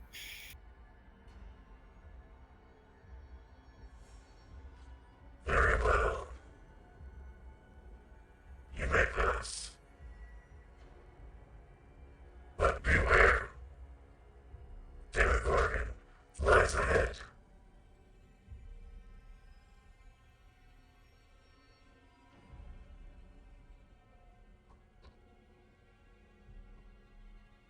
Do you have any way you could aid us with information or otherwise against such an evil creature?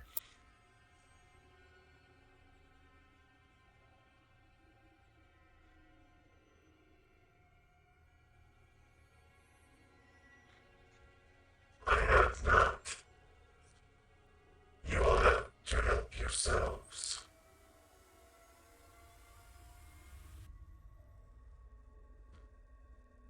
Good luck.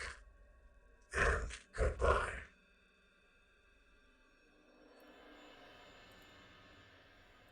And the Guardian Naga turns around and goes back to its blissful slumber.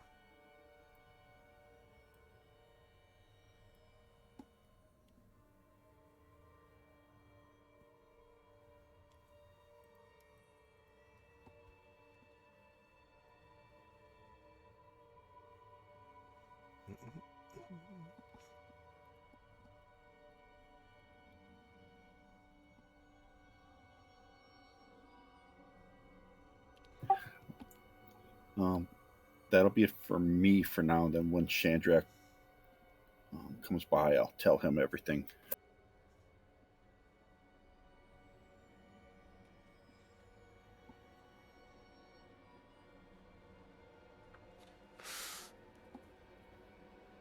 Okay.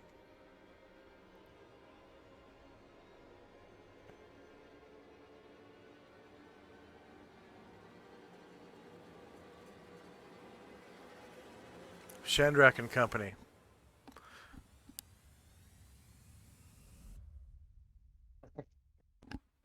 All right, I'll yeah come over by Tenzi after seeing that crazy monster and seeing him talking to it. Like, so everything's all good. What was that about? That I think it's some kind of guardian of the place here, but it won't interfere with us. But it warns us that Demogorgon is lies ahead.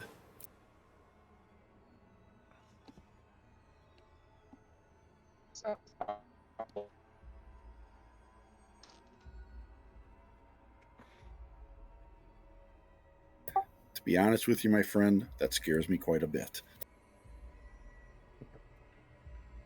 But the book is here. Yes. Well, I guess we just gotta do our best and see if we can wrest it from him.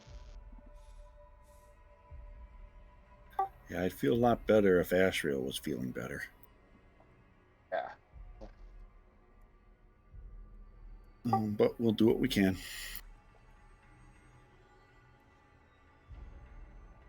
Okay. So, good. Oh, whoop. So, Sandra will start to go down to the hallway.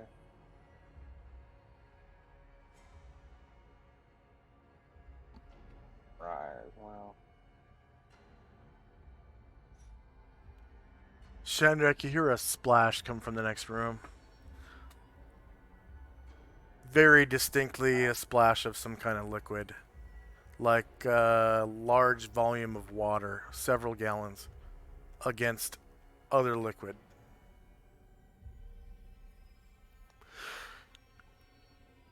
So, I will there. And, yeah, Shandrak will hide right here. Okay.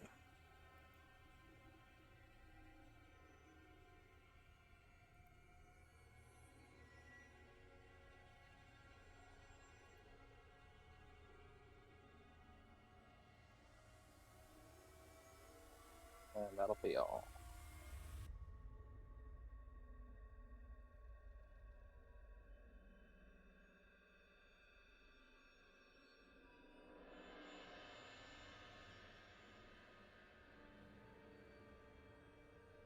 All right. End of round.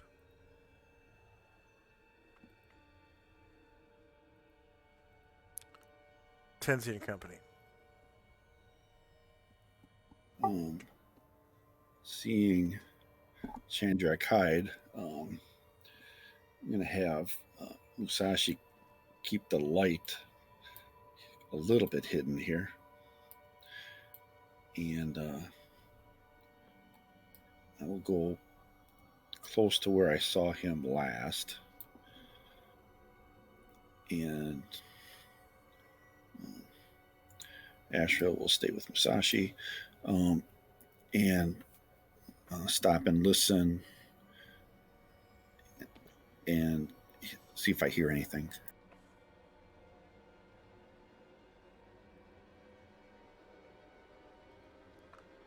Okay.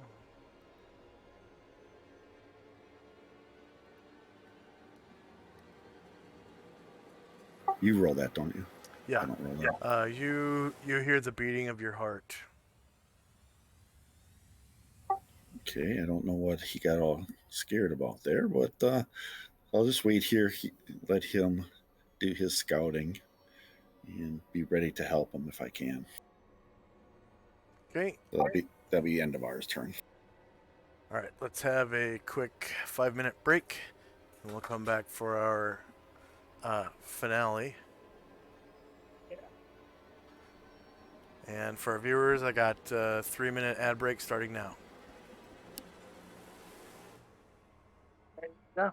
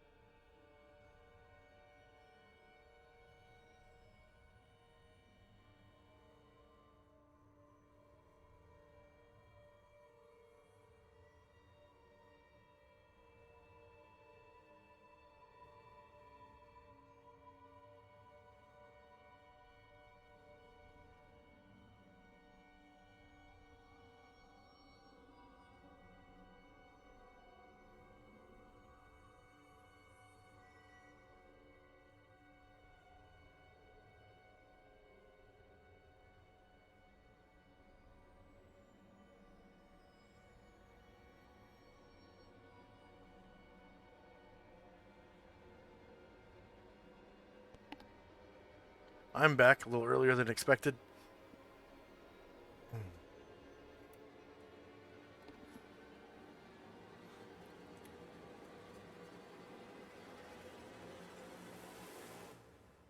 I'm back. All right. How about Chandrak?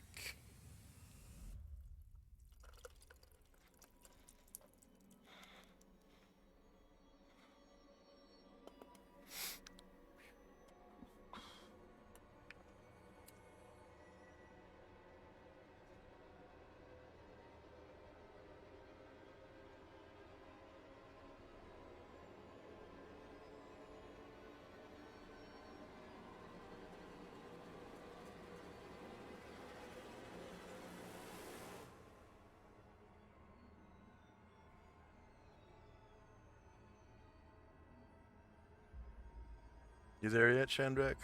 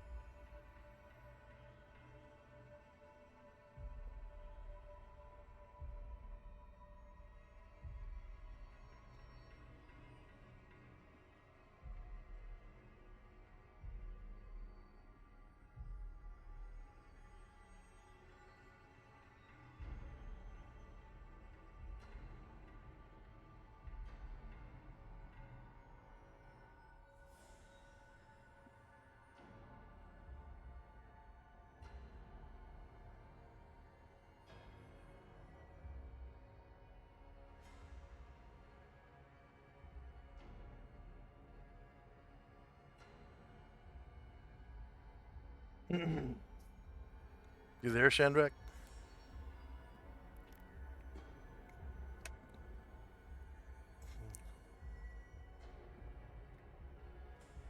Oh, hey, thanks for the follow, Bisahio.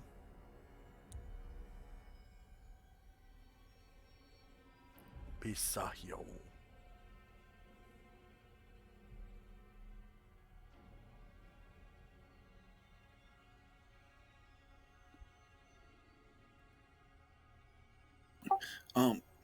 As long as we're waiting for Shantrak, we didn't get the XP for the cave fishers.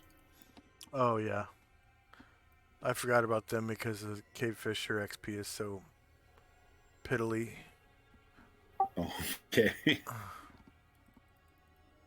They're worth 175 each. Yikes. Okay. So 2 Cave Fishers. I'm back. Okay. 175. 2 player characters. 2 NPCs. 2 defeated. Yeah, they only have 3 hit dice. Everything else so far in this has had a minimum of 10 hit dice. Yeah, that's some bad boys here. Warriors and Bards. 2.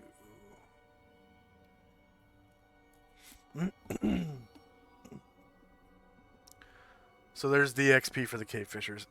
Sorry, I forgot about it.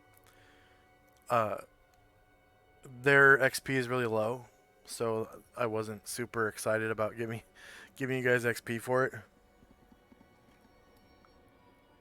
And that's why I forgot.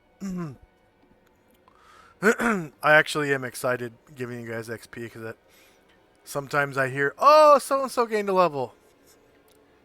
And Definitely happened today. it's highly unlikely from these cave fishers. It probably already happened, right? Like Ryer That wasn't probably from the gained, fishers. yeah, Ryer Yeah. probably gained a level. Did Chandrak gain a level? Nope, but that's a significant dent on the wizard after all of this. Okay. All right. So Chandrak and Company's turn.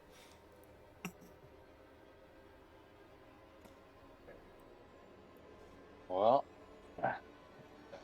Demogorgon sounds pretty bad, so I'm gonna move silently 4 squares.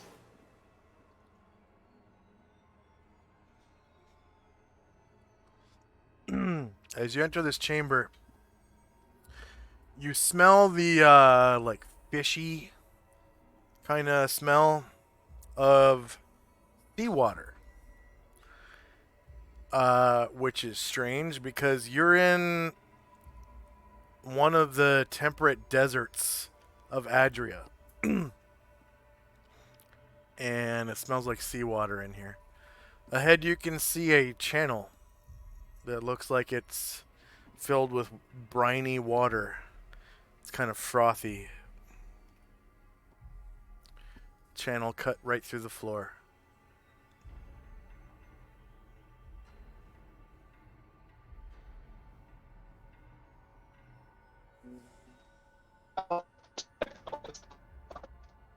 I'm sorry you broke up. I look at notes from where I'm at. You look at what from where you're at? To use detect noise. You want to cast Detect Noise? Yeah. Well, that's my thief skill. Oh, your thief skill, sorry. Yes.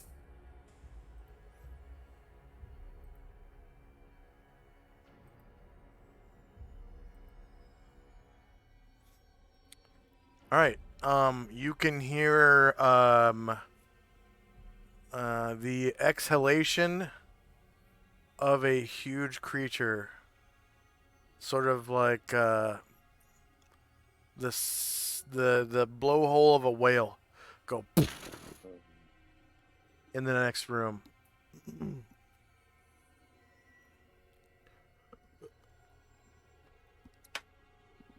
Do I get any idea of distance? Uh, like 30 or 40 feet away. Oh.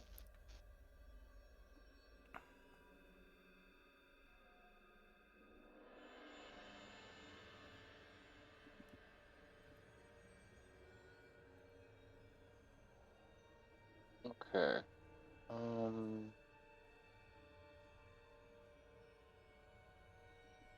Yeah, that'll be all for right now. Okay.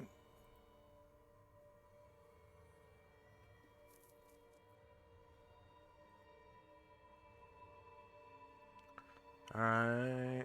End of round. First up is Tenzi and company.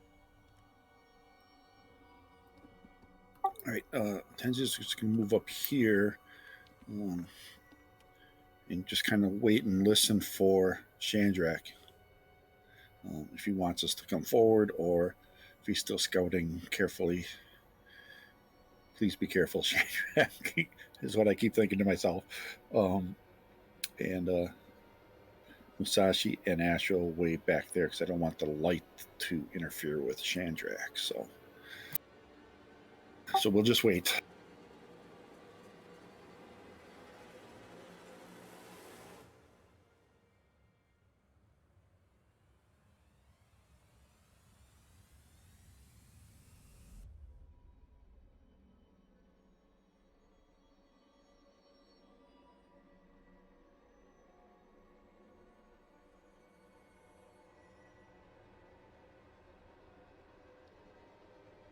All right. Chandrak and company.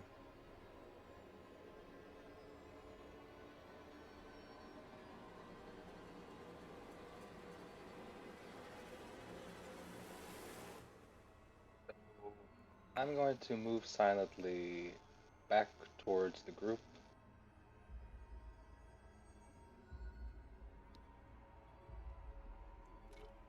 And then I'm gonna whisper over to Tenzi. Yeah, I think it's the short hallway. He's right there.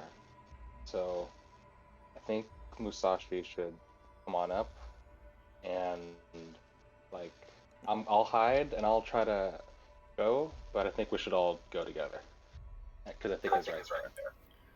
Okay.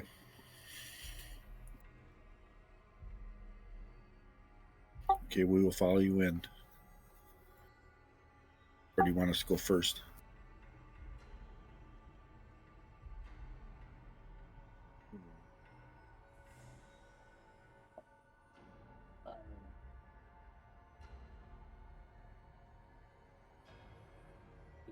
You can go first. If you want. All right.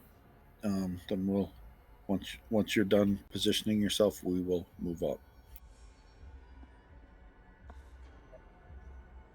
So I will walk a couple more steps, and then can I re-hide in shadows from here?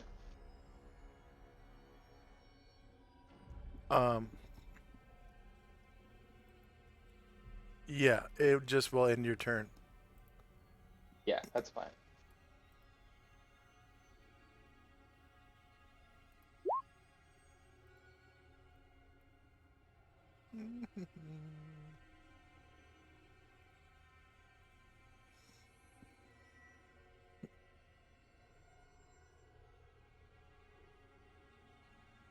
All right. End of round. Tenzi and Company. So I'll have Musashi will move.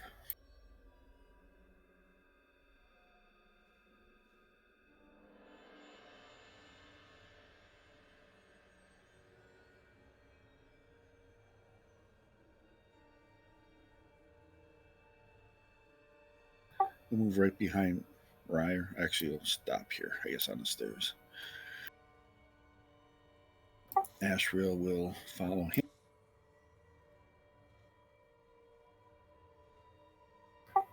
That'll be it for him.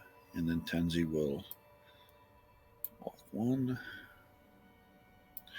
2, 3, 4, 5.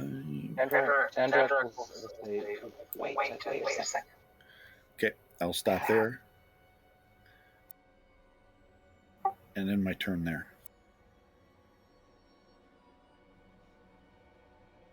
Okay, Shandrak and Company.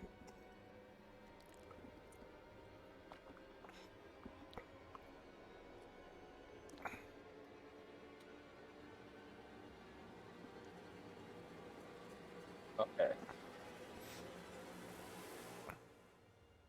So. Okay. So Shandrak will he will walk out over to Musashi, and then he's going to pull out from his backpack his wand of polymorphing. Okay.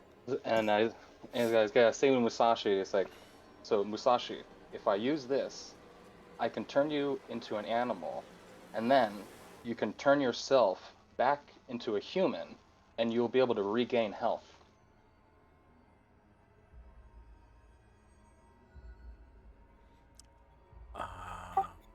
I think that's only Polymorph Self.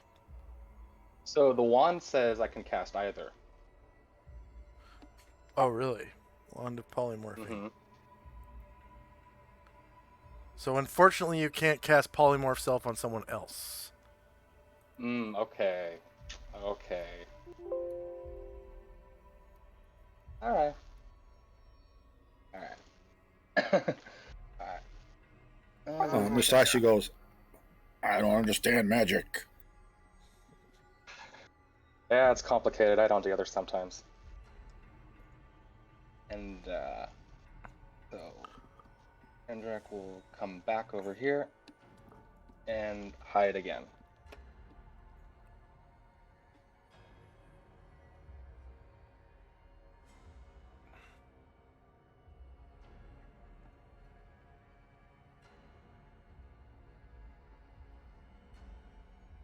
Okay. End of round. First step is Tenzi and Company. Have Musashi move up to here.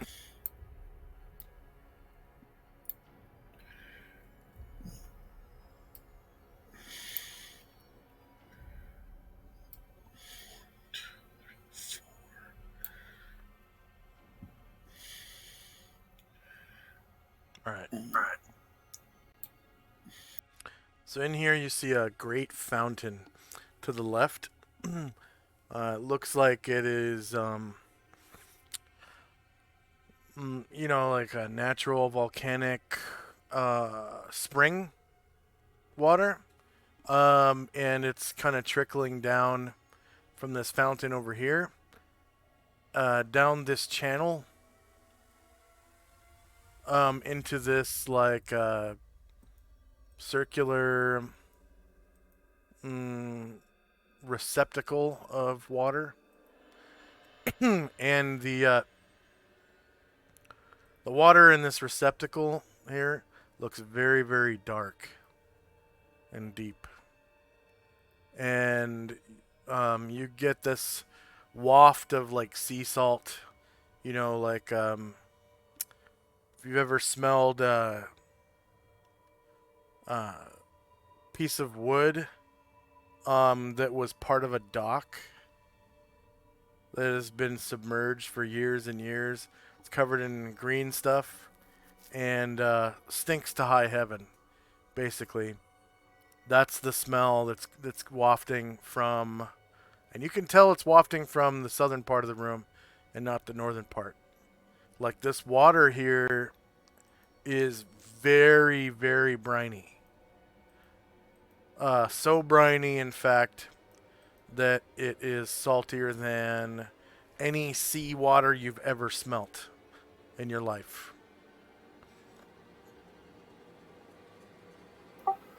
And so the water is running down the channel, but that bottom pool doesn't seem like it's overflowing. No, it's going somewhere and mixing with some kind of ultra salty seawater.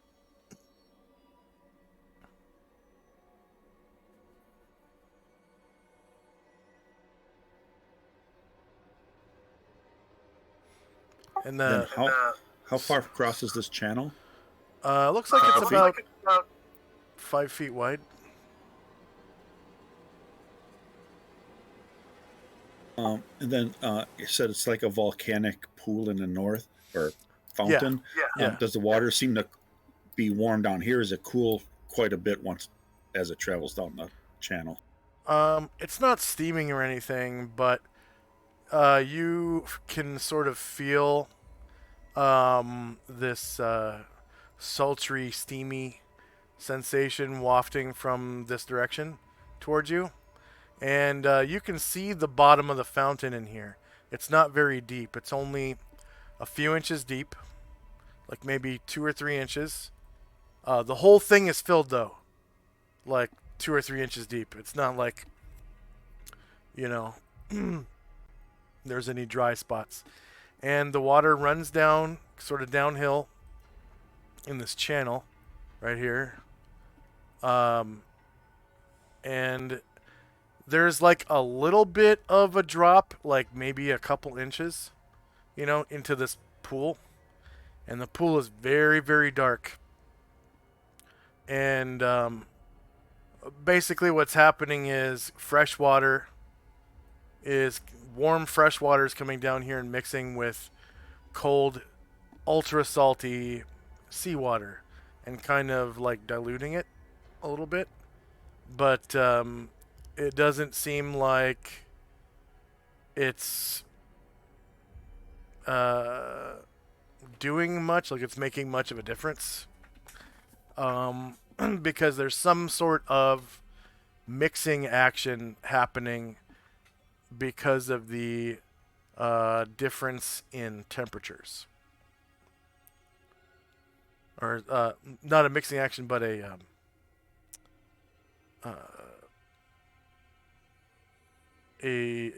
movement of the water.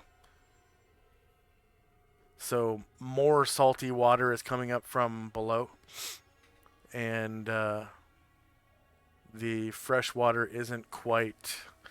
It's like keeping a balance of fresh water and salt water somehow because of the temperature difference.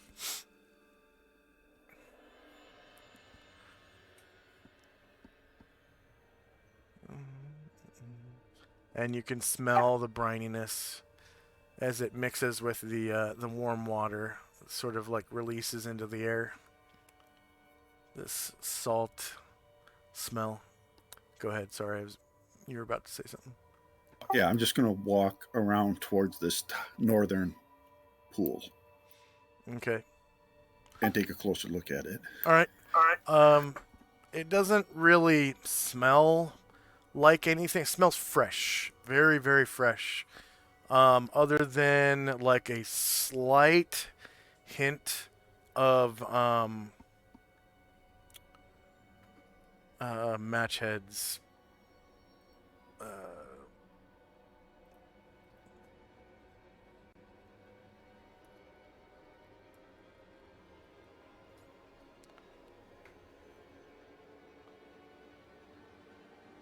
Sulfur, a little bit of sulfur, and what that's doing is it's making this hot water weigh more than the salt water. So the fresh water is coming straight over here and sinking straight down in the cold water. And it's sort of forcing more salt water to come up. It's like a strange mixing action. Or not even mixing. An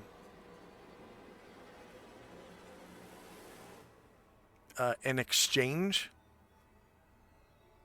of water. Heavy hot water and cool salt water. So it looks like there's only this is like not a semicircle type thing because there's a wall right here. Uh-huh. And so where is the water like kind of bubbling up from the middle, or is it coming off the wall, or? There's a stone pillar right here up against. I mean, it's not even a pillar. It's not even a half circle.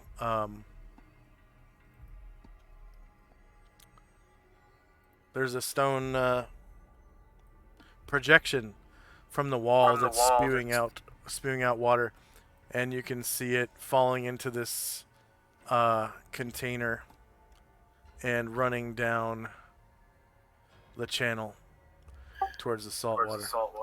And then I can see to the bottom of this, and how deep is it? Yeah, 2 to 3 inches, depending on whether or not you're standing in the spot where the water is hitting. So probably towards the back of it where the wall is, it's like 2 inches deep. And then right here where the water lands, it's about 3 inches deep. And then it just runs down the channel towards this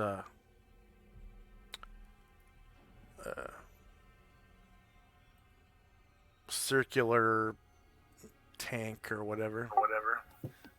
Do I see anything on this opposite wall over here?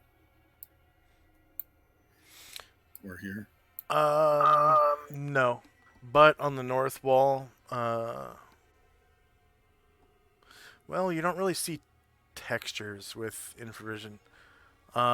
You would need natural light, normal light, like firelight, to be able to see textures. So I don't see anything against this wall, and then I can't see my limit of my visions around here. And it seems to continue from here, right? Yeah, you don't see any textures or differences in color on the walls or ceilings or the floor. You do, because it's like the water sort of got a bluish hue. Probably because the tiles.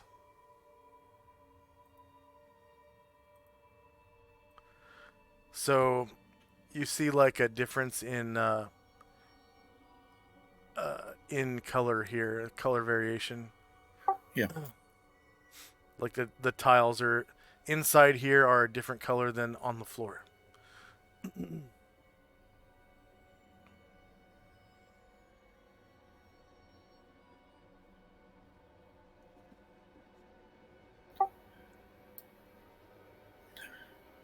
All right. And then there's a door over here.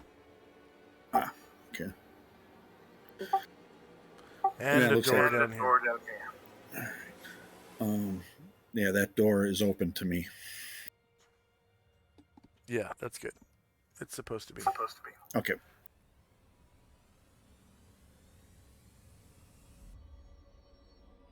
I'm gonna have Musashi move up a little bit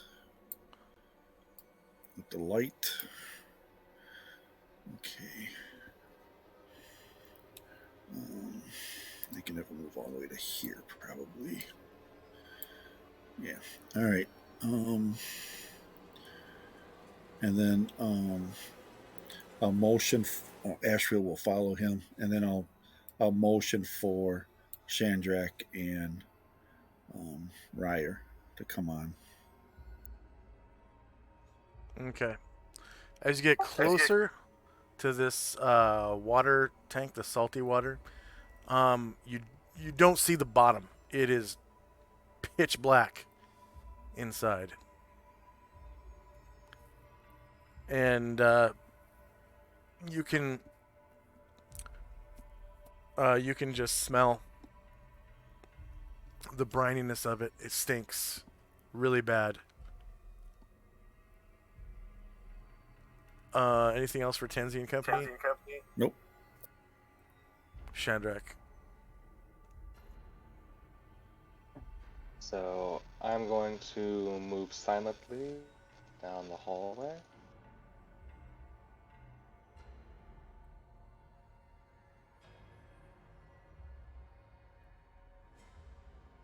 Fire Okay. in the rear. The brine smell gets stronger as you approach the room.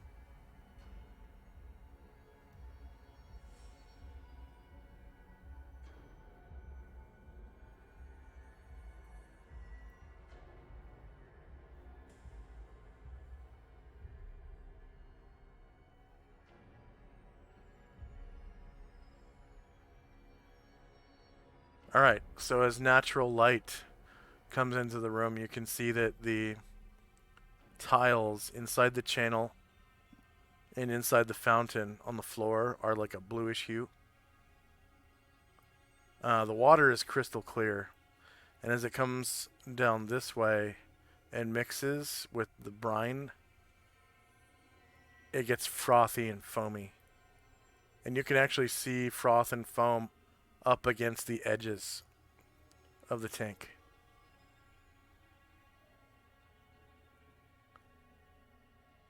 Because the water is so saline, salinated.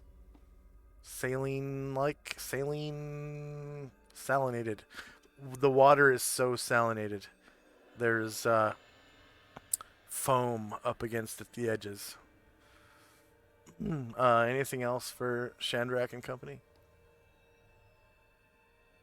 No, that will be all. Salinated.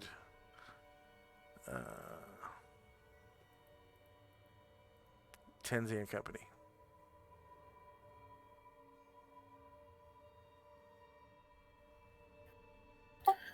I will. Tenzi will come down by this open doorway and look down to see if he sees anything. Nope. You can see it turns to the right. And as you pass by the tank, you can see two large bubbles bloop, bloop, to the surface. And you can see into the water two gargantuan sets of teeth down in the dark. And they're slowly rising towards you as you pass.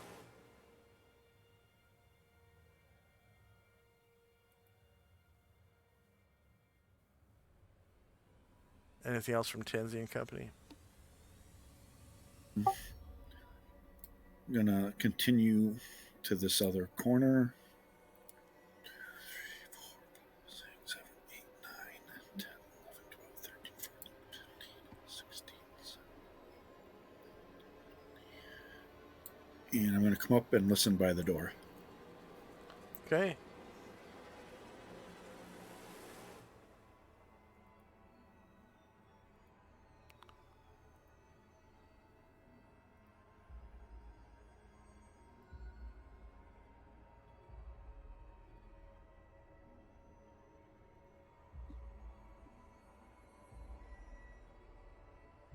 Sounds like the sea on the other side.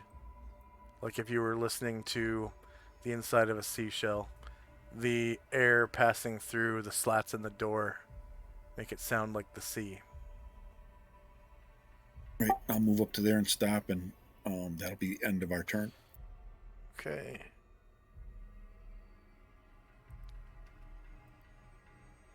At that, two heads slowly rise out of the brine. And they rise up, and two clawed feet come against the outsides of this tank, and a torso rises up, and four tentacles attached to two shoulders. When finally Demogorgon stands before you. And with a primordial voice, it says,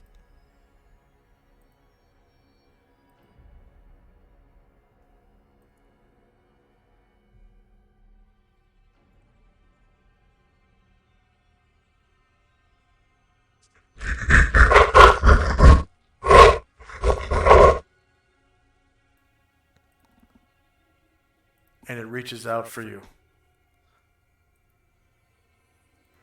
Initiative.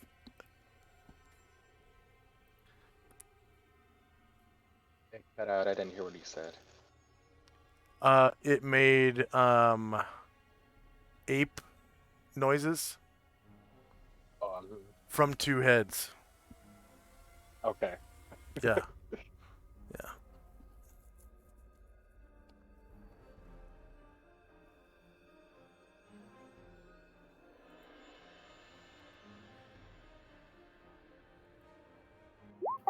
Is the door that I listened at, did that have a lock on it apparently? No, it doesn't.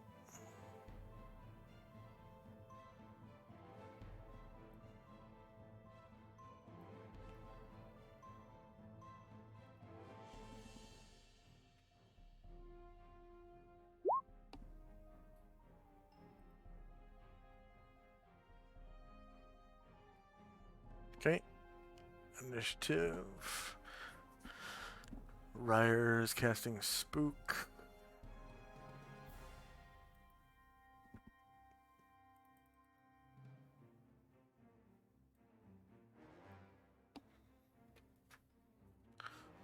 Shandrak is using his medium base speed. Musashi is using his Ki with his katana. Ashriel is using medium base speed.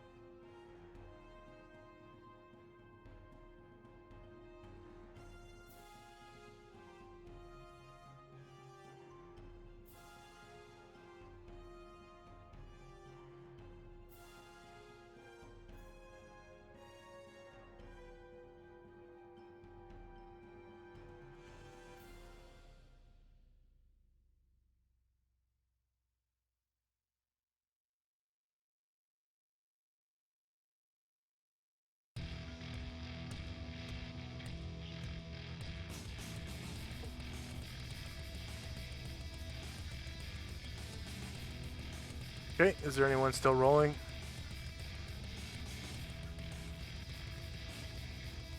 We're ready.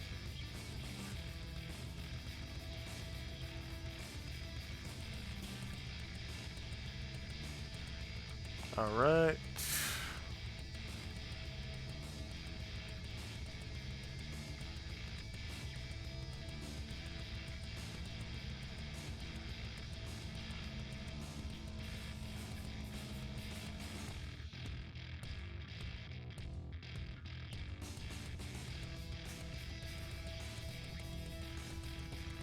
Time now is 1:48. First up is Ryer. Tries to cast Spook at this monster. Okay.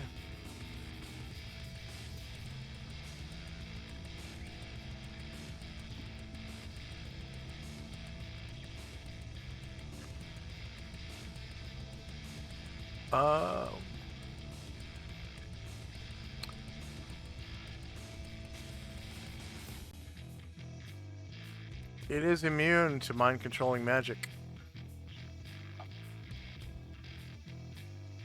So that's both charm and illusion. Ashriel. And no experience gained either. Okay.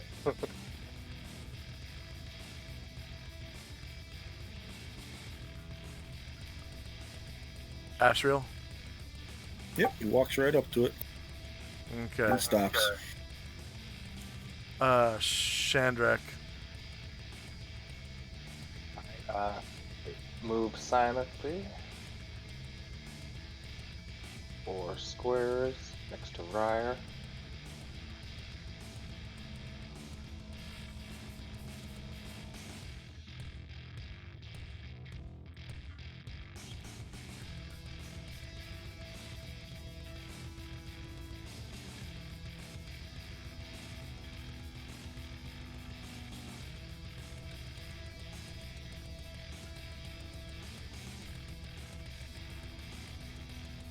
Tenzi. Cast True Seeing. Okay. You cast True Seeing and gain 500 points.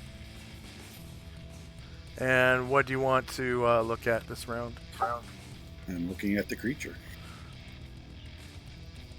Alright, you can see a silver cord coming out from its back and going off into nothingness, apparently. And it also, you can see its halo is like broken and black. It's like a jagged black halo.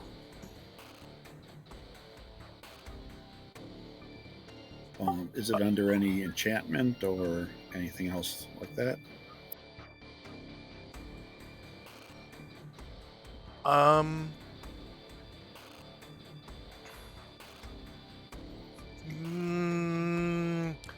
I don't think so. What do you mean by enchantment? True Seeing says that polymorph, changed, or enchanted things are apparent. So I would assume I would know if it's enchanted or not. It's not changed or polymorphed.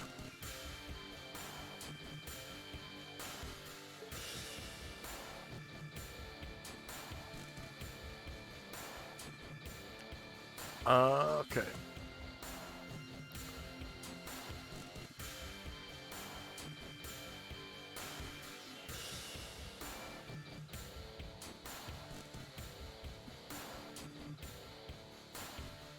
Alright, it faces Ashriel.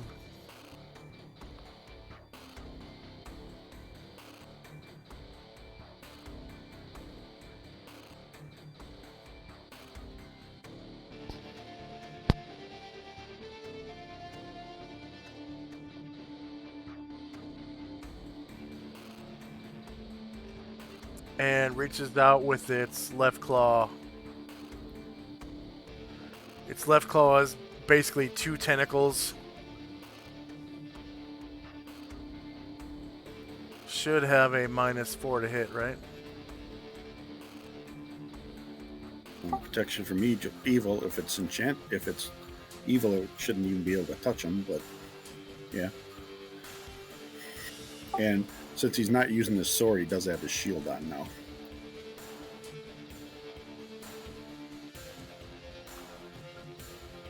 Okay, it crits him for 6 damage. So it can actually touch him. Yeah. So you can tell by the cord that's coming out of its back that it's astrally projected. It's not summoned or anything like that.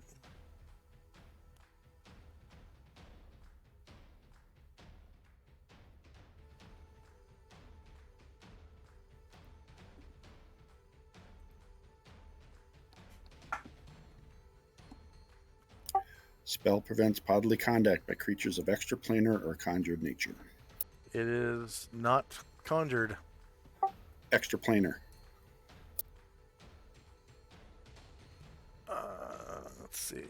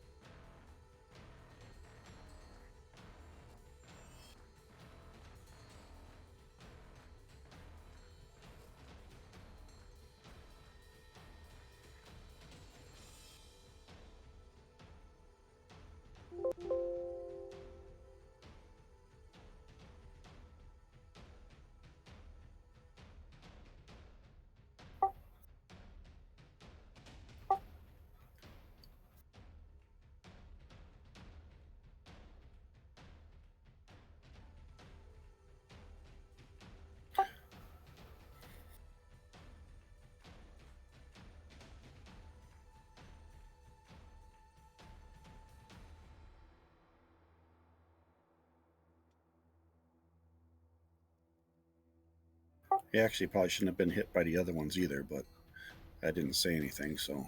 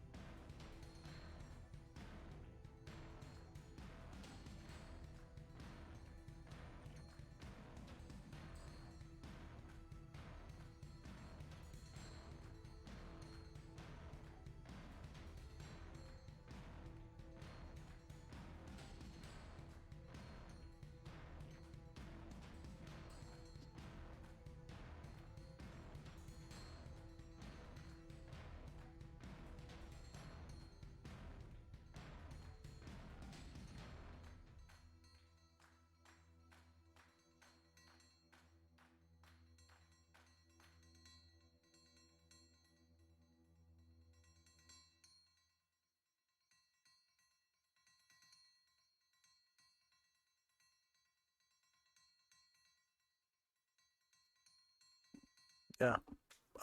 Sure. I guess.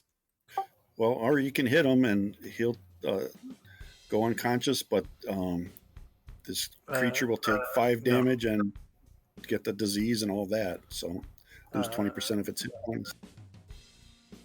No, that doesn't get reflected. Only the damage, right?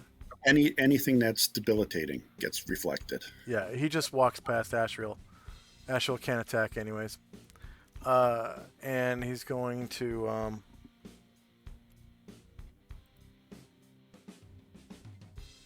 see. First of all, use Gaze of Beguiling on Ryer. So he's in the front rank. Ryer must pass a save versus paralyzation or be affected by the Charm Person spell.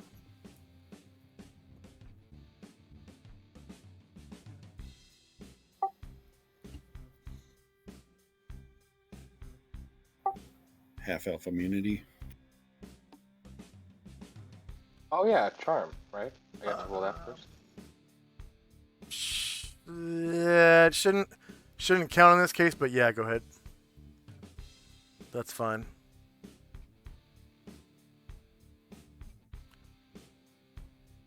Magic resistance is only for spells. It is not Yep. for gaze attacks. All right, and then Demogorgon attacks with his left claw on Ryer.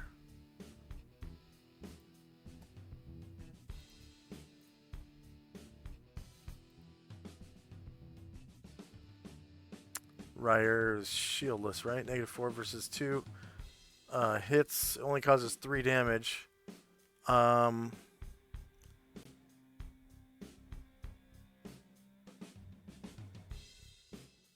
Ryer gets a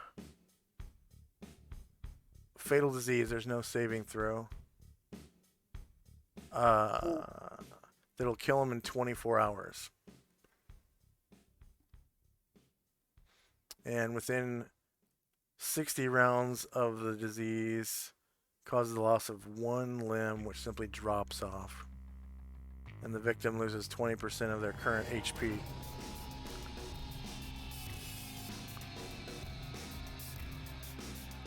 Okay.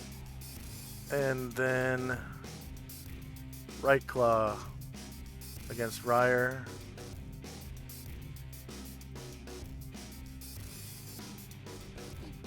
No.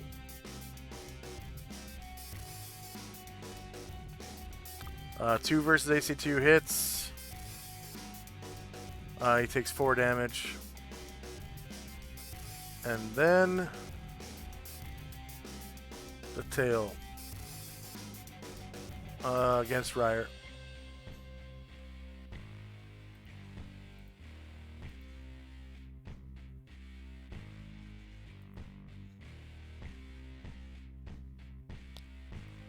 Shieldless, -3 versus 2. Hits, causing 2 damage. Drains 1 level from Ryer. Unless he saves versus death at -4. So -4 to his chance to save versus death.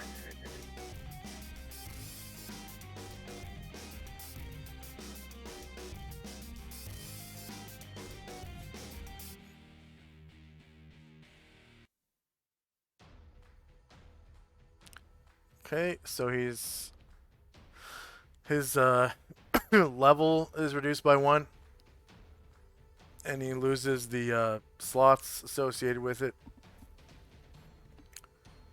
Starting with spells he's already cast, of course, and then from his max HP and his current HP, he loses the last hit die that he rolls or rolled.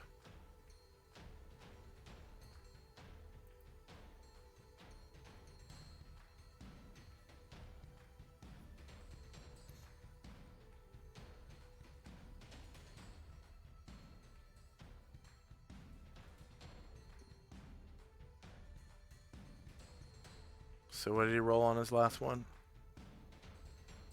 5, okay.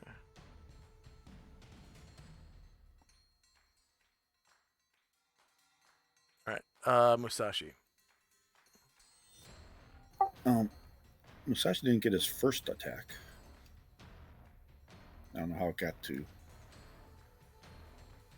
Or didn't he have both of them on here and I just changed the one? Ah, that's what happened. He only had 1 attack on the turn order track, and I just changed that one to be his second.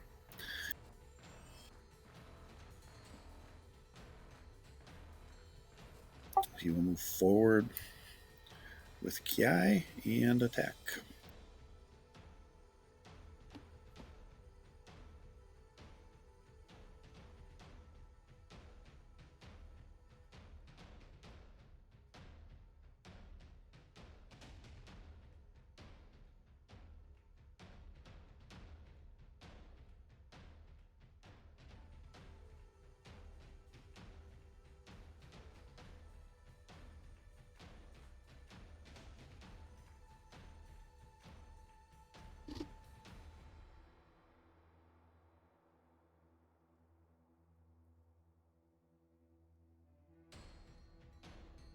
I don't know. Maybe you don't have the armor class on the target.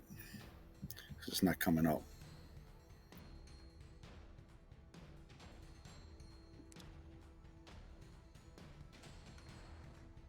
Yep. Okay. There you go. Okay, thanks.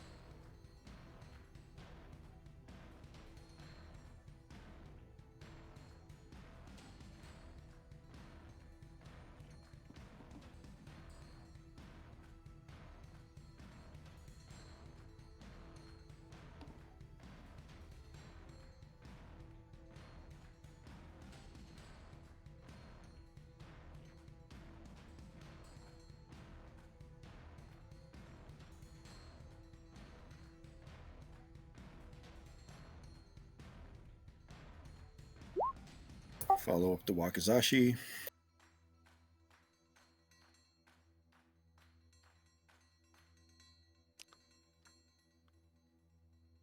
Okay, he's technically shieldless. -3 hits AC 0 for 18 damage. And -5 for 15. Total 33 damage.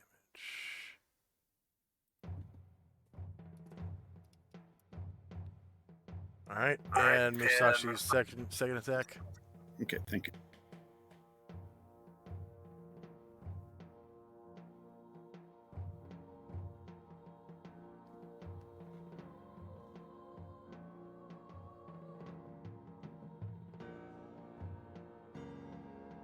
You gotta re-roll that with high mastery. Dang it. Why do I keep doing that?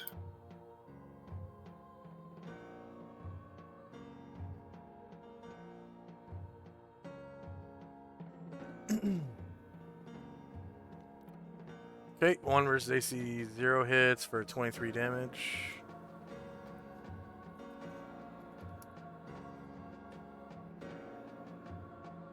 And that should be the end of round. Go ahead and roll initiative for next round.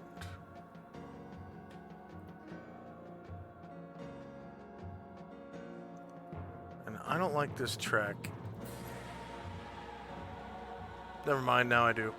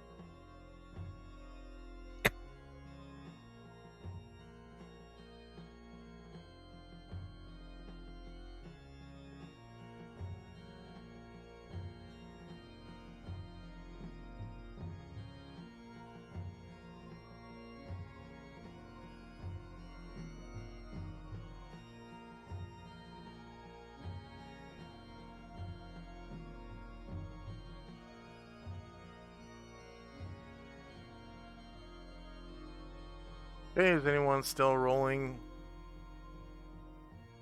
Here we go. What do I want to roll? What would I want to roll for Ryer to parry? The Would that be weapon medium speed. or His okay, weapon that'd speed. be weapon. Because Okay. you're gonna parry with his weapon. Yeah, that makes sense.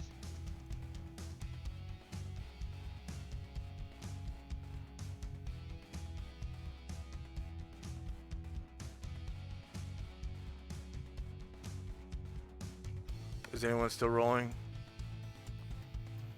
Alright, here we go.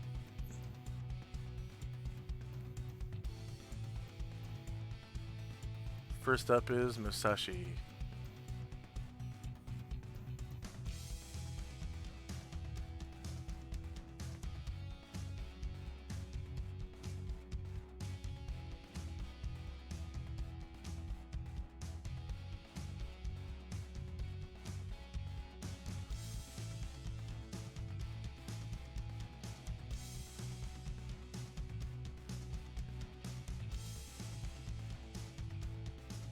Okay, shield is -4, causes 15 damage.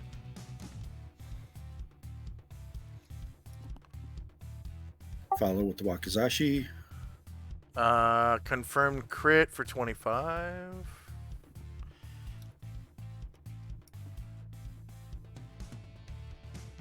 Ashriel. He's just walking up to him, telling him to go back where he belongs. And Tenzi is dispelling magic on something. He's just targeting the creature itself, not doing the area. Okay.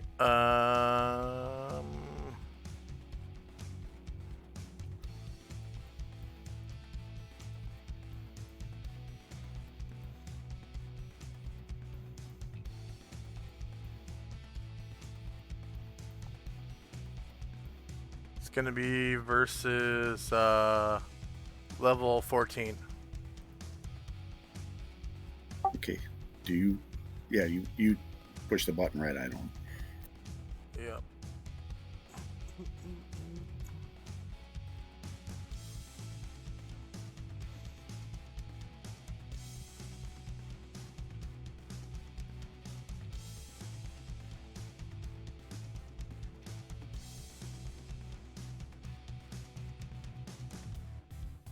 What level's Tenzi?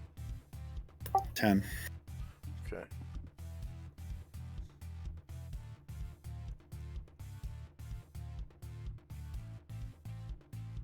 Okay, your target number was 15 or higher, and you rolled a 6. So it was a fail. Shandrak.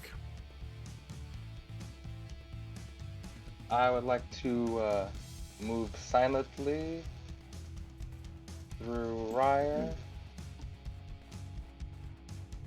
to Demogorgon's flank. And can I backstep? Yep. He is a Alright. corporeal living vertebrate. If you backstab him, you're gonna cut his, or you have a chance of cutting his silver cord. Let's see, skill checks. Move silently.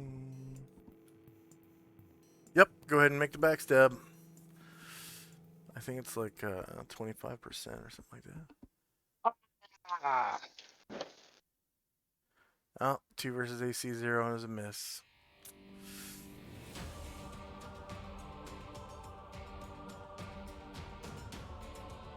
Ryder. Ryer is trying to parry to improve his AC. Okay.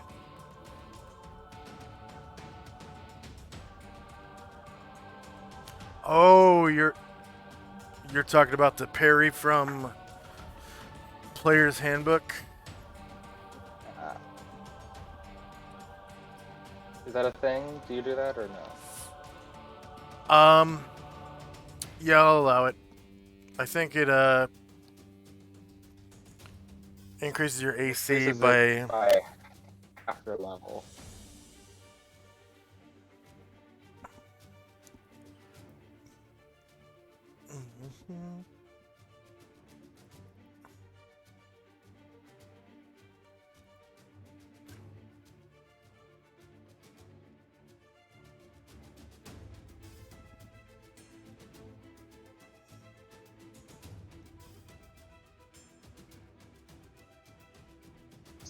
To half their level.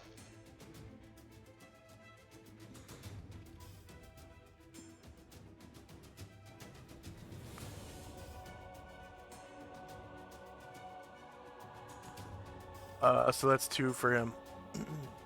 So his AC is 0 now. Would it be? Oh, that's true. Level 5. Yep.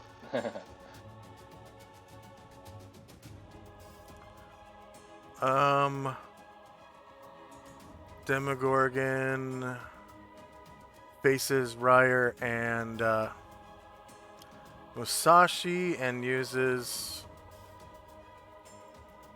Gaze of Insanity.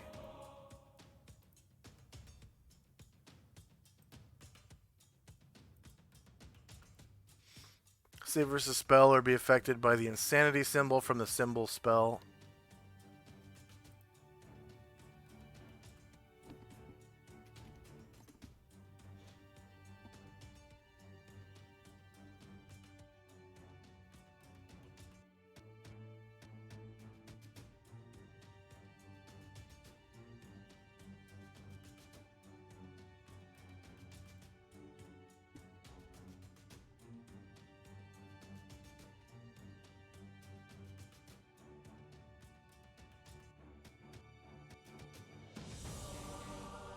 Okay, Musashi.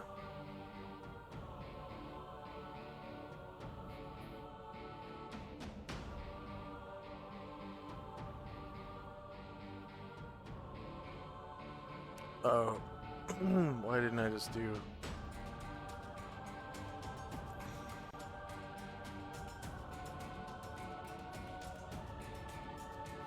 FX confusion. Yeah.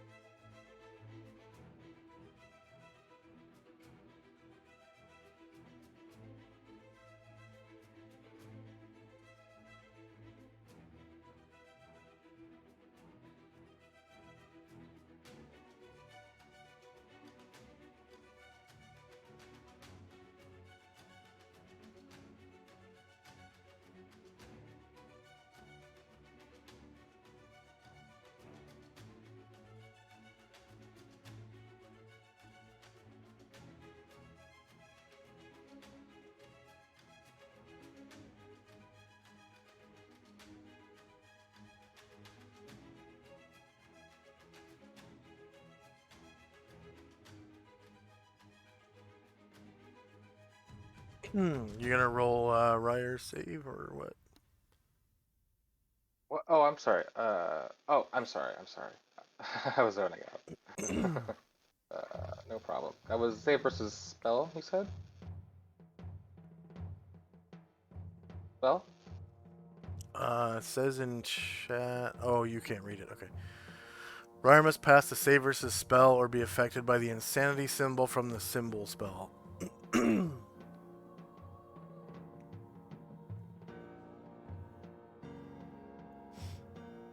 Okay. Musashi attacks the nearest creature for 1 round, and then I roll again. And next up is Musashi. And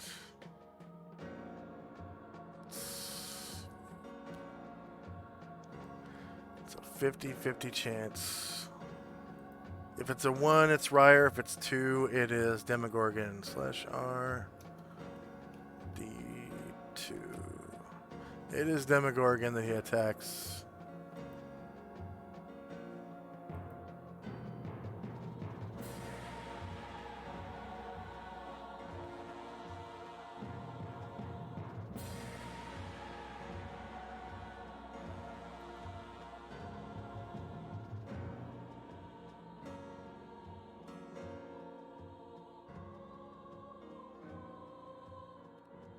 Shieldless, negative 12 versus 0 hits for 23 damage.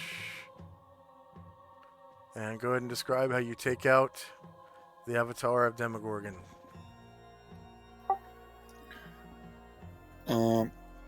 He kind of shakes his head as he's confused on what's going on, and as he's doing,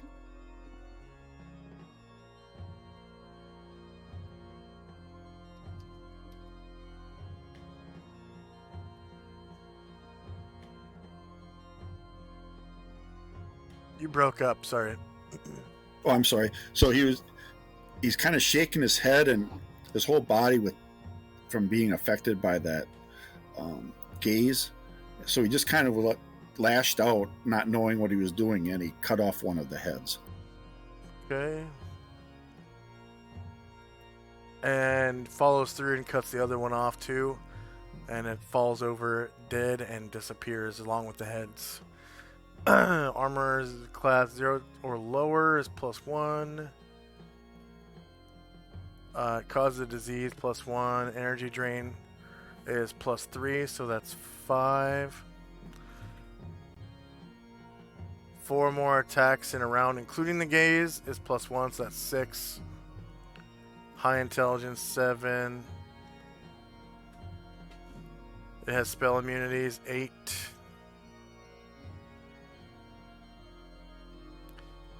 Level 3 or greater spells, that's 3, so that's 11 so far. Magic resistance is +2, so that's 13.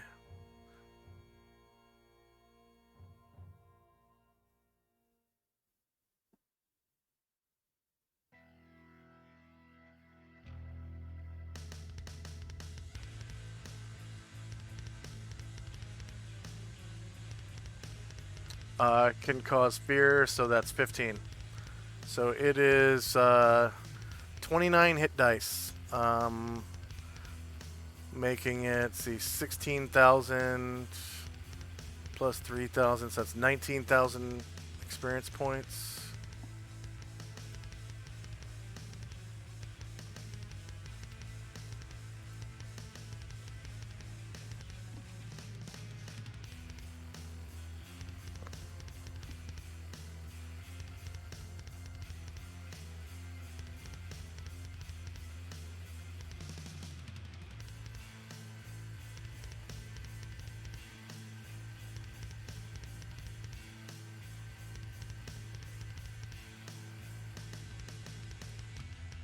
Whoops. So 1 Demogorgon. It's worth 19,000 experience points. 2 player characters, 2 NPCs, 1 creature defeated. Only has 14 hit dice. Not that big of an issue. Warriors and Bards is 2. Whoops.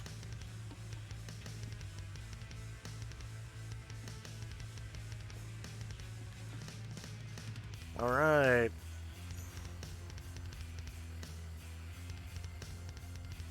And with that, combat is over, and I'll take you back to the landing page.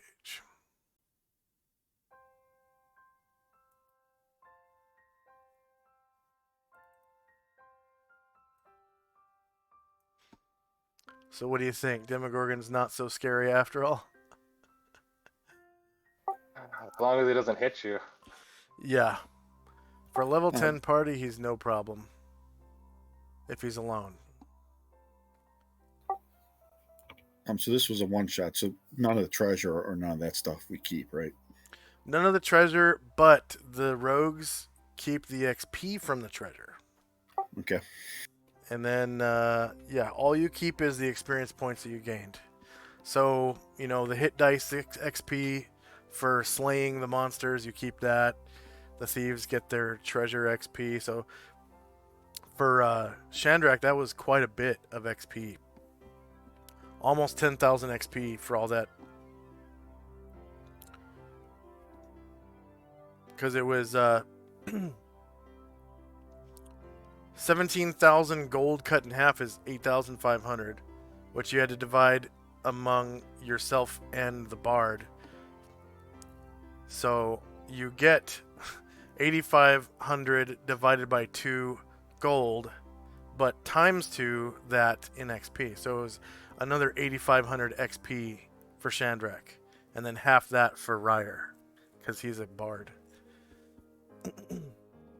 which is 4,250.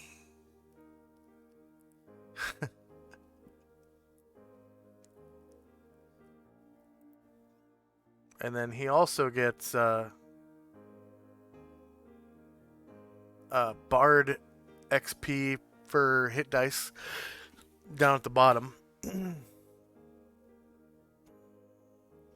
And the level that he lost, he keeps. He does not actually lose a level. So you can go back and change his level back to 6.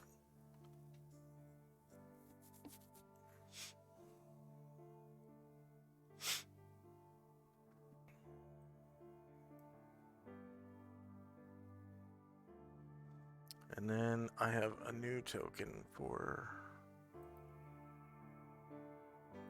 Tenzi to reflect his cloak. That is a very cool token.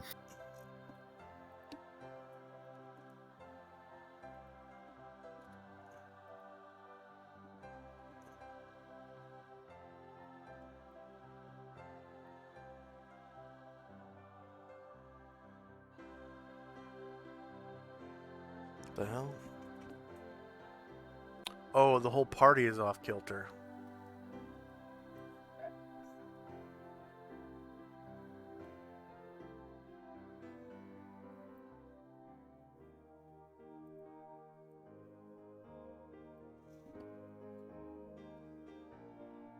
There we go.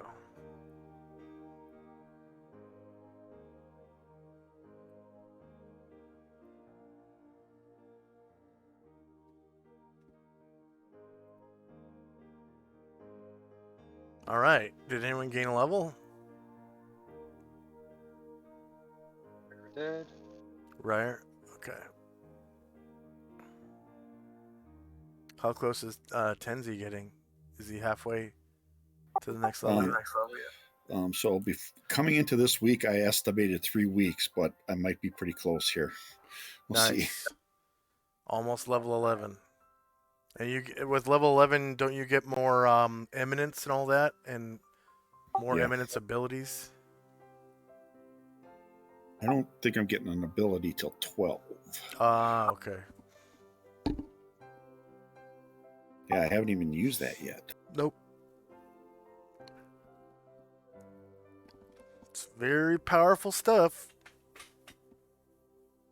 Yeah, situational, but yeah, very powerful.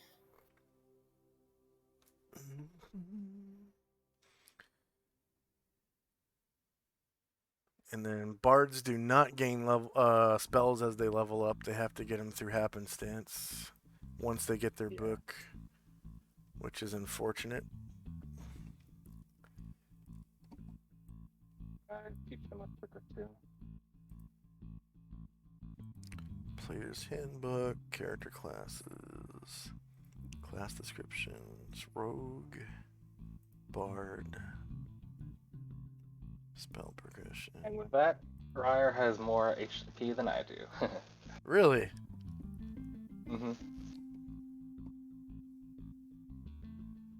Oh, wow. Okay.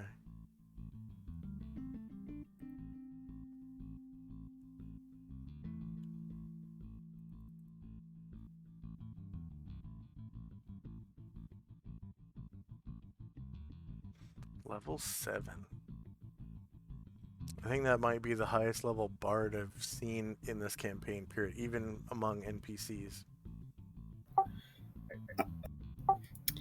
I need a tad more than 5,000 XP. To gain Oh, okay. level 11? Yeah, you're good. Yes. Wow. You're definitely going to Alright. get that next week then. I mean, well, not definitely because there's some travel involved. Right. But if you get to the next dungeon, uh, if you get to the next dungeon and survive like one encounter, you're probably gonna get that XP. Yeah, it was a big chunk of XP today. Yeah, especially because it was just 2 people. Yeah, It was wasn't it over 20,000? almost 30,000. Almost Oh, 30,000. 30,000. It was 30. 27.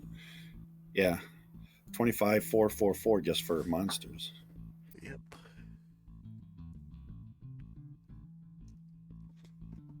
And I got spell use, so I got extra from that. So Yeah.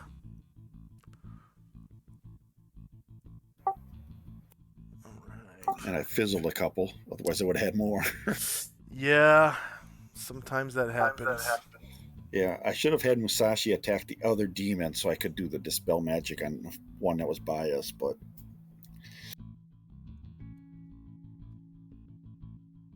Oh, Dispel Evil? yeah, Or- dispel evil on that yeah. first one. Yeah. Yeah, that was a brilliant idea. How many of those did you have in your slots? Just one. I have 2 5th level. I do true seeing and that normally. But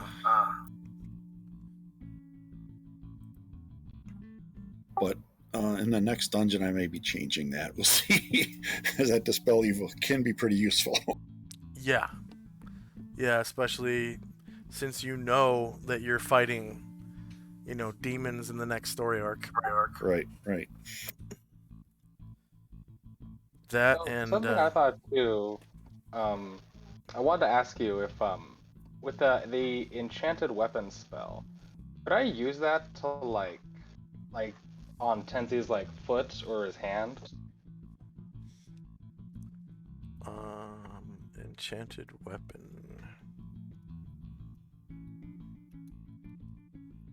And finally, Tenzi could kick all the things that require a +1. Well, that's why I'm hoping for Oil of Impact.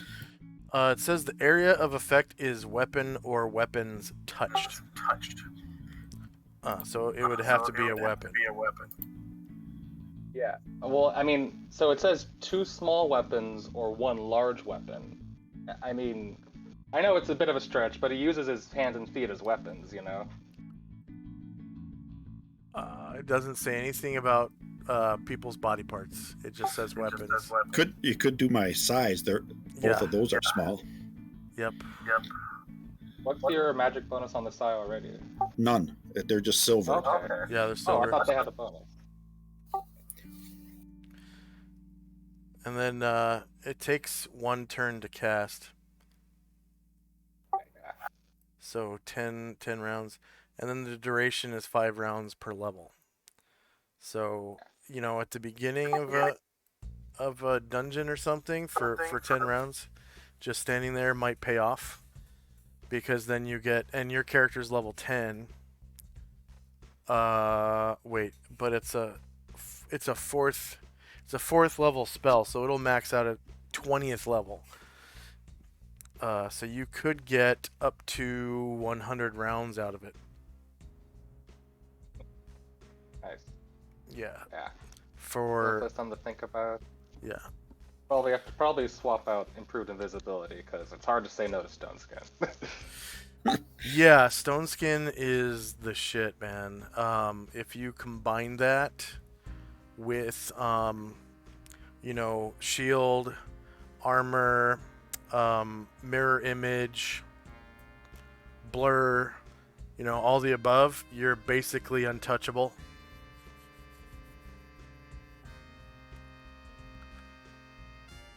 So, sorry I didn't get to the spells that I said I was gonna get to. This week was a really rough week for me with my grandpa's funeral and all that. It was a really depressing week actually.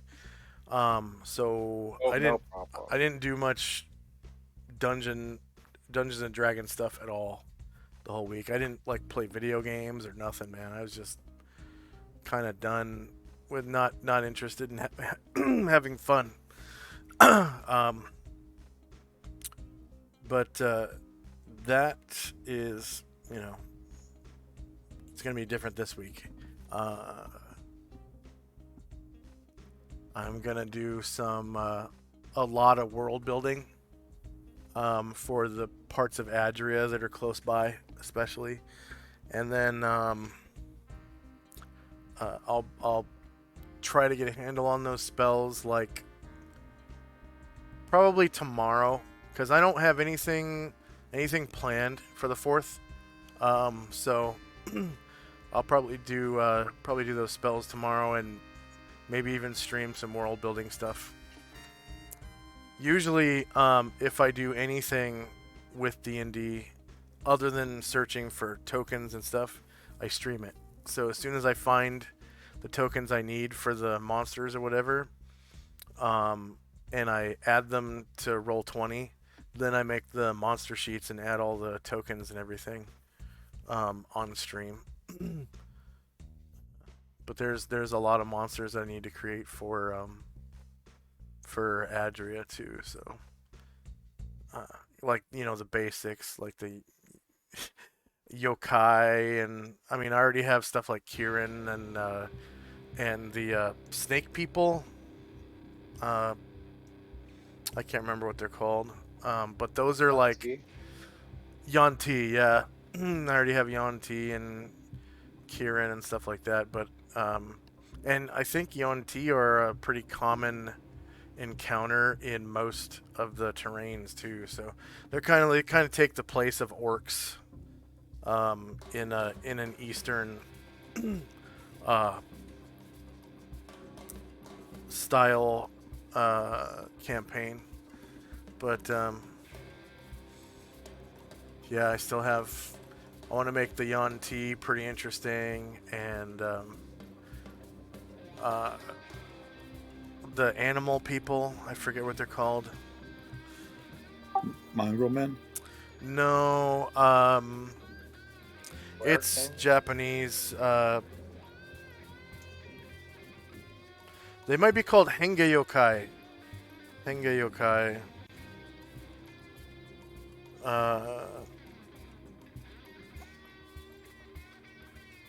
And they're not all evil. There's a lot of stuff you can encounter in the East that's not evil.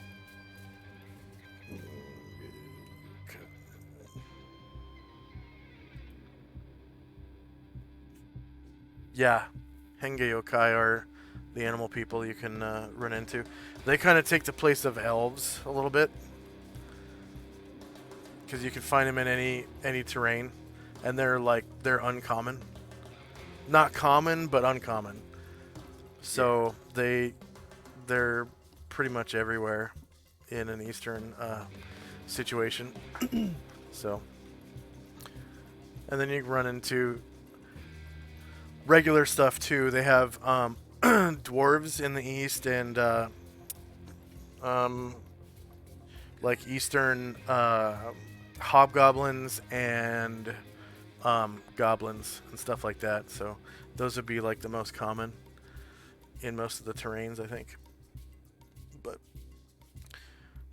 any feedback for me? Did anything not go very well? That Demogorgon fight went pretty fast. I thought it was going to take a little bit longer. Are both of you able to show up next week at the normal time? I believe so. Okay. Yeah, So it should be fine next week. I'll go ahead and schedule the next session for our normal time. And if there's nothing else, for our viewers, thank you very much for watching. We've got Sacco Tuesday here.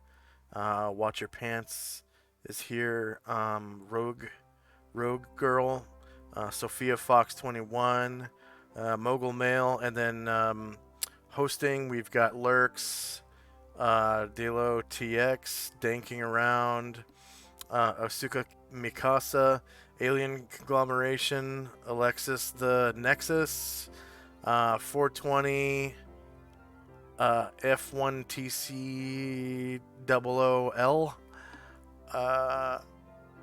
420 Fit Cool, I guess. 0x2 and 0 Supa hosting. And then XL809 is moderating. So hi XL. I'm gonna XL. see if we have any friends streaming right now.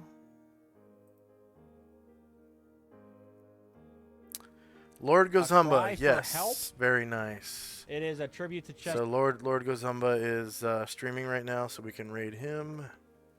/ raid Lord Gozumba. He usually starts way later than this.